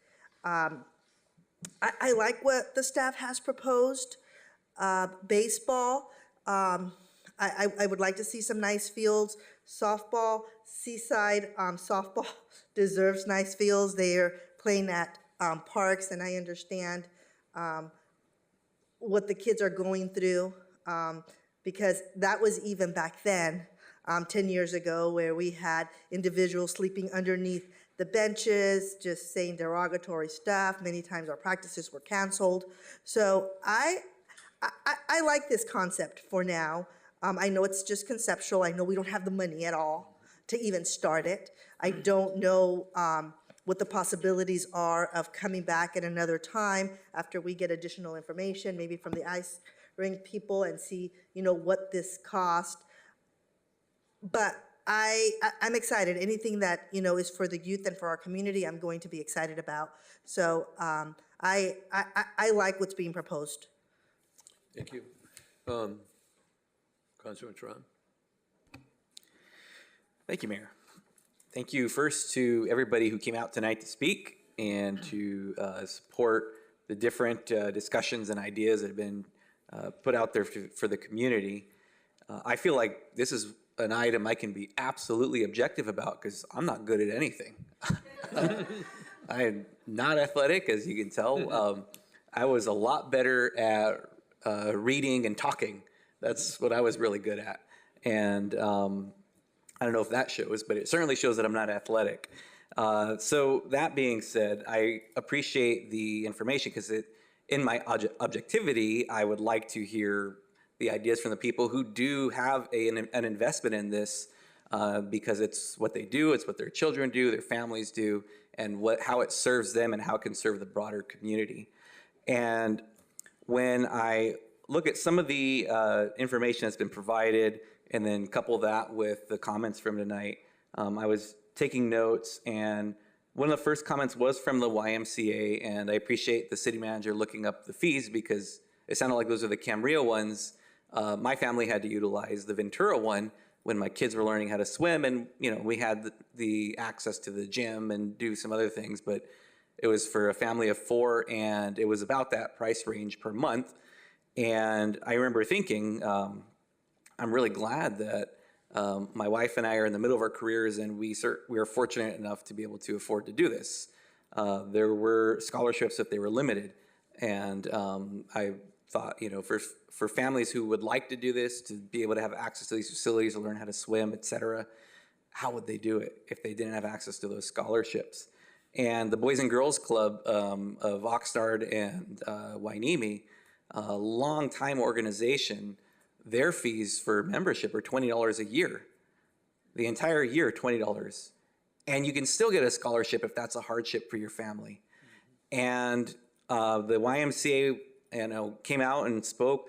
If they're willing to have fees that are similar in structure to what the Boys and Girls Club has provided for decades and generations, I would absolutely sit at the table with them and let's start those discussions again, because I feel like that's what our community and the people who live in the city of Oxnard could absolutely benefit from through a YMCA facility.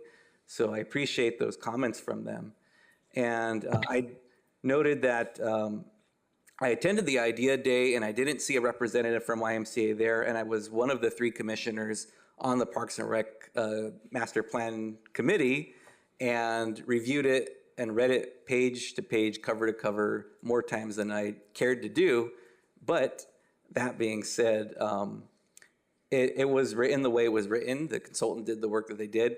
But at all of the outreach events that we did for that, I also don't recall YMCA sending representatives out to that, and that was after their discussion with the city. And they predate me even being on Parks and Rec Commission, those discussions. So I've said what I said, and I mean it. If they're willing to look at the pricing structure that would absolutely serve our community members well, yeah, let's have those discussions.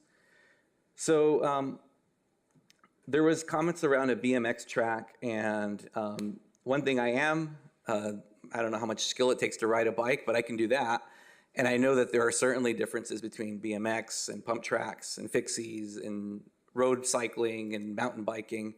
And looking at the Campus Park grant that we have $8.5 million to utilize, and looking at more, there is a pump track that's built into programming there. And I'm hoping that there may be flexibility in utilizing what's conceptualized for inclusion of BMX track or some kind of hybrid form of that, because I did look it up and there is a difference. So I appreciate them coming out because they are correct that there is prime opportunity for young people to get into cycling. Even someone with my level of athletic ability can ride a bike, but if you want to go next level and do stunts or competitive things or racing, there should be opportunities for that as well. Looking at opportunities for young people, and for me, the bottom line is opportunities and a diversity of opportunities.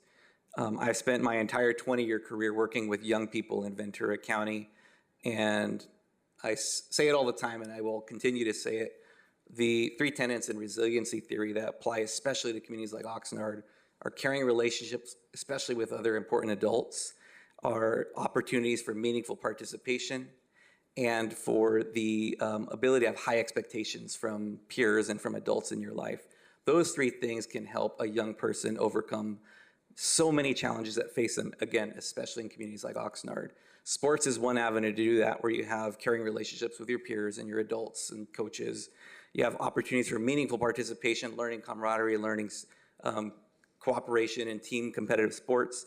And then you have the ability for high expectations, challenging yourself, getting challenged by others to your athletic abilities. And so sports are one component of that, and anything could be. Journalism for me was that. So if you can get a letter in high school for journalism, I would have probably had one. So know that those types of opportunities are what we're looking at the end of the day. And having all one type of sport or a few types of sports, even in the presence of vast popularity of those sports, is great because those opportunities are being provided. But I also don't want to look at or discount other opportunities they may have. I appreciate Mr. Fernandez providing us this kind of scaled or more scaled rendering of what Sports Park could look like with different types of baseball fields, because something like this does show that there could be space for additional programming if and when that time comes that we come to more concrete concepts and designs. So if we're looking at recommendations here, there's a need for baseball, there's a need for soccer. I appreciate the idea of expanding the footprint of soccer fields at College Park. It makes a whole lot of sense considering what we already have there. What Councilmember Madrigal had mentioned about multi-use for like outfield or open areas does make sense as well if we needed additional soccer space during off-season or when baseball's not being played. But what's attractive to me is, and again, looking at the rendering that's provided by the speaker, the potential for additional space that can be explored for other programming, for diversity in programming. And I've heard a lot, and I've spoken with Ms. Cole on a number of occasions about the ice rink or potential for one, and that's certainly one that could be looked at. There are other things too, like tennis and pickleball and all of the things that occur in our region, in our area, that could serve the community in some way without being too niche. And the last thing I'll say regarding the ice rink is I appreciate the opportunities it brings, especially with a geographical situation in the city of Oxnard.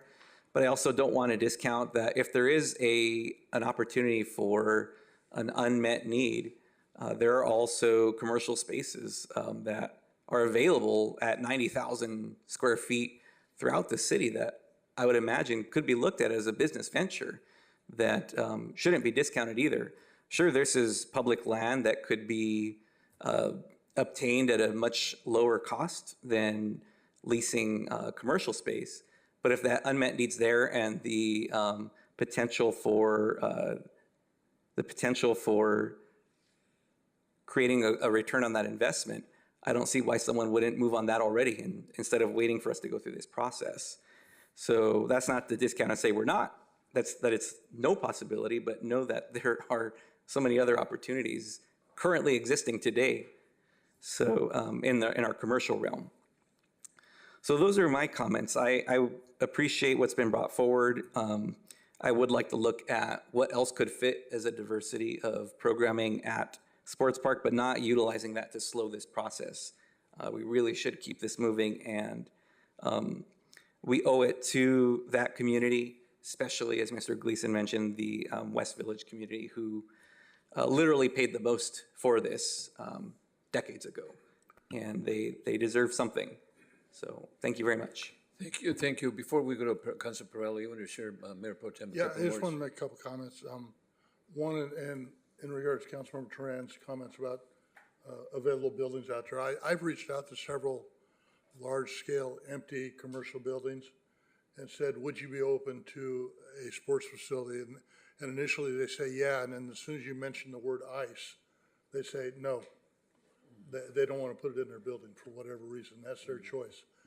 I know staff reached out to a couple of property owners and also commercial establishments and got the same reaction. So we've actually tried to do that. And this will be a question for Mr. Nguyen. If council was to go with the recommended action tonight, are the financial resources in place to move that forward, or are we still at ground zero? To do what, though? To do what specifically? Recommendation. I'm sorry? Give me a hypothetical direction. Well, I say if we tell you to move forward with the recommended action of the soccer baseball complex, do we have the financial ability to do that tomorrow?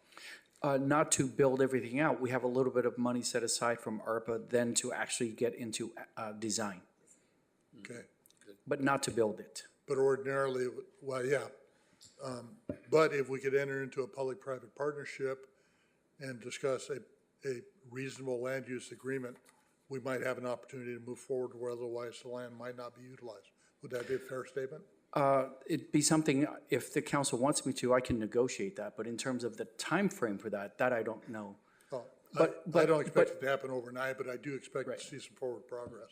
Would that be- You are correct. Okay, thank you. Thank you, Mr. Thank you, Member. Councilman Perrella. Thank you. I want to thank all the people that spoke tonight and realizing we're getting close to 10, so we're going to have to In make a fact, vote. yeah, in But, fact, why don't we do that now? We're gonna get close to 10 o'clock and we're gonna go beyond 10. So what's the pleasure of the board so we continue I'd past like to 10? move forward past 10 o'clock. I'd make the motion to move forward Motion? past 10. Second by Masua. Roll call.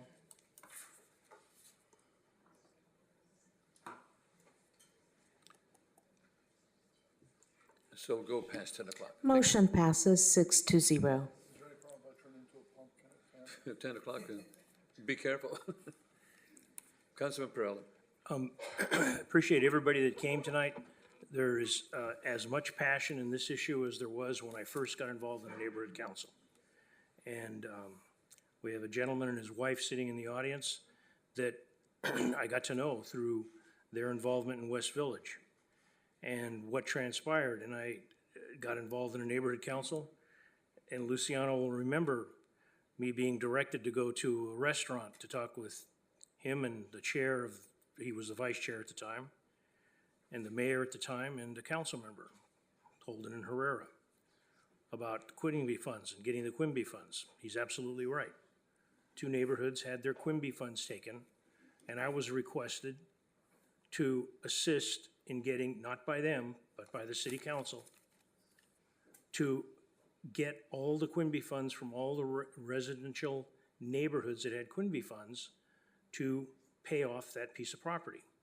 And it was because of something that had been done with a Kasdan property, and it was a mess. And you know what hit the fan when I relayed the message to the neighborhood councils. To this day, I'll never forget Nancy Pedersen digging in her heels, and it was like, it was an act, you'll never forget it. She was fantastic. But the issues that I see here, and coming to this tonight, I wanted to vote and I want to get it done. This has been so many years. How many years has this been? But it still seems like we're not really close. And yet I have, if I don't vote, I have basically disrespected all the time and the people that have put all the time and effort into this over how many years? I mean, you know, I got involved in my neighborhood council in 1998. And this has been going on for a long time. A couple of people I want to call out. Miguel Fernandez for this. And one thing for the rest of the council, the gentleman is a professional. His numbers and his measurements on this chart, I would take it to the bank that they're right on, spot on. Minister Greg Runyon, the comments he made, fantastic. And Luciano Ortiz. They took the Quimby funds out of East Village, West Village, and I believe Rio Lindo. And it got a piece of property, and it sat empty. A lot of promises have been made. The city did not realize the financial hot water, the public, and I believe the majority on the council, did not realize the financial hot water they were in at the time. It came to, all things come to a head, just like a pimple, and it became public. And there was changes. A couple of things I want to direct to my city manager and the police. I sit here and I hear the people talking about incidents happening in bathrooms. I didn't grow up in the city of Oxnard. I grew up outside of the city of Oxnard on a ranch.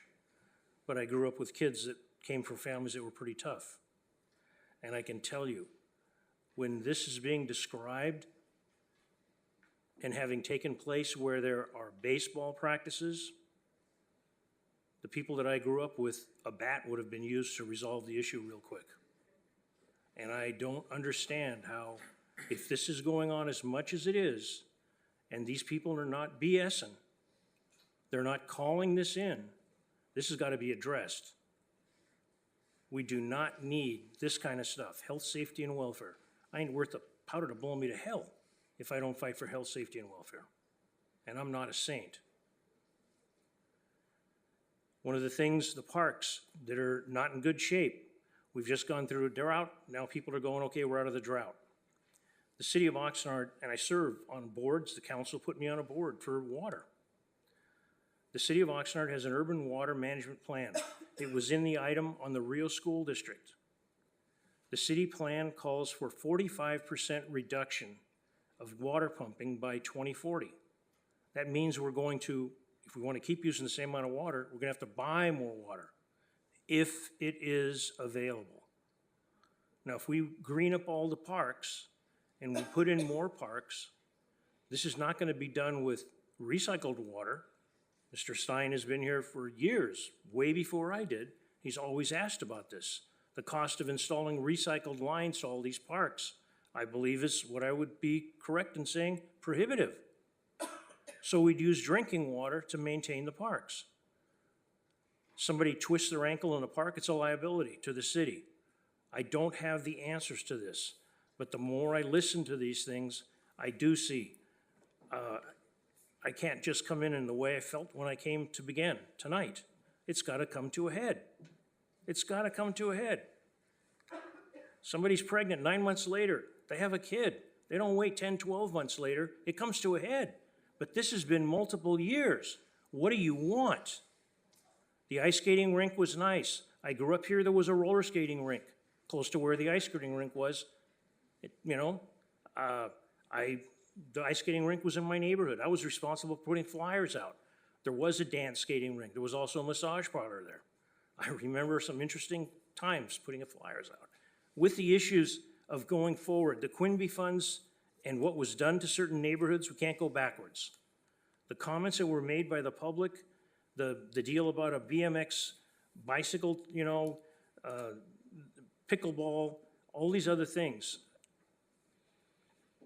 I can't support the project as designed tonight. I don't have a better idea, but there should be something, and there needs to be a drop-dead date. I was lobbied very hard by baseball and some in ice hockey. It can't be all or none. I believe we are saturated with soccer, but the culture has changed, and soccer is it. But when the culture changed, the culture will change again, but you accommodate the people that are here now. One thing, I had an opportunity to talk to a person heavily involved in recreation for the city of Oxnard. Very intelligent, very skilled. And he's always told me, a lot of these things are for kids to socialize, to have some fun, to learn something. They're not going to become pros.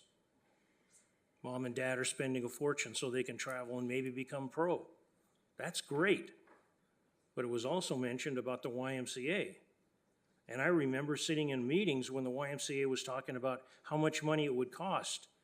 And there were attempts to get, because the Quinby funds were taken from East Village and West Village, to get discounts for them. And they talked about they could assist.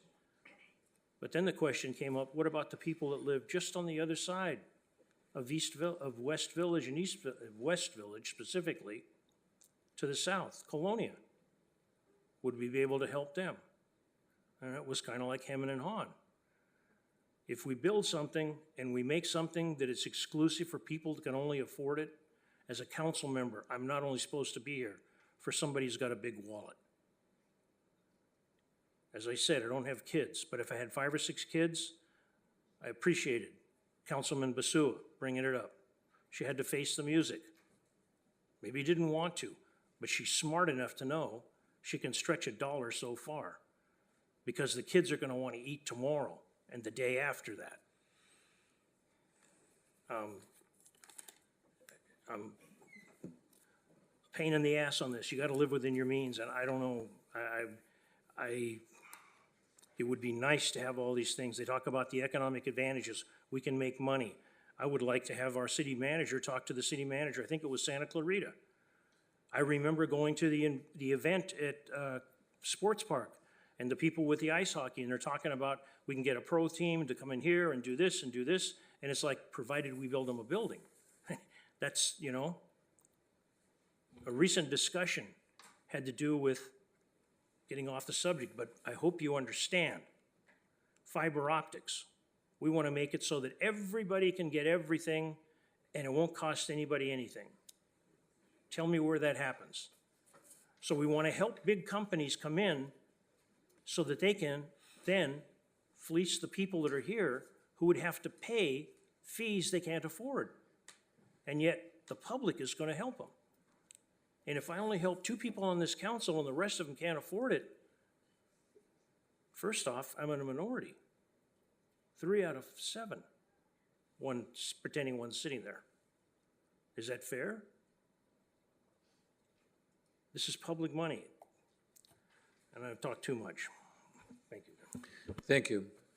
Okay, I am not going to reiterate everything that was said because there was a lot of excellent ideas by council members, and I want to thank all the public speakers that spoke today. And I do say, Mr. Fernandez, that's really an excellent, graph that you put together here. But based on the master plan from the Parks and Recreation, and also the outcome of the Sports Idea Day that we had several people go over and to the Sports Idea Day. One of the things that came out of there was that we actually were recommending that we had baseball and softball complex, and also to use the College Park for additional soccer complexes. I think I like the idea that Mayor Pro Tem came about. How quick, Mr. City Manager, can we come up with a baseball and a softball complex as opposed to buildings and so forth and so forth? So potentially, I kind of like that idea that we look at that, and look at staff's recommendation, because this is, if we follow with bigger ideas, it's going to take another 10, 20 years before we get there.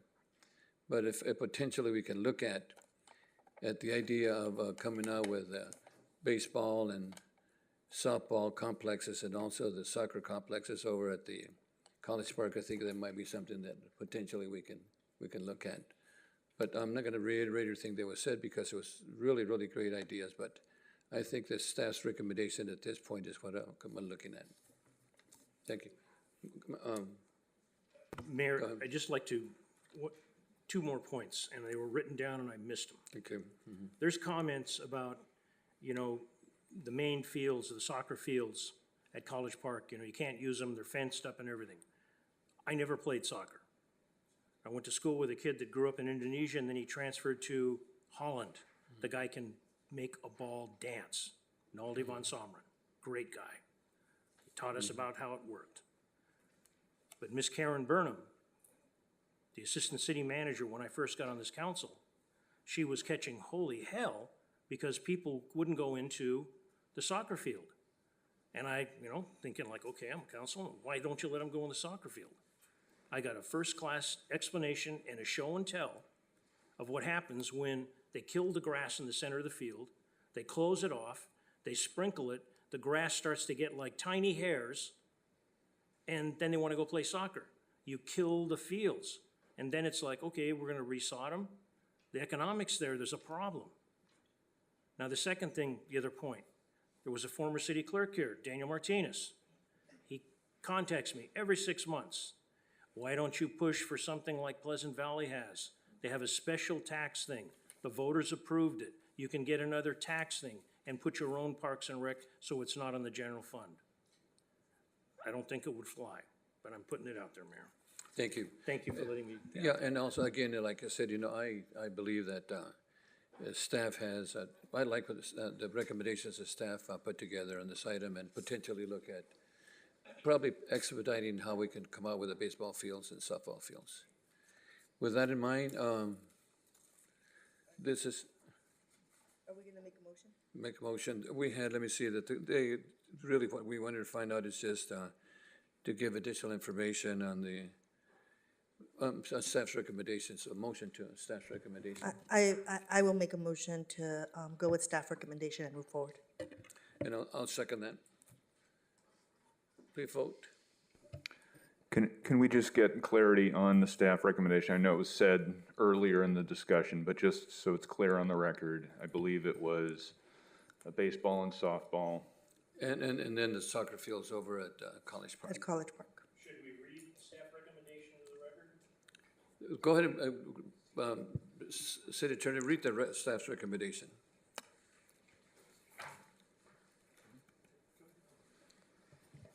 That the City Council, based on the Parks and Recreation Master Plan and outcomes of Sports Park Idea Day, designate the future use at Sports Park to be a baseball/softball complex and designate the future use at College Park to be a soccer complex. Okay. And the secondary part of the recommendation is that the council find that its action is not subject to CEQA pursuant to Section 15060, subdivision C2 of the CEQA guidelines. Thank you. So that's So I will move that recommended action. and I'll second it. Oh, please vote. Go. I'm sorry. Go ahead. Oh. I'm sorry. Go ahead. Thank you. Mr. Ron? And I would like to offer an amendment if Councilwoman Basu is open to it. On this recommendation, number one, as we move into the design phase, if staff finds the ability to, or if they can explore diversity in remaining space for programming. Because as we saw in the staff report is a very simple diagram versus the rendering that was provided, which could show that there may be additional space for other programming. When you mean programming, what do you mean? I'd like to keep it broad at this point, diversity in programming, because we have a lot of other things, and maybe we move forward with this as like a phase one, and maybe there's another idea day or other outreach for what I just diversity think would look that like. programming is so diverse. Yeah, that's, So I would like to know what you're thinking as far as, I mean, you're talking tennis courts, pickleball courts, and I'm not sure if we. I'm not sure if I could. Well, I mean, I'd like it to be really a blank canvas like we started with this to begin with. But if that's not supported, that's not supported. I just think it's just so broad. Agreed. That I would like staff to have a clear understanding of how to move forward as far as, and understanding that we're just going into the design phase. We don't even have money for construction. Exactly, right, yeah. I guess I was just hoping to formalize that we're not married to, we're going to maximize the space to one dedicated use. I would hope that during the design process, staff understands that. Yeah. Is that fair? Alex? Oh, go ahead. I would question that. I mean, if you're moving the recommended action, it says, that's why I'm glad I asked the city attorney to read it, and thank you very much for reading it. The city council, based on the Parks and Recreation Master Plan and outcomes of Sports Day, Idea Day, designate the future use at Sports Park to be baseball/softball complex, and designate the future use at College Park to be a soccer complex. That's right. Period. There's nothing else. Right. No other option. Well, what That Councilmember is what Tehran the- was trying to do is add additional programming, but it's so broad That's that we. that we, But I think that contradicts your recommendation. That's right, but he was she- making a second. he was- That's but he, correct. Hasn't gotten a second on that. Right. So I will move the recommended action as stated by our city attorney. And I'll second that. Please vote.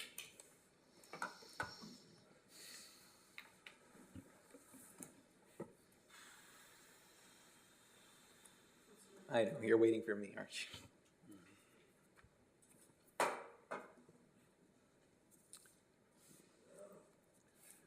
I think we've doomed ourselves to another 10 years of doing nothing on that Well, property. potentially we could come up with something. Okay. Okay, so that's approved. Thank you. Motion passes 4-2. Thank you. Okay, and thank everybody again for being here so late tonight, thank you. So we're going into our next item. The next item is the Finance Department. This is to discuss the general fund bonding / debt capacity and long-range planning and consideration and recommendation that the City Council receive and file a report that the Finance Department regarding general fund bonding capacity and long-range planning considerations. And this is again required under Measure M. And we do have Betsy George give us additional information. And if so, desired by council. Thank Betsy? you, Mayor Zaragoza, Council. Betsy George, Chief Financial Officer. And I did a Measure M video and have the staff report. And primarily the intent was to just provide a little more information and background as we're moving forward with several projects over the next couple of years. I know the South Oxnard Aquatic Center is the item that's next on this agenda. And then also in the 5-year master plan, we have rebuilding some fire stations, the senior center, along with some other plans, or projects planned. The street improvement that we were looking at starting this year. And so just wanting to provide context on how that fits into our long-range financial planning and what the impacts are of the decisions we make on whether to move forward with projects and then also the timing of projects.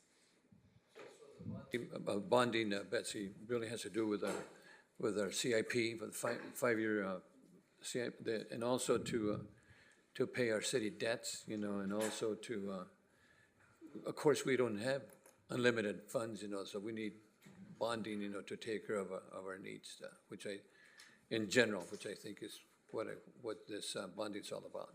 Yeah, for certain projects, and it's not even necessarily about having the money currently, but using a bond, borrowing the money basically over the time frame that the project is going to be in use, then creates what's called generational equity, and then that annual payment that we're making the debt means that those annual revenues that we're collecting that year for taxes are being used for the facility, and so the payments match the use. Say it's a 25-year project or a 30-year a building, or South Aquatic Center, 20 years of pool. And Betsy and Mr. City Manager, I belong to many agencies, board of supervisors and so forth. I cannot understand how we can function without any bonding, because everybody has to bond, because nobody has. It's like saying we're going to buy a house cash or a car cash and so forth. So we need to have ability to finance, a house, a car, and other entities. And I don't see how we cannot do it without bonding, personally.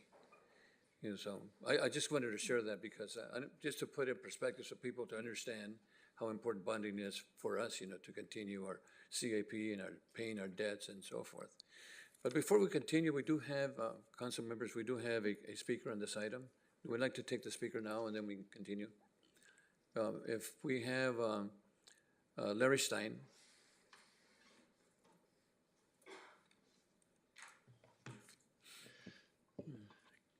Good evening, Mr. Mayor, members of the City Council, staff, and public.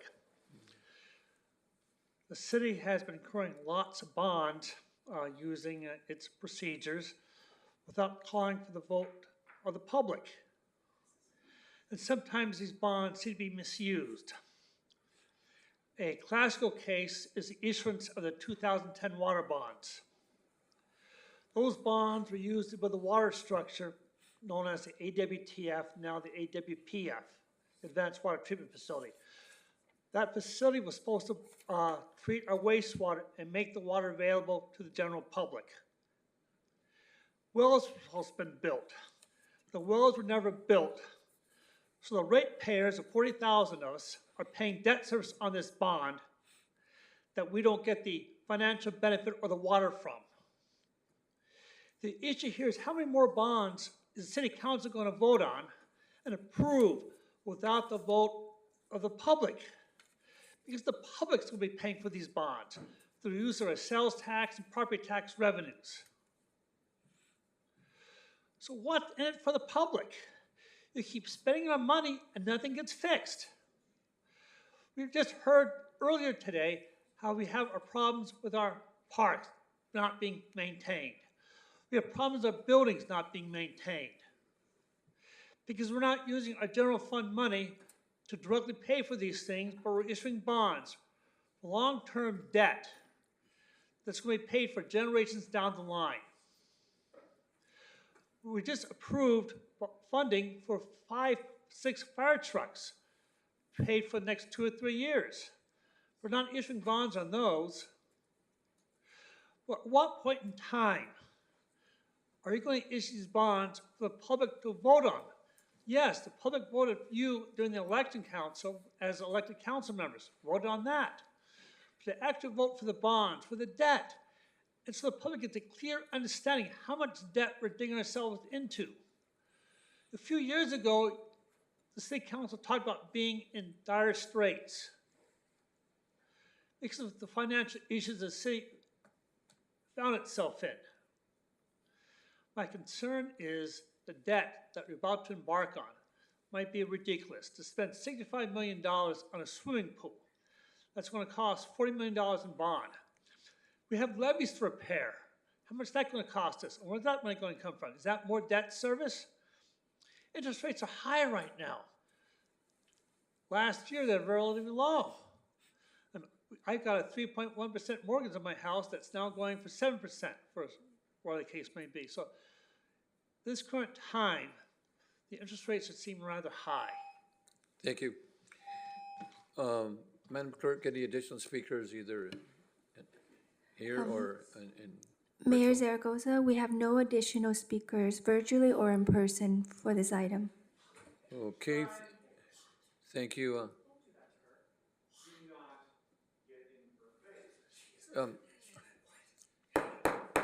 Mr. Stein, please leave the console. Thank you.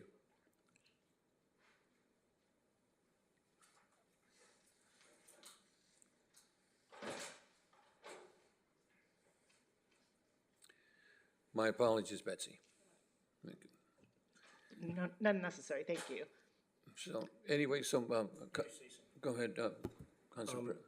My fellow council members, I know Larry Stein. I consider him somewhat of a friend.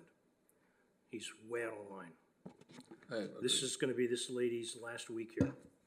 She's moving on. She's done a hell of a job. She's taken a beating from various people.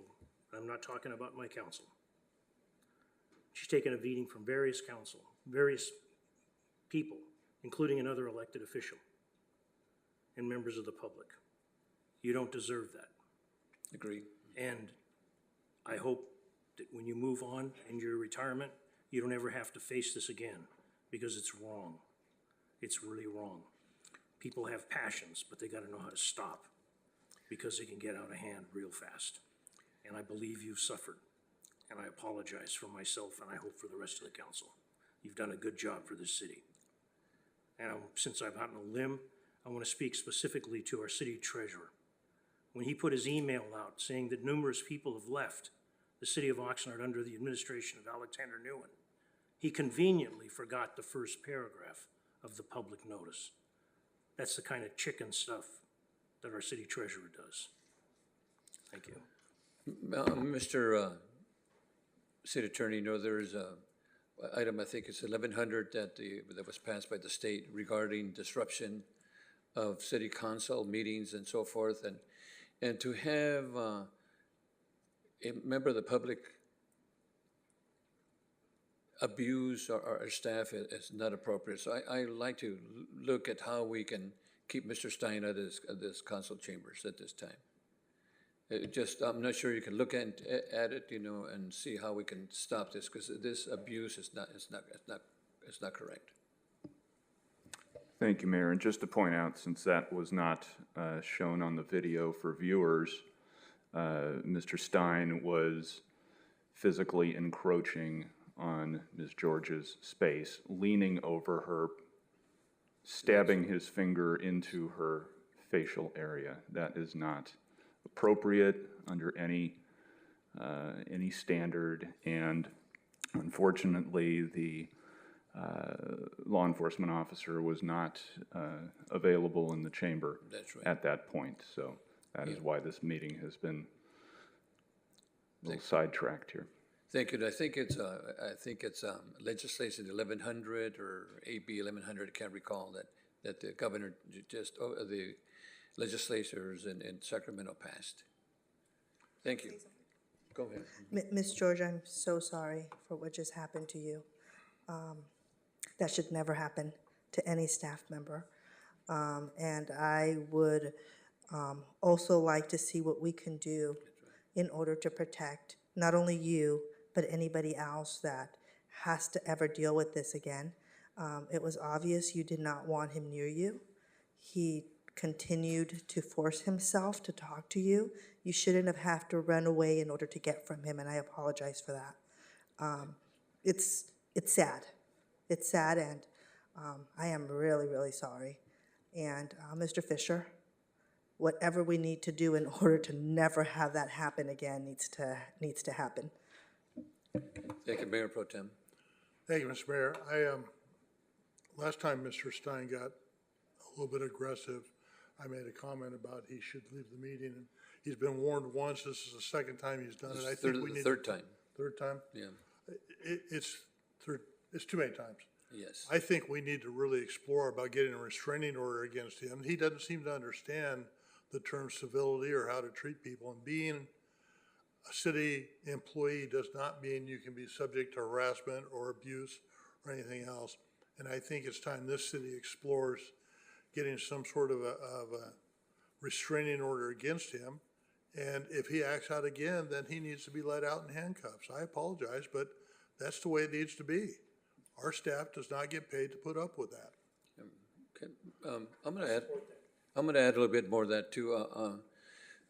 Mr. City Attorney and City Manager, not only does Mr. Stein act like this and abusive towards people here in the council chambers, but also on the fourth floor. You know, I happen to be there at my office every single day, 8 hours a day, and that happens often, going out there and basically abusing our staff there on the fourth floor. So I think we have to look at the total picture here. Thank you for that. And Mr. Mayor, I don't usually ask this, but I would ask that our officer go out and just kind of do a perimeter check and That's right. make sure that Mr. Stein is not loitering in the bushes somewhere. Oh, okay. Thank you. Excellent, thank you. Go ahead, Betsy. I'm sorry. Go ahead and. Thank you. Yes, so the report wasn't to have any specific decision made on any bonds. We're not proposing to issue any bonds at this time. It was really just to provide background information because we do have a robust CIP plan coming forth from the general fund. This is specific to the general fund. On the utility funds, and then certainly we have grants and partnerships with Caltrans, with the ARPA funds, other ways that we're doing CIP projects, but these are ones that would be funded from the general fund. Thank you, Betsy. Okay, and this is, Mr. City Manager, this is receive and file, or we're okay? I actually had another comment before. Go ahead. Before the fireworks went off. Go ahead. You know, the thing that would be helpful to me, and I know that when you talk to different department heads and stuff, or when I talk to different department heads, they have things that aren't necessarily in the CIP that they may be looking at in 3 to 5 years, like the growth of a department or a new office or something of that nature, where they're kind of watching the financial future as to how things are going to go. And what would be helpful to me is if we are presented with, should we bond for this, or should we do this or do that? I would really like to have a little more information than what's in the CIP, because that's there, it's a constant, it's a 5-year plan. But, are there other things that maybe are on the horizon that we might want to do? And if we bond for project A, is that going to eliminate project B that hasn't really been presented yet, but it's been the topic of a lot of discussion? Because it's kind of like doing your household finance. I don't know about your household finances, but mine, when I do my household finances, I get paid once a month. And so I do pretty well the first 3 weeks, but the last week or two, I got to stretch it a little bit to make sure I can still pay bills. And it's helpful to me to know that if in this week I pay for this, in the third week, I'm probably not going to be able to pay for something else.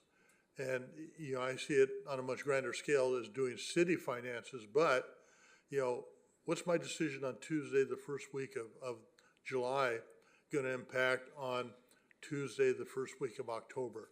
That, gee, we don't have the money because we bonded for something else. So that's kind of the thought process I'd like to look at. And I know it's probably a little bit more work, and it's going to require the department heads to work with the city manager and say, hey, I have these long-range dreams. Are they realistic or not? And how do we capture all that information so that they can get it to whoever the chief financial officer will be in the future? Because, and I'm very happy for you that you're moving on. I'm sad that we're losing you, but I want you to be very happy with where you're going. And I understand that sometimes this can be a very challenging task, but how do we get that information without burning out the next chief financial officer by trying to, herd all this stuff together? And so it would probably be part of Mr. Nguyen knowing. I can address that. Carry your CIP book with you to every council meeting. I'm sorry? Carry your CIP book with you to every council meeting. Okay. I'm kidding. I understand the point, though.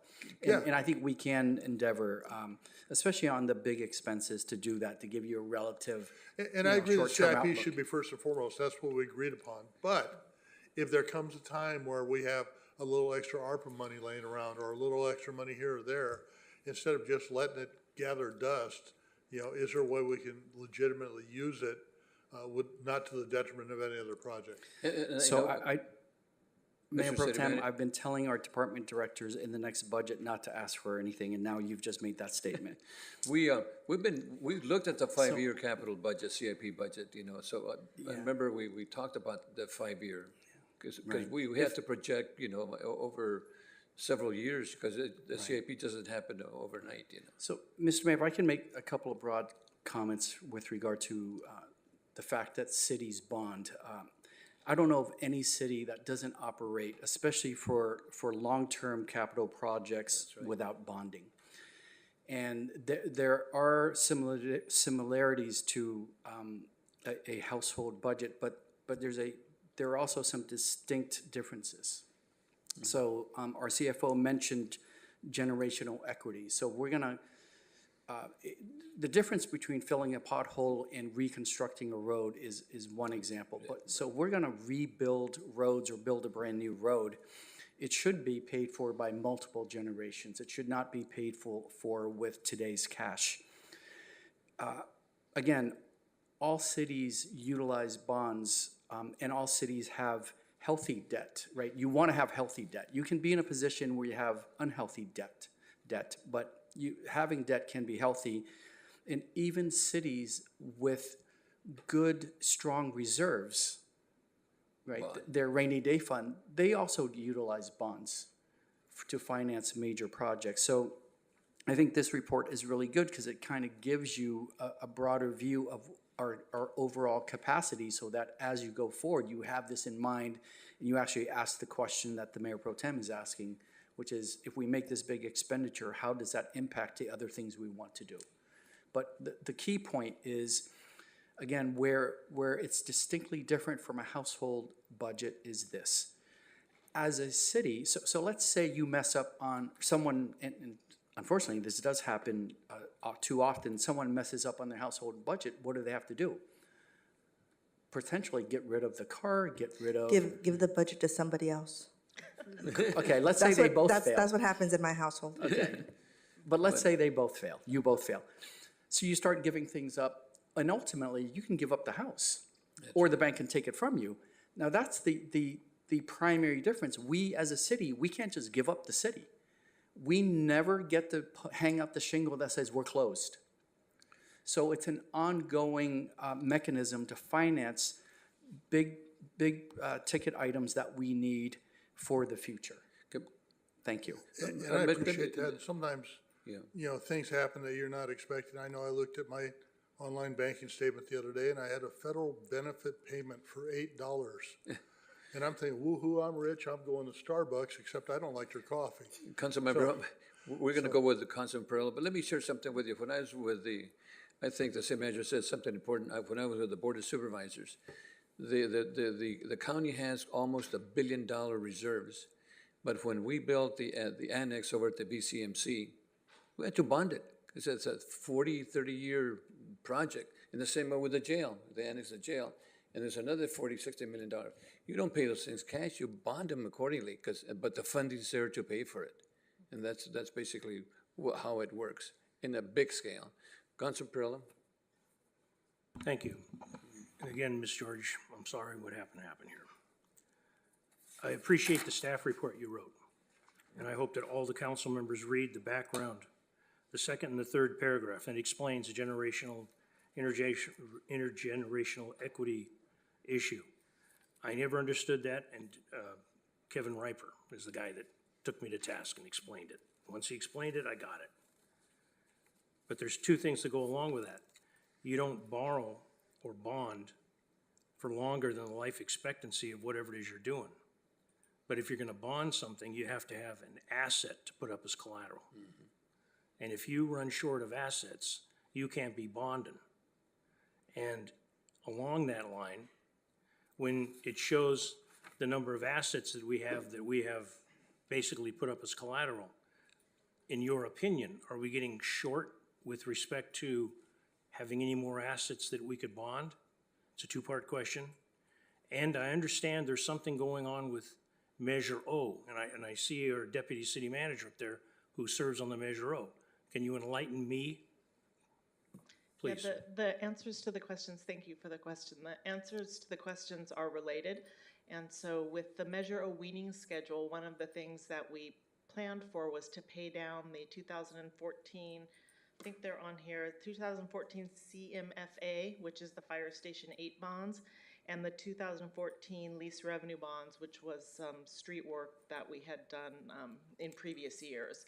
And those two bonds, if you look at the collateral, it's about $67 million in collateral for those two bonds, but the outstanding debt is only around 14 million, between 14 and 15 million. So we're holding all of this collateral for a small amount of debt. And so not only can we save money in Measure O with interest by paying down the debt, with the weaning schedule and moving the ongoing operations into the general fund and having one-time projects in Measure O, it allows us to be able to do this.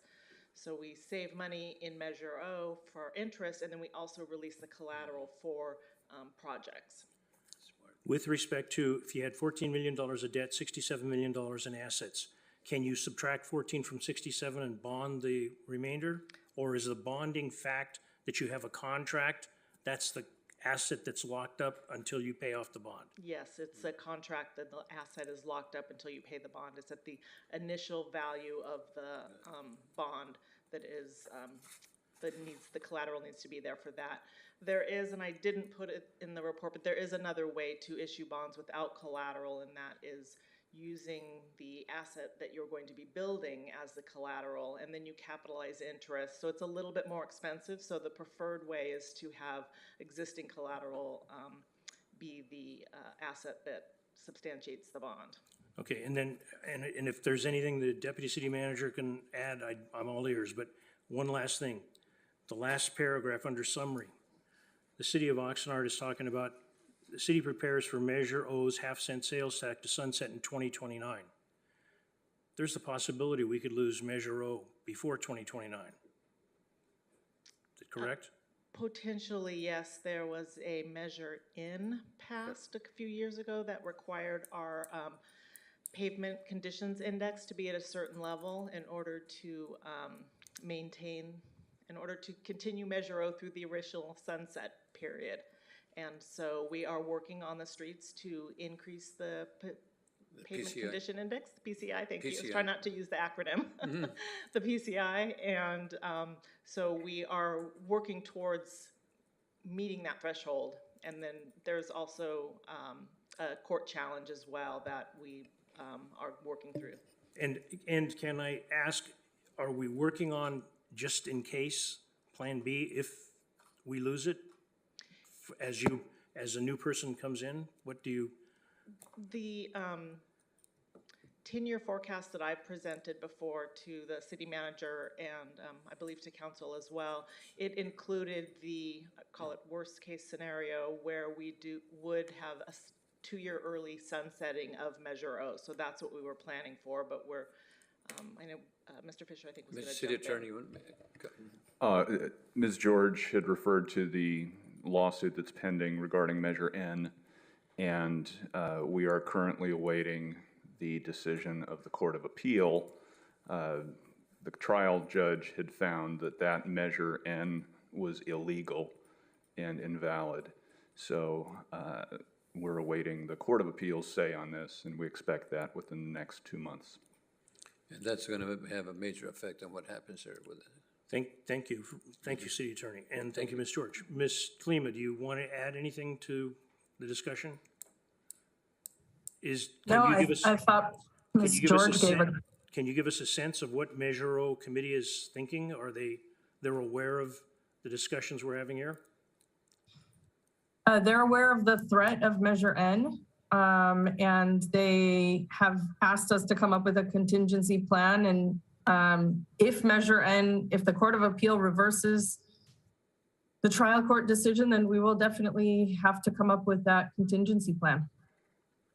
Thank you very much. Thank you, Ms. George. Thank you. Okay, Councilor Matron. Thank you, Mayor. Thank you, Ms. George, for the presentation and for being a stellar CFO for the city and for the residents of Oxnard. My colleagues have already talked a little bit about some of the notes I had regarding this, but I will reiterate my appreciation for touching on the intergenerational equity and how this works. And I'll just use Fire Station 8 as an example that I believe it was built when I was early in my career as a working adult. Now, this many years later, I don't see any reason why I shouldn't be paying into that for that debt service and then continued maintenance and keeping of that fire station beyond that. And even though I live almost completely the opposite end of where Fire Station 8 is based, it's serving our entire city and it's serving our residents of Oxnard. And this may not be an apples to apples comparison, but I'm going to do my best as far as spreading out the debt service and the cost of that over time. And I mean, I'll use a car loan as my example. When I purchased my vehicle in 2019, I purchased it used for $22,000, and I saved up for a really good down payment, and I had done my finances to figure out how much of a payment can I afford. And instead of financing through the dealership, there was better financing through my credit union. So I paid in bulk to them through a credit union cashier's check, and then I paid my credit union month per month, and then I paid it off. And I spread that out so that I didn't have to save up $22,000 of my own money and sacrifice up front a bunch of stuff. Instead, I paid a loan amount per month that I knew I could afford over a period of time, a fixed period of time, that allowed me to also do other things in the right now. And so with our bonds, there are ways for us to do things that can be spread out over multiple generations, as you had mentioned, over the lifespan of what that facility or that investment is meant to, how it's meant to serve. And then it also allows us to do the right now programming that we need to do anyways. Our core services, public safety, and also serving the residents of Oxnard. And so all that to say that the summary we have here and this receive and file report is much appreciated, and I thank you for putting it forward. And I will say thank you again to you for all of the work you've provided to the residents and to the city of Oxnard, and I wish you luck in your next endeavor, and thank you very much. Thank you, I appreciate it. Yeah, it's been my pleasure to serve the community and council as well as the city manager's office. Okay, well, thank you again, Betsy. Again, like everybody says, good luck, and thank you for the service you gave the city of Oxnard. Thank you tremendously. So this is a receive and file, so we'll continue on to item number 7. Item number 7 is the city manager's, this is a revision of the approval of concept design for the South Oxnard Aquatic Center, professional service agreement with the design architect, ELS Architect plus Urban Design. The recommendation of the City Council: 1, approve a revision of the approved conceptual design for the South Oxnard Aquatic Center, SOAC, improvement project number 225502 to include a 30-meter pool. 2, to approve an amendment to the professional service agreement with ELS Architect plus the Urban Design in the amount of $75,000 for a total not to exceed $3,975,057, and extend the contract to July 24, 2026. And 3, to find this project is currently undergoing California Environmental Quality Act mitigated declaration, CEQA-MND study pursuant to Title 14 of the California Code of Regulations, Section 15070 through 15075. The CEQA plus M&D will be completed and ready for final review and approval by the City Council at a time of construction award. And this item did not originate in the committee and is a capital improvement project specifically listed in the capital improvement project budget, which was previously approved by City Council. And again, this was a pre-recorded item under Measure M, and we do have Ashley Golden for additional information. Yes, just a few comments, and I'd like to introduce the team that's here this evening as well.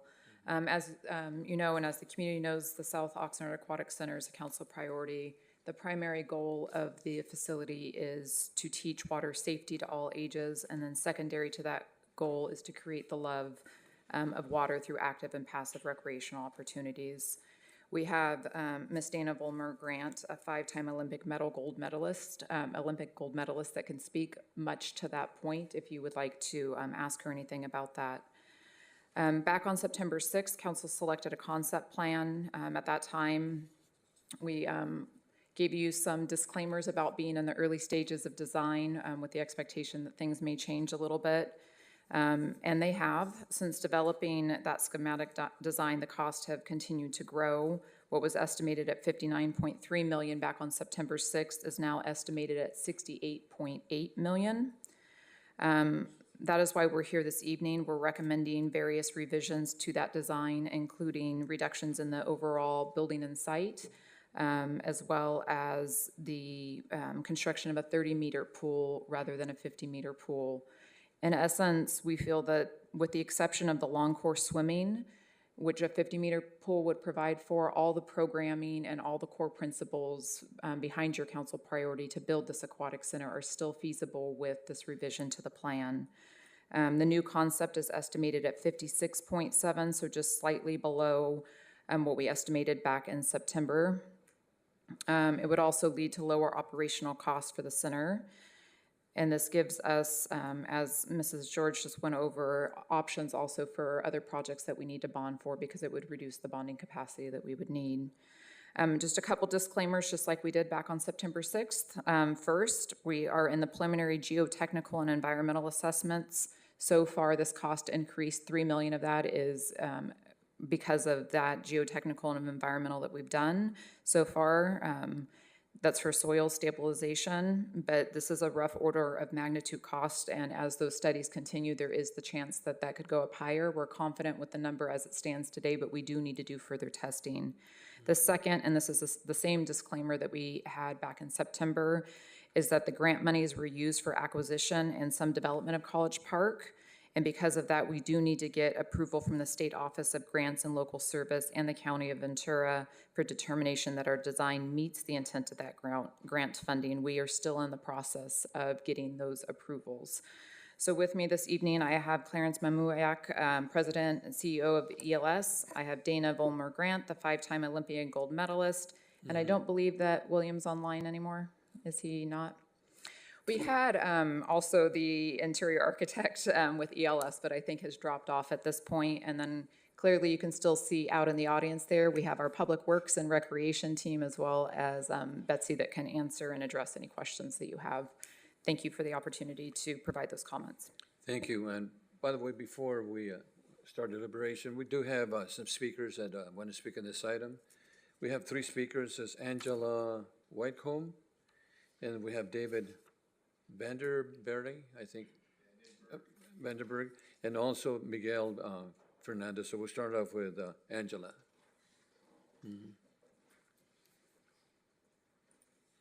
Hi, I wanted to tell you that I'm in supportive of the Aquatic Center. I do have a couple of questions. With the decreased pool size, what I know that the 50 meters, it's the long form swim, isn't really that big of a deal for our community. We don't, and that's not a huge thing with the swim meets. My concern was the loss of the lanes and the depth of the pool and the ability to do different things. Are we losing the diving capabilities? And just with those lanes, there's less lanes available for swimming and for the classes and for competitiveness. So that's my concern. I want to make that clear. But I do support this plan, and I want to get it done. I think it's very important that we teach our kids how to swim, and that. But once they do know how to swim, create strong swimmers. When we do a soccer program, we don't just teach them how to kick the ball. We teach them. We go a little further. Same with all of our other sports. So I understand that we want to make everybody safe, but I would like for us to think a little bit more long term about once we've accomplished that goal, and we'll have that facility to do more. So thank you. Thank you. Okay, David Vanderberg, followed by Miguel Fernandez. I hope you reconsider and stay with the 50-meter pool. I had some concerns, so I went back to the Ventura Aquatic Center and spoke with the aquatics coordinator, and found out the pool that at the Aquatic Center is used from 6:30 in the morning until 8:15 at night. I coach water polo at night with them. I also asked them about their slide and their amusement section and how often it is used. Their slide is used during the summer months for 4 hours a day, but on the other months, it's not used. It's used on the weekends, so from May until October it's used, but only on the weekends on May and September and October. So it's not used that much, and so would you consider not having this meandering pool or slides instead of keeping with the lap pool? I also noticed that, like I said, all the lanes in the competitive 50-meter pool are used every day, even on, I believe, on Sundays. But I'm there from during the weekday. So in the mornings, master swims. In the laps, in the instructional pool, instruction goes on year-round. The only thing that there was concerns of, they don't have enough lifeguards to continue on with more instruction. So can we, instead of shortening the pool, not use the meandering pool and the water slide? Can we go that way instead? And hopefully then we can have a very good, successful aquatics program for the city, a recreation, a complete aquatic center versus an amusement park instead. Please consider it. Thank you. Thank you. Okay, Miguel Fernandez. So what the report doesn't take into account is the more esoteric optics that happen if we throw in the towel on the 50-meter pool. Ventura's got a 50-meter pool. Thousand Oaks have 50-meter pools. If Camarillo ever builds a pool for themselves, you can darn well be sure it's going to be a 50-meter pool. What does that say about ourselves that we're only going to give us a lesser pool? Maybe it's an okay pool, certainly. When Disneyland was first built in 1954, 55, the sharp pencil guys kept on coming up to Walt Disney and saying, we could do this way, it would be a lot cheaper. Walt Disney said, it would be a lot cheaper if we just didn't do it at all. Disneyland opened up, it was pretty bare bones, but over time you saw what it became. I would endorse the last speaker's comment regarding trying to find an alternative to cutting down that pool, because if you build a 30-meter pool, you will never have a 50-meter pool in that place, not in our lifetimes. Maybe you not have that splash pad at the beginning. Maybe you don't have the water slides. Maybe you don't have the meandering lazy river. I don't know whether that's an equal offset on the cost, but I do know this.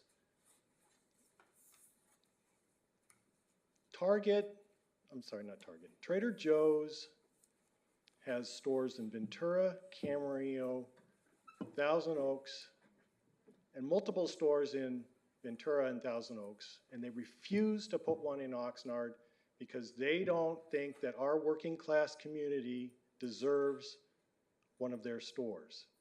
I consider that discrimination against our residents.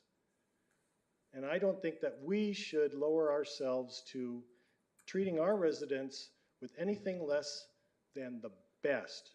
And I still think that we should have that 50-meter pool. Thank you. Thank you. Okay, Madam Clerk, any of the speakers, either here or virtually? Mayor Zaragoza, we do not have any additional speakers virtually or in person at this time. Thank you. Councilman Basua? Thank you, Mayor. To the speakers, I totally get it, and I really fought for that 50-meter pool. I really, really, really, really fought. And when I found out about this, I had to take a step back and understand that what our objective here is, and it's to teach swimming. And the way we get kids excited about swimming is by having the lazy river, by having all these amenities in order to get them into the water. My goal here was to have a community that can swim and can go out not only to the pool, but go out to the ocean. We live so close to the beach in South Oxnard, and a lot of our residents don't know how to swim, even as adults. And as much as I want the 50-meter pool, because I agree we need the best, and I understand we're not going to be able to come back and get it. This is a really important project for me, and part of being a council member is also taking some concessions. And I understand that financially, we need to do this. As much as it breaks my heart, I'm going to support this. It's what's best for the city at this point, and I really want to break ground. So I'm hoping my fellow council members can also support it. Thank you. Thank you, Councilman Turan. I believe there's other speakers ahead of me, are there not?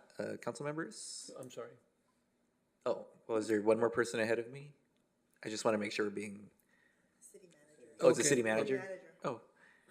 If he wants to respond... City that's Manager, go fine. ahead. I do. So there are 2 points I want to make, but the first one is we actually have an expert here in the room. So I'd like to hear from our consultant to talk about the 50-meter pool. And as you come up, I want to remind everyone, at the outset, I also dreamt of a 50-meter pool. But the actual Olympiad with the actual medals was able to convince me why that's not necessary. So in the broader context of the fact that there are 50-meter pools at the high schools, and actually I believe there will be even one or two more in the near future, these other amenities are also significant for our community. So it's not a fixation about a 50-meter pool, but if you could discuss why you believe, since you are the only expert in this room at the level that you are, why you believe the 30-meter pool is actually good. Thank you. Welcome. Thank you. Hello, Mr. Mayor and council members, and wonderful to always see you again, Councilmember Pasua.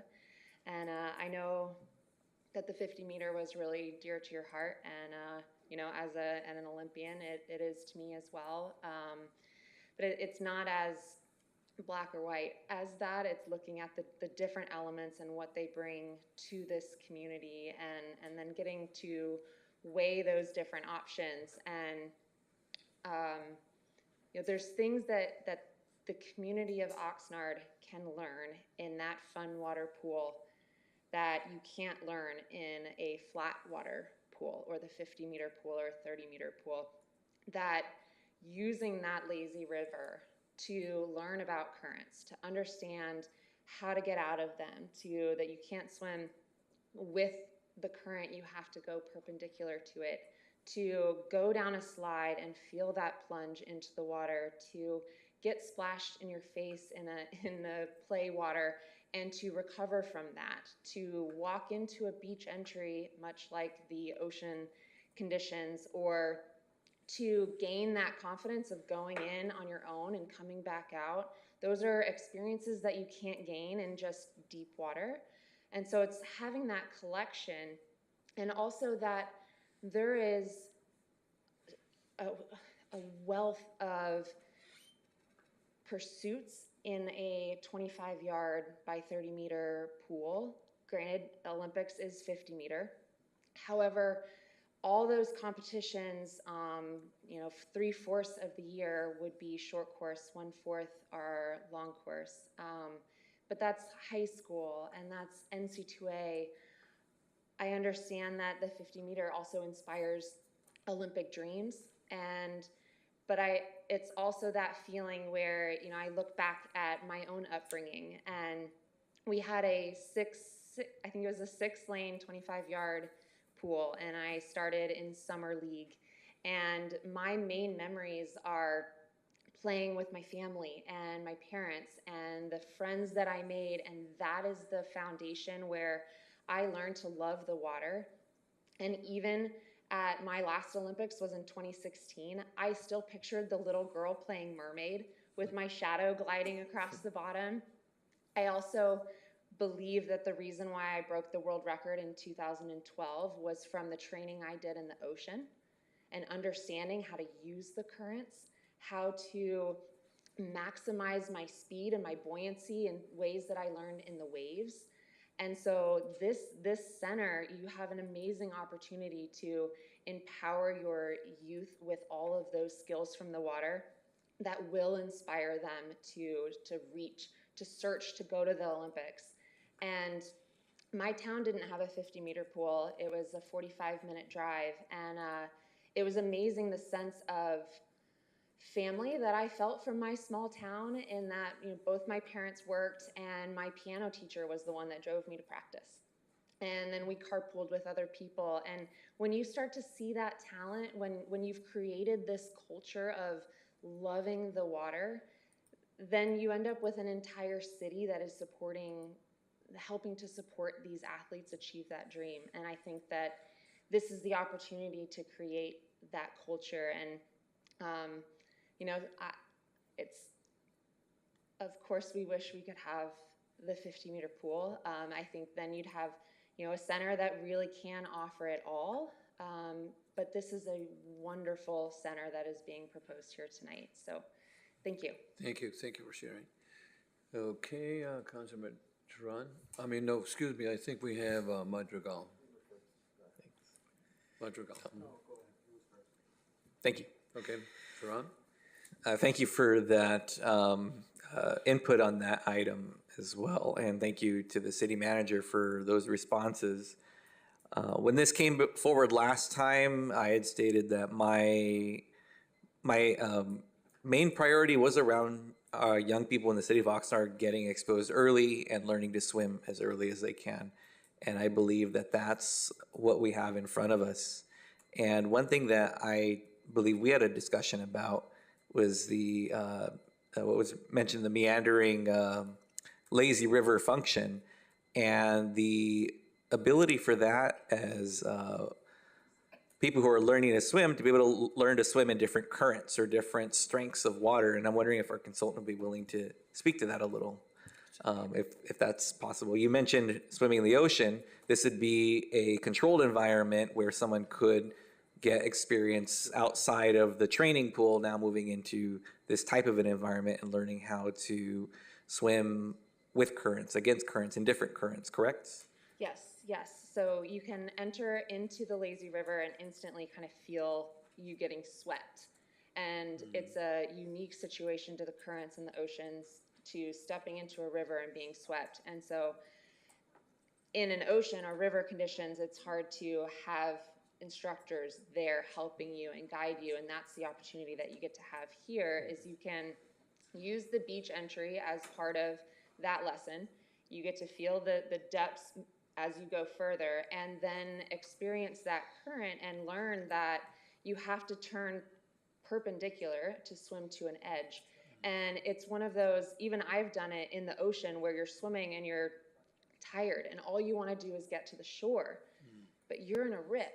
And so the harder you swim and you're not going anywhere and all you want is to reach that shore. And it's a different mindset to have that knowledge that, oh, even though I want to go there, I have to turn and swim here.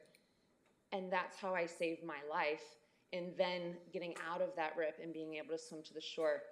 And so there's all these different ways that you can use these fun water play pools that are very non-traditional. And I think in the US, we tend to focus on teaching people to swim in flat water.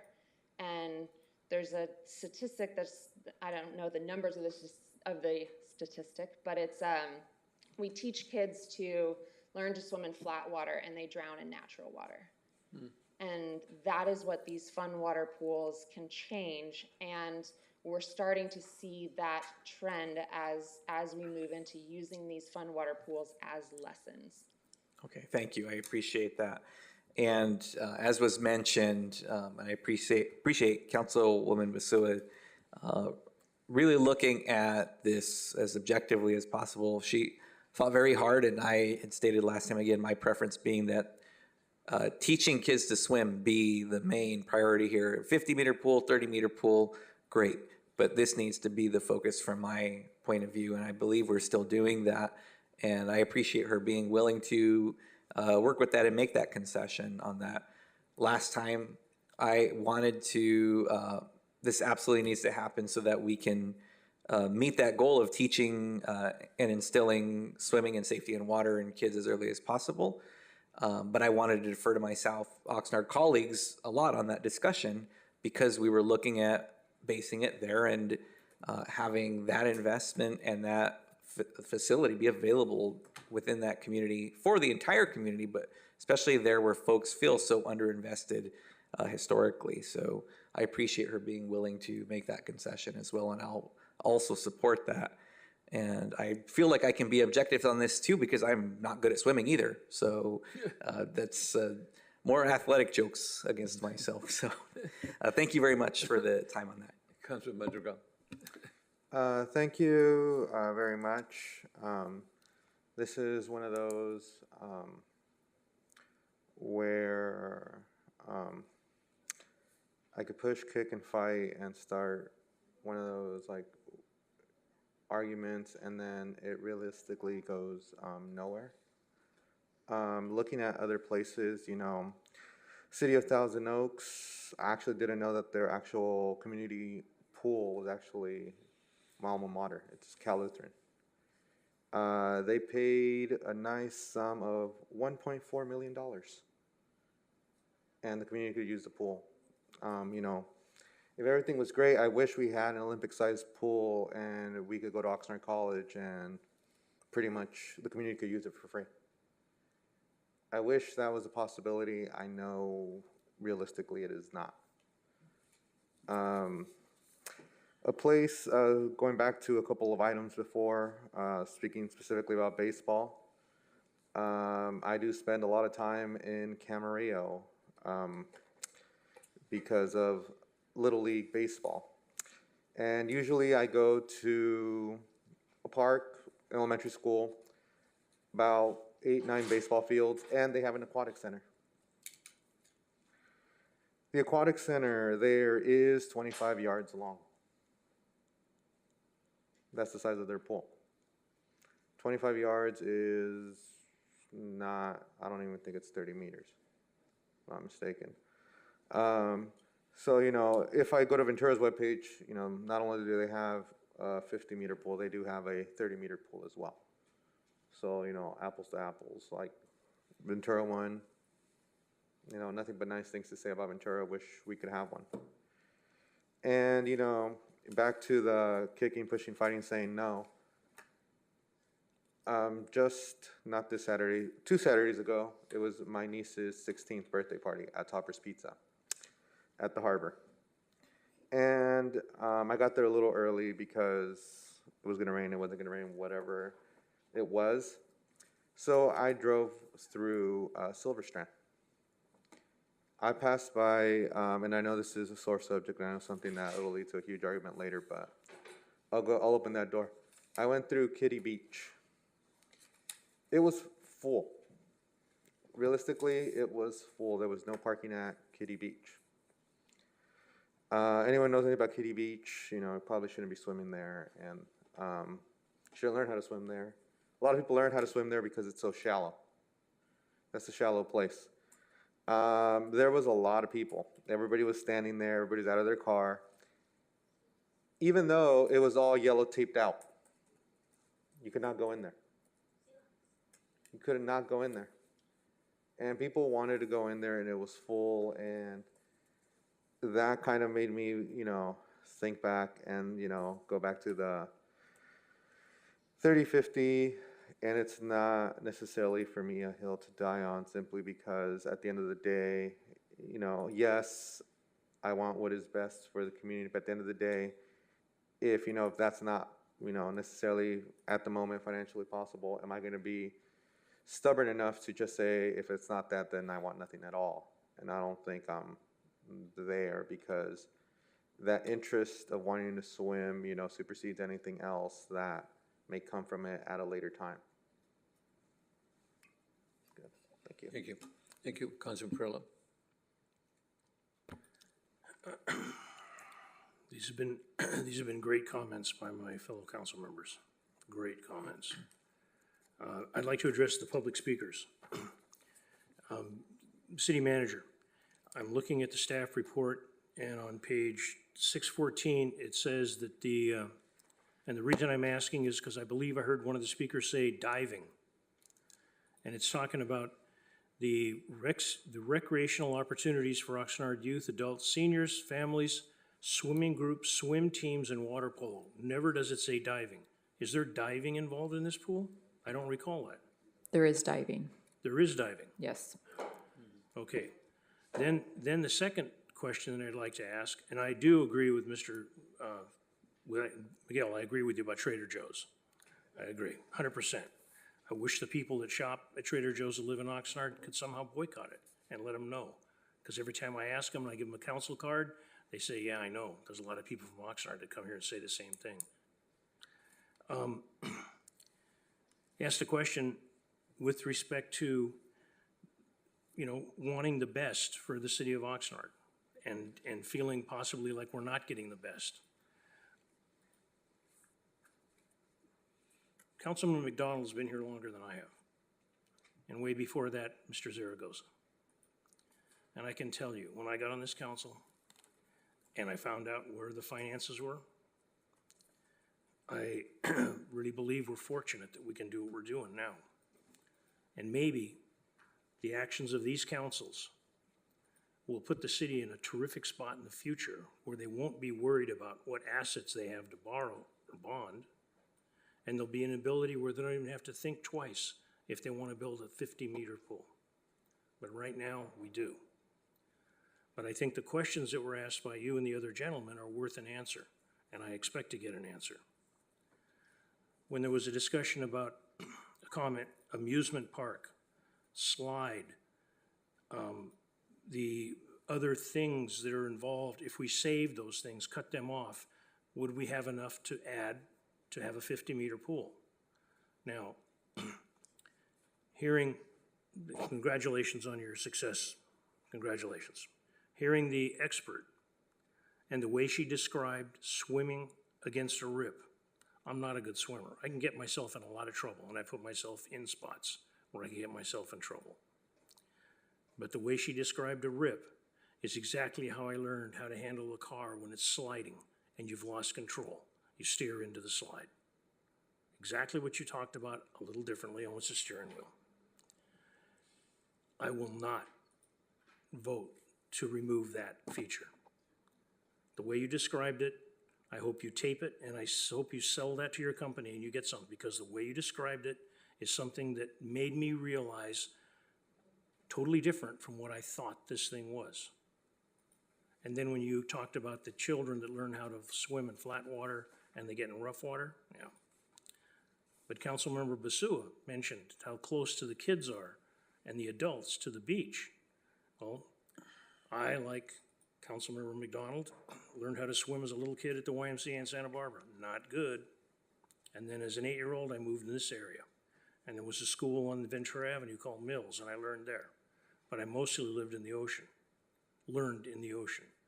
Not good. And to this day, I'm not good. And I'm lucky I've never really gotten in trouble. My whole purpose and my whole understanding for building a swimming pool in the south end, north end, where the hell ever else we're gonna build a pool, was because we wanted to, quote, Mr. Hensley, Jim Hensley, rest in peace, wanted to waterproof kids. That makes a lot of sense. That makes a lot of sense. And so the features and the ability to get a kid not scared to death of the water and learn some of the things that you explained, and if they learn in a 50 or 100 meter or a 600 meter pool, they gotta learn how to get over their fear. Because you said one other thing that I won't forget, because you talked about me. Get over your fear to go in the water by yourself and come back by yourself. That's a big deal. No matter if it's flat water, ocean, night, day, wherever. It's a big deal. Because if you don't get over that fear, you have missed a chunk of your life. And the finances, I think we need an answer. If we were to do away with some of the features that were mentioned in public comment, just what would we save? Do we have an idea? How many more meters could you put on it? I don't think it would be enough, but I think the public questions that were asked deserve an answer.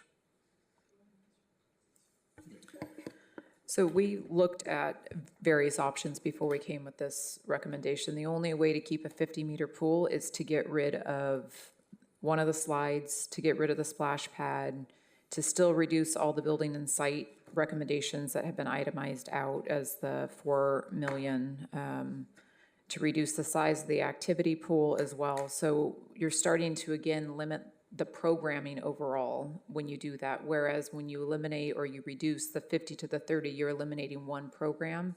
The other way you're starting to affect special populations. You're starting to affect the capacities within the aquatics activity pool, those places where that love and comfort with the water are developed.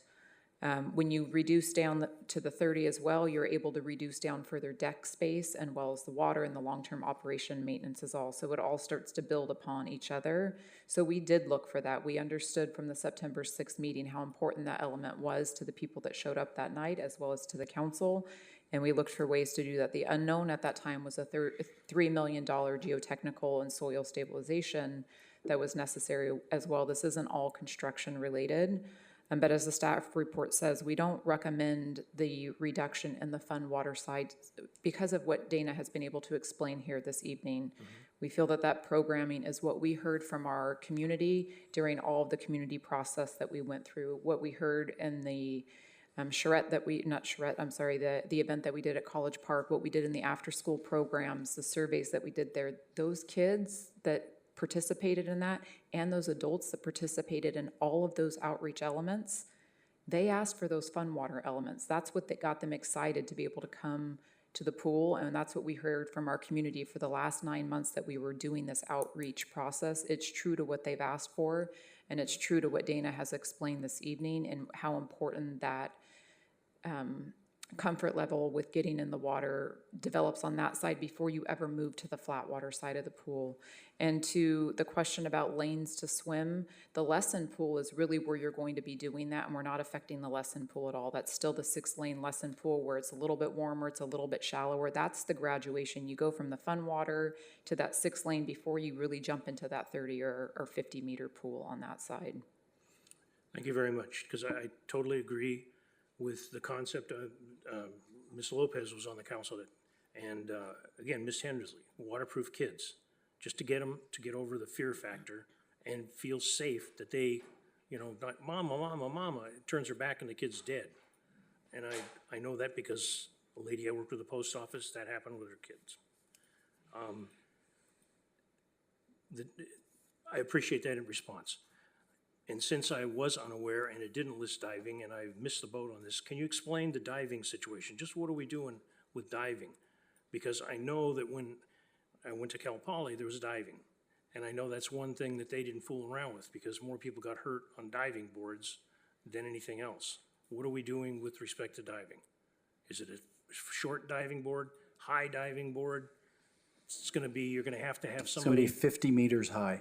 Well, I'm saying, well, Mr. Newitt, when we Because have this we deserve pool and- world class. And you and I both jump in and we learn how to swim. Remember, you told me you don't know how to swim, so 50 meters, a wind machine's 35, and let me tell you, I'd never jump off a wind machine. So I fell Clarence off a roof, that's Mamoyak, enough. non-Olympian, no gold medals. Sad to say. I'm right there with you, so, okay. Okay, so the diving situation that we're proposing here is actually the same diving situation we had with the 50-meter pool. So we have 2 pairs of springboards, a 3-meter pair and a 1-meter pair. So roughly 12 feet high, that's known as the high dive, and then a 1-meter pair as well. In addition to that, the other thing that the 30-meter pool has to do for competitions is we want to be able to have start blocks. You've seen all of those. And the best practices rule today is that you want your pool to be at least 2 meters deep wherever you have start blocks. So you can imagine the profile of this 30-meter pool is going to have probably a shallow end, and then it'll taper to a deeper end where we can have all these start blocks along one side or actually 2 sides. So it's a pretty versatile pool. And in fact, if we had to go to a 25-meter pool, which is actually fairly standard, we do the same thing with those.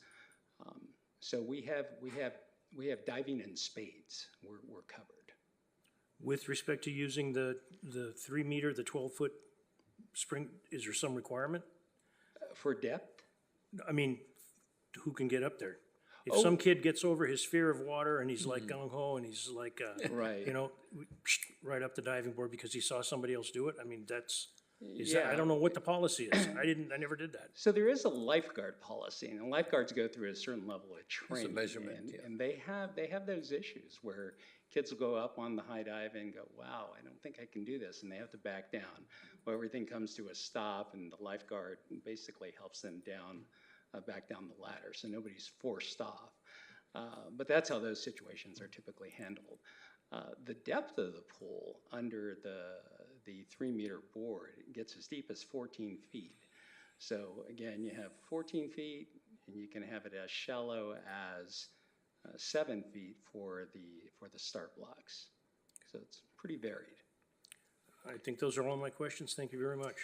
You're welcome. Thank you. Thank you. I just want to thank the consultants and thank you for, sir, for the information that you gave us. and our expert, diver, and thank you for being here today, and really, and Mr. Miguel Fernandez, you always come up with good ideas, What is your profession? I think really come up with really, really good information. I'm beautiful. Professionally, I'm an architect. Ah. The better part of the last decade. I just really, I like your recommendations, and I know that we wanted the best pool we could get, the 50-meter pool, but An opportunity to encourage staff to include walking and jogging trails in the sports park. there we go. That's another. Between all of the baseball. Thank you so much. But I think one of the things that I just want to thank everybody for their recommendations. The city council members have really good ideas, but according to staff, we continue to have growing various costs, unforeseen costs and conditions and construction costs. And the longer we wait, and as you mentioned, the more it's going to cost us. So I'm to the point that I believe that we ought to follow staff's recommendation 1, 2, and 3. And I'd like to make a motion to approve it. Go ahead. I'll second it, but I just have one question of staff. The environmental site, we're looking at potentially $1 million, but it could go much higher, it states, in the range of 5 to 10. If it hits 10, what happens?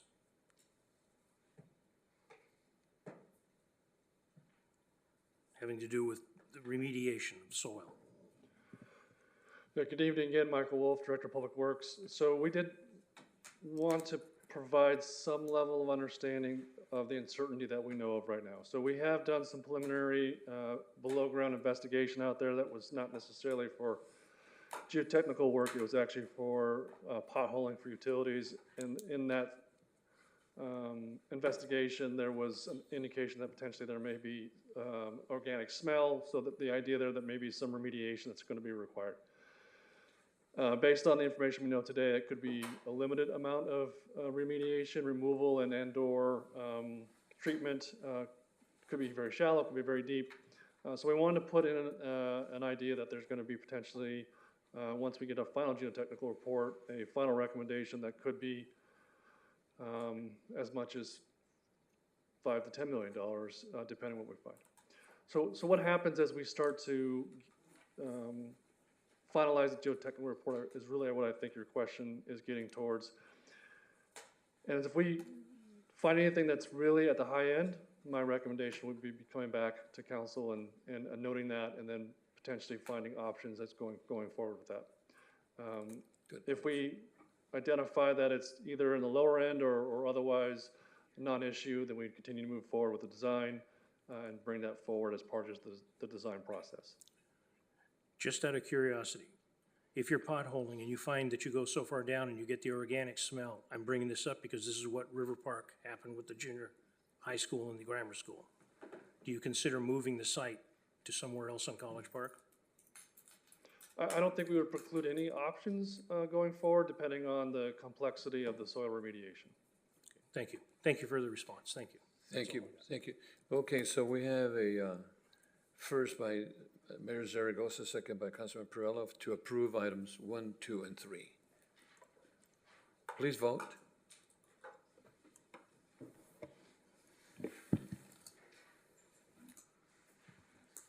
Motion carries 6-0. Thank you, and we are adjourned. Thank you.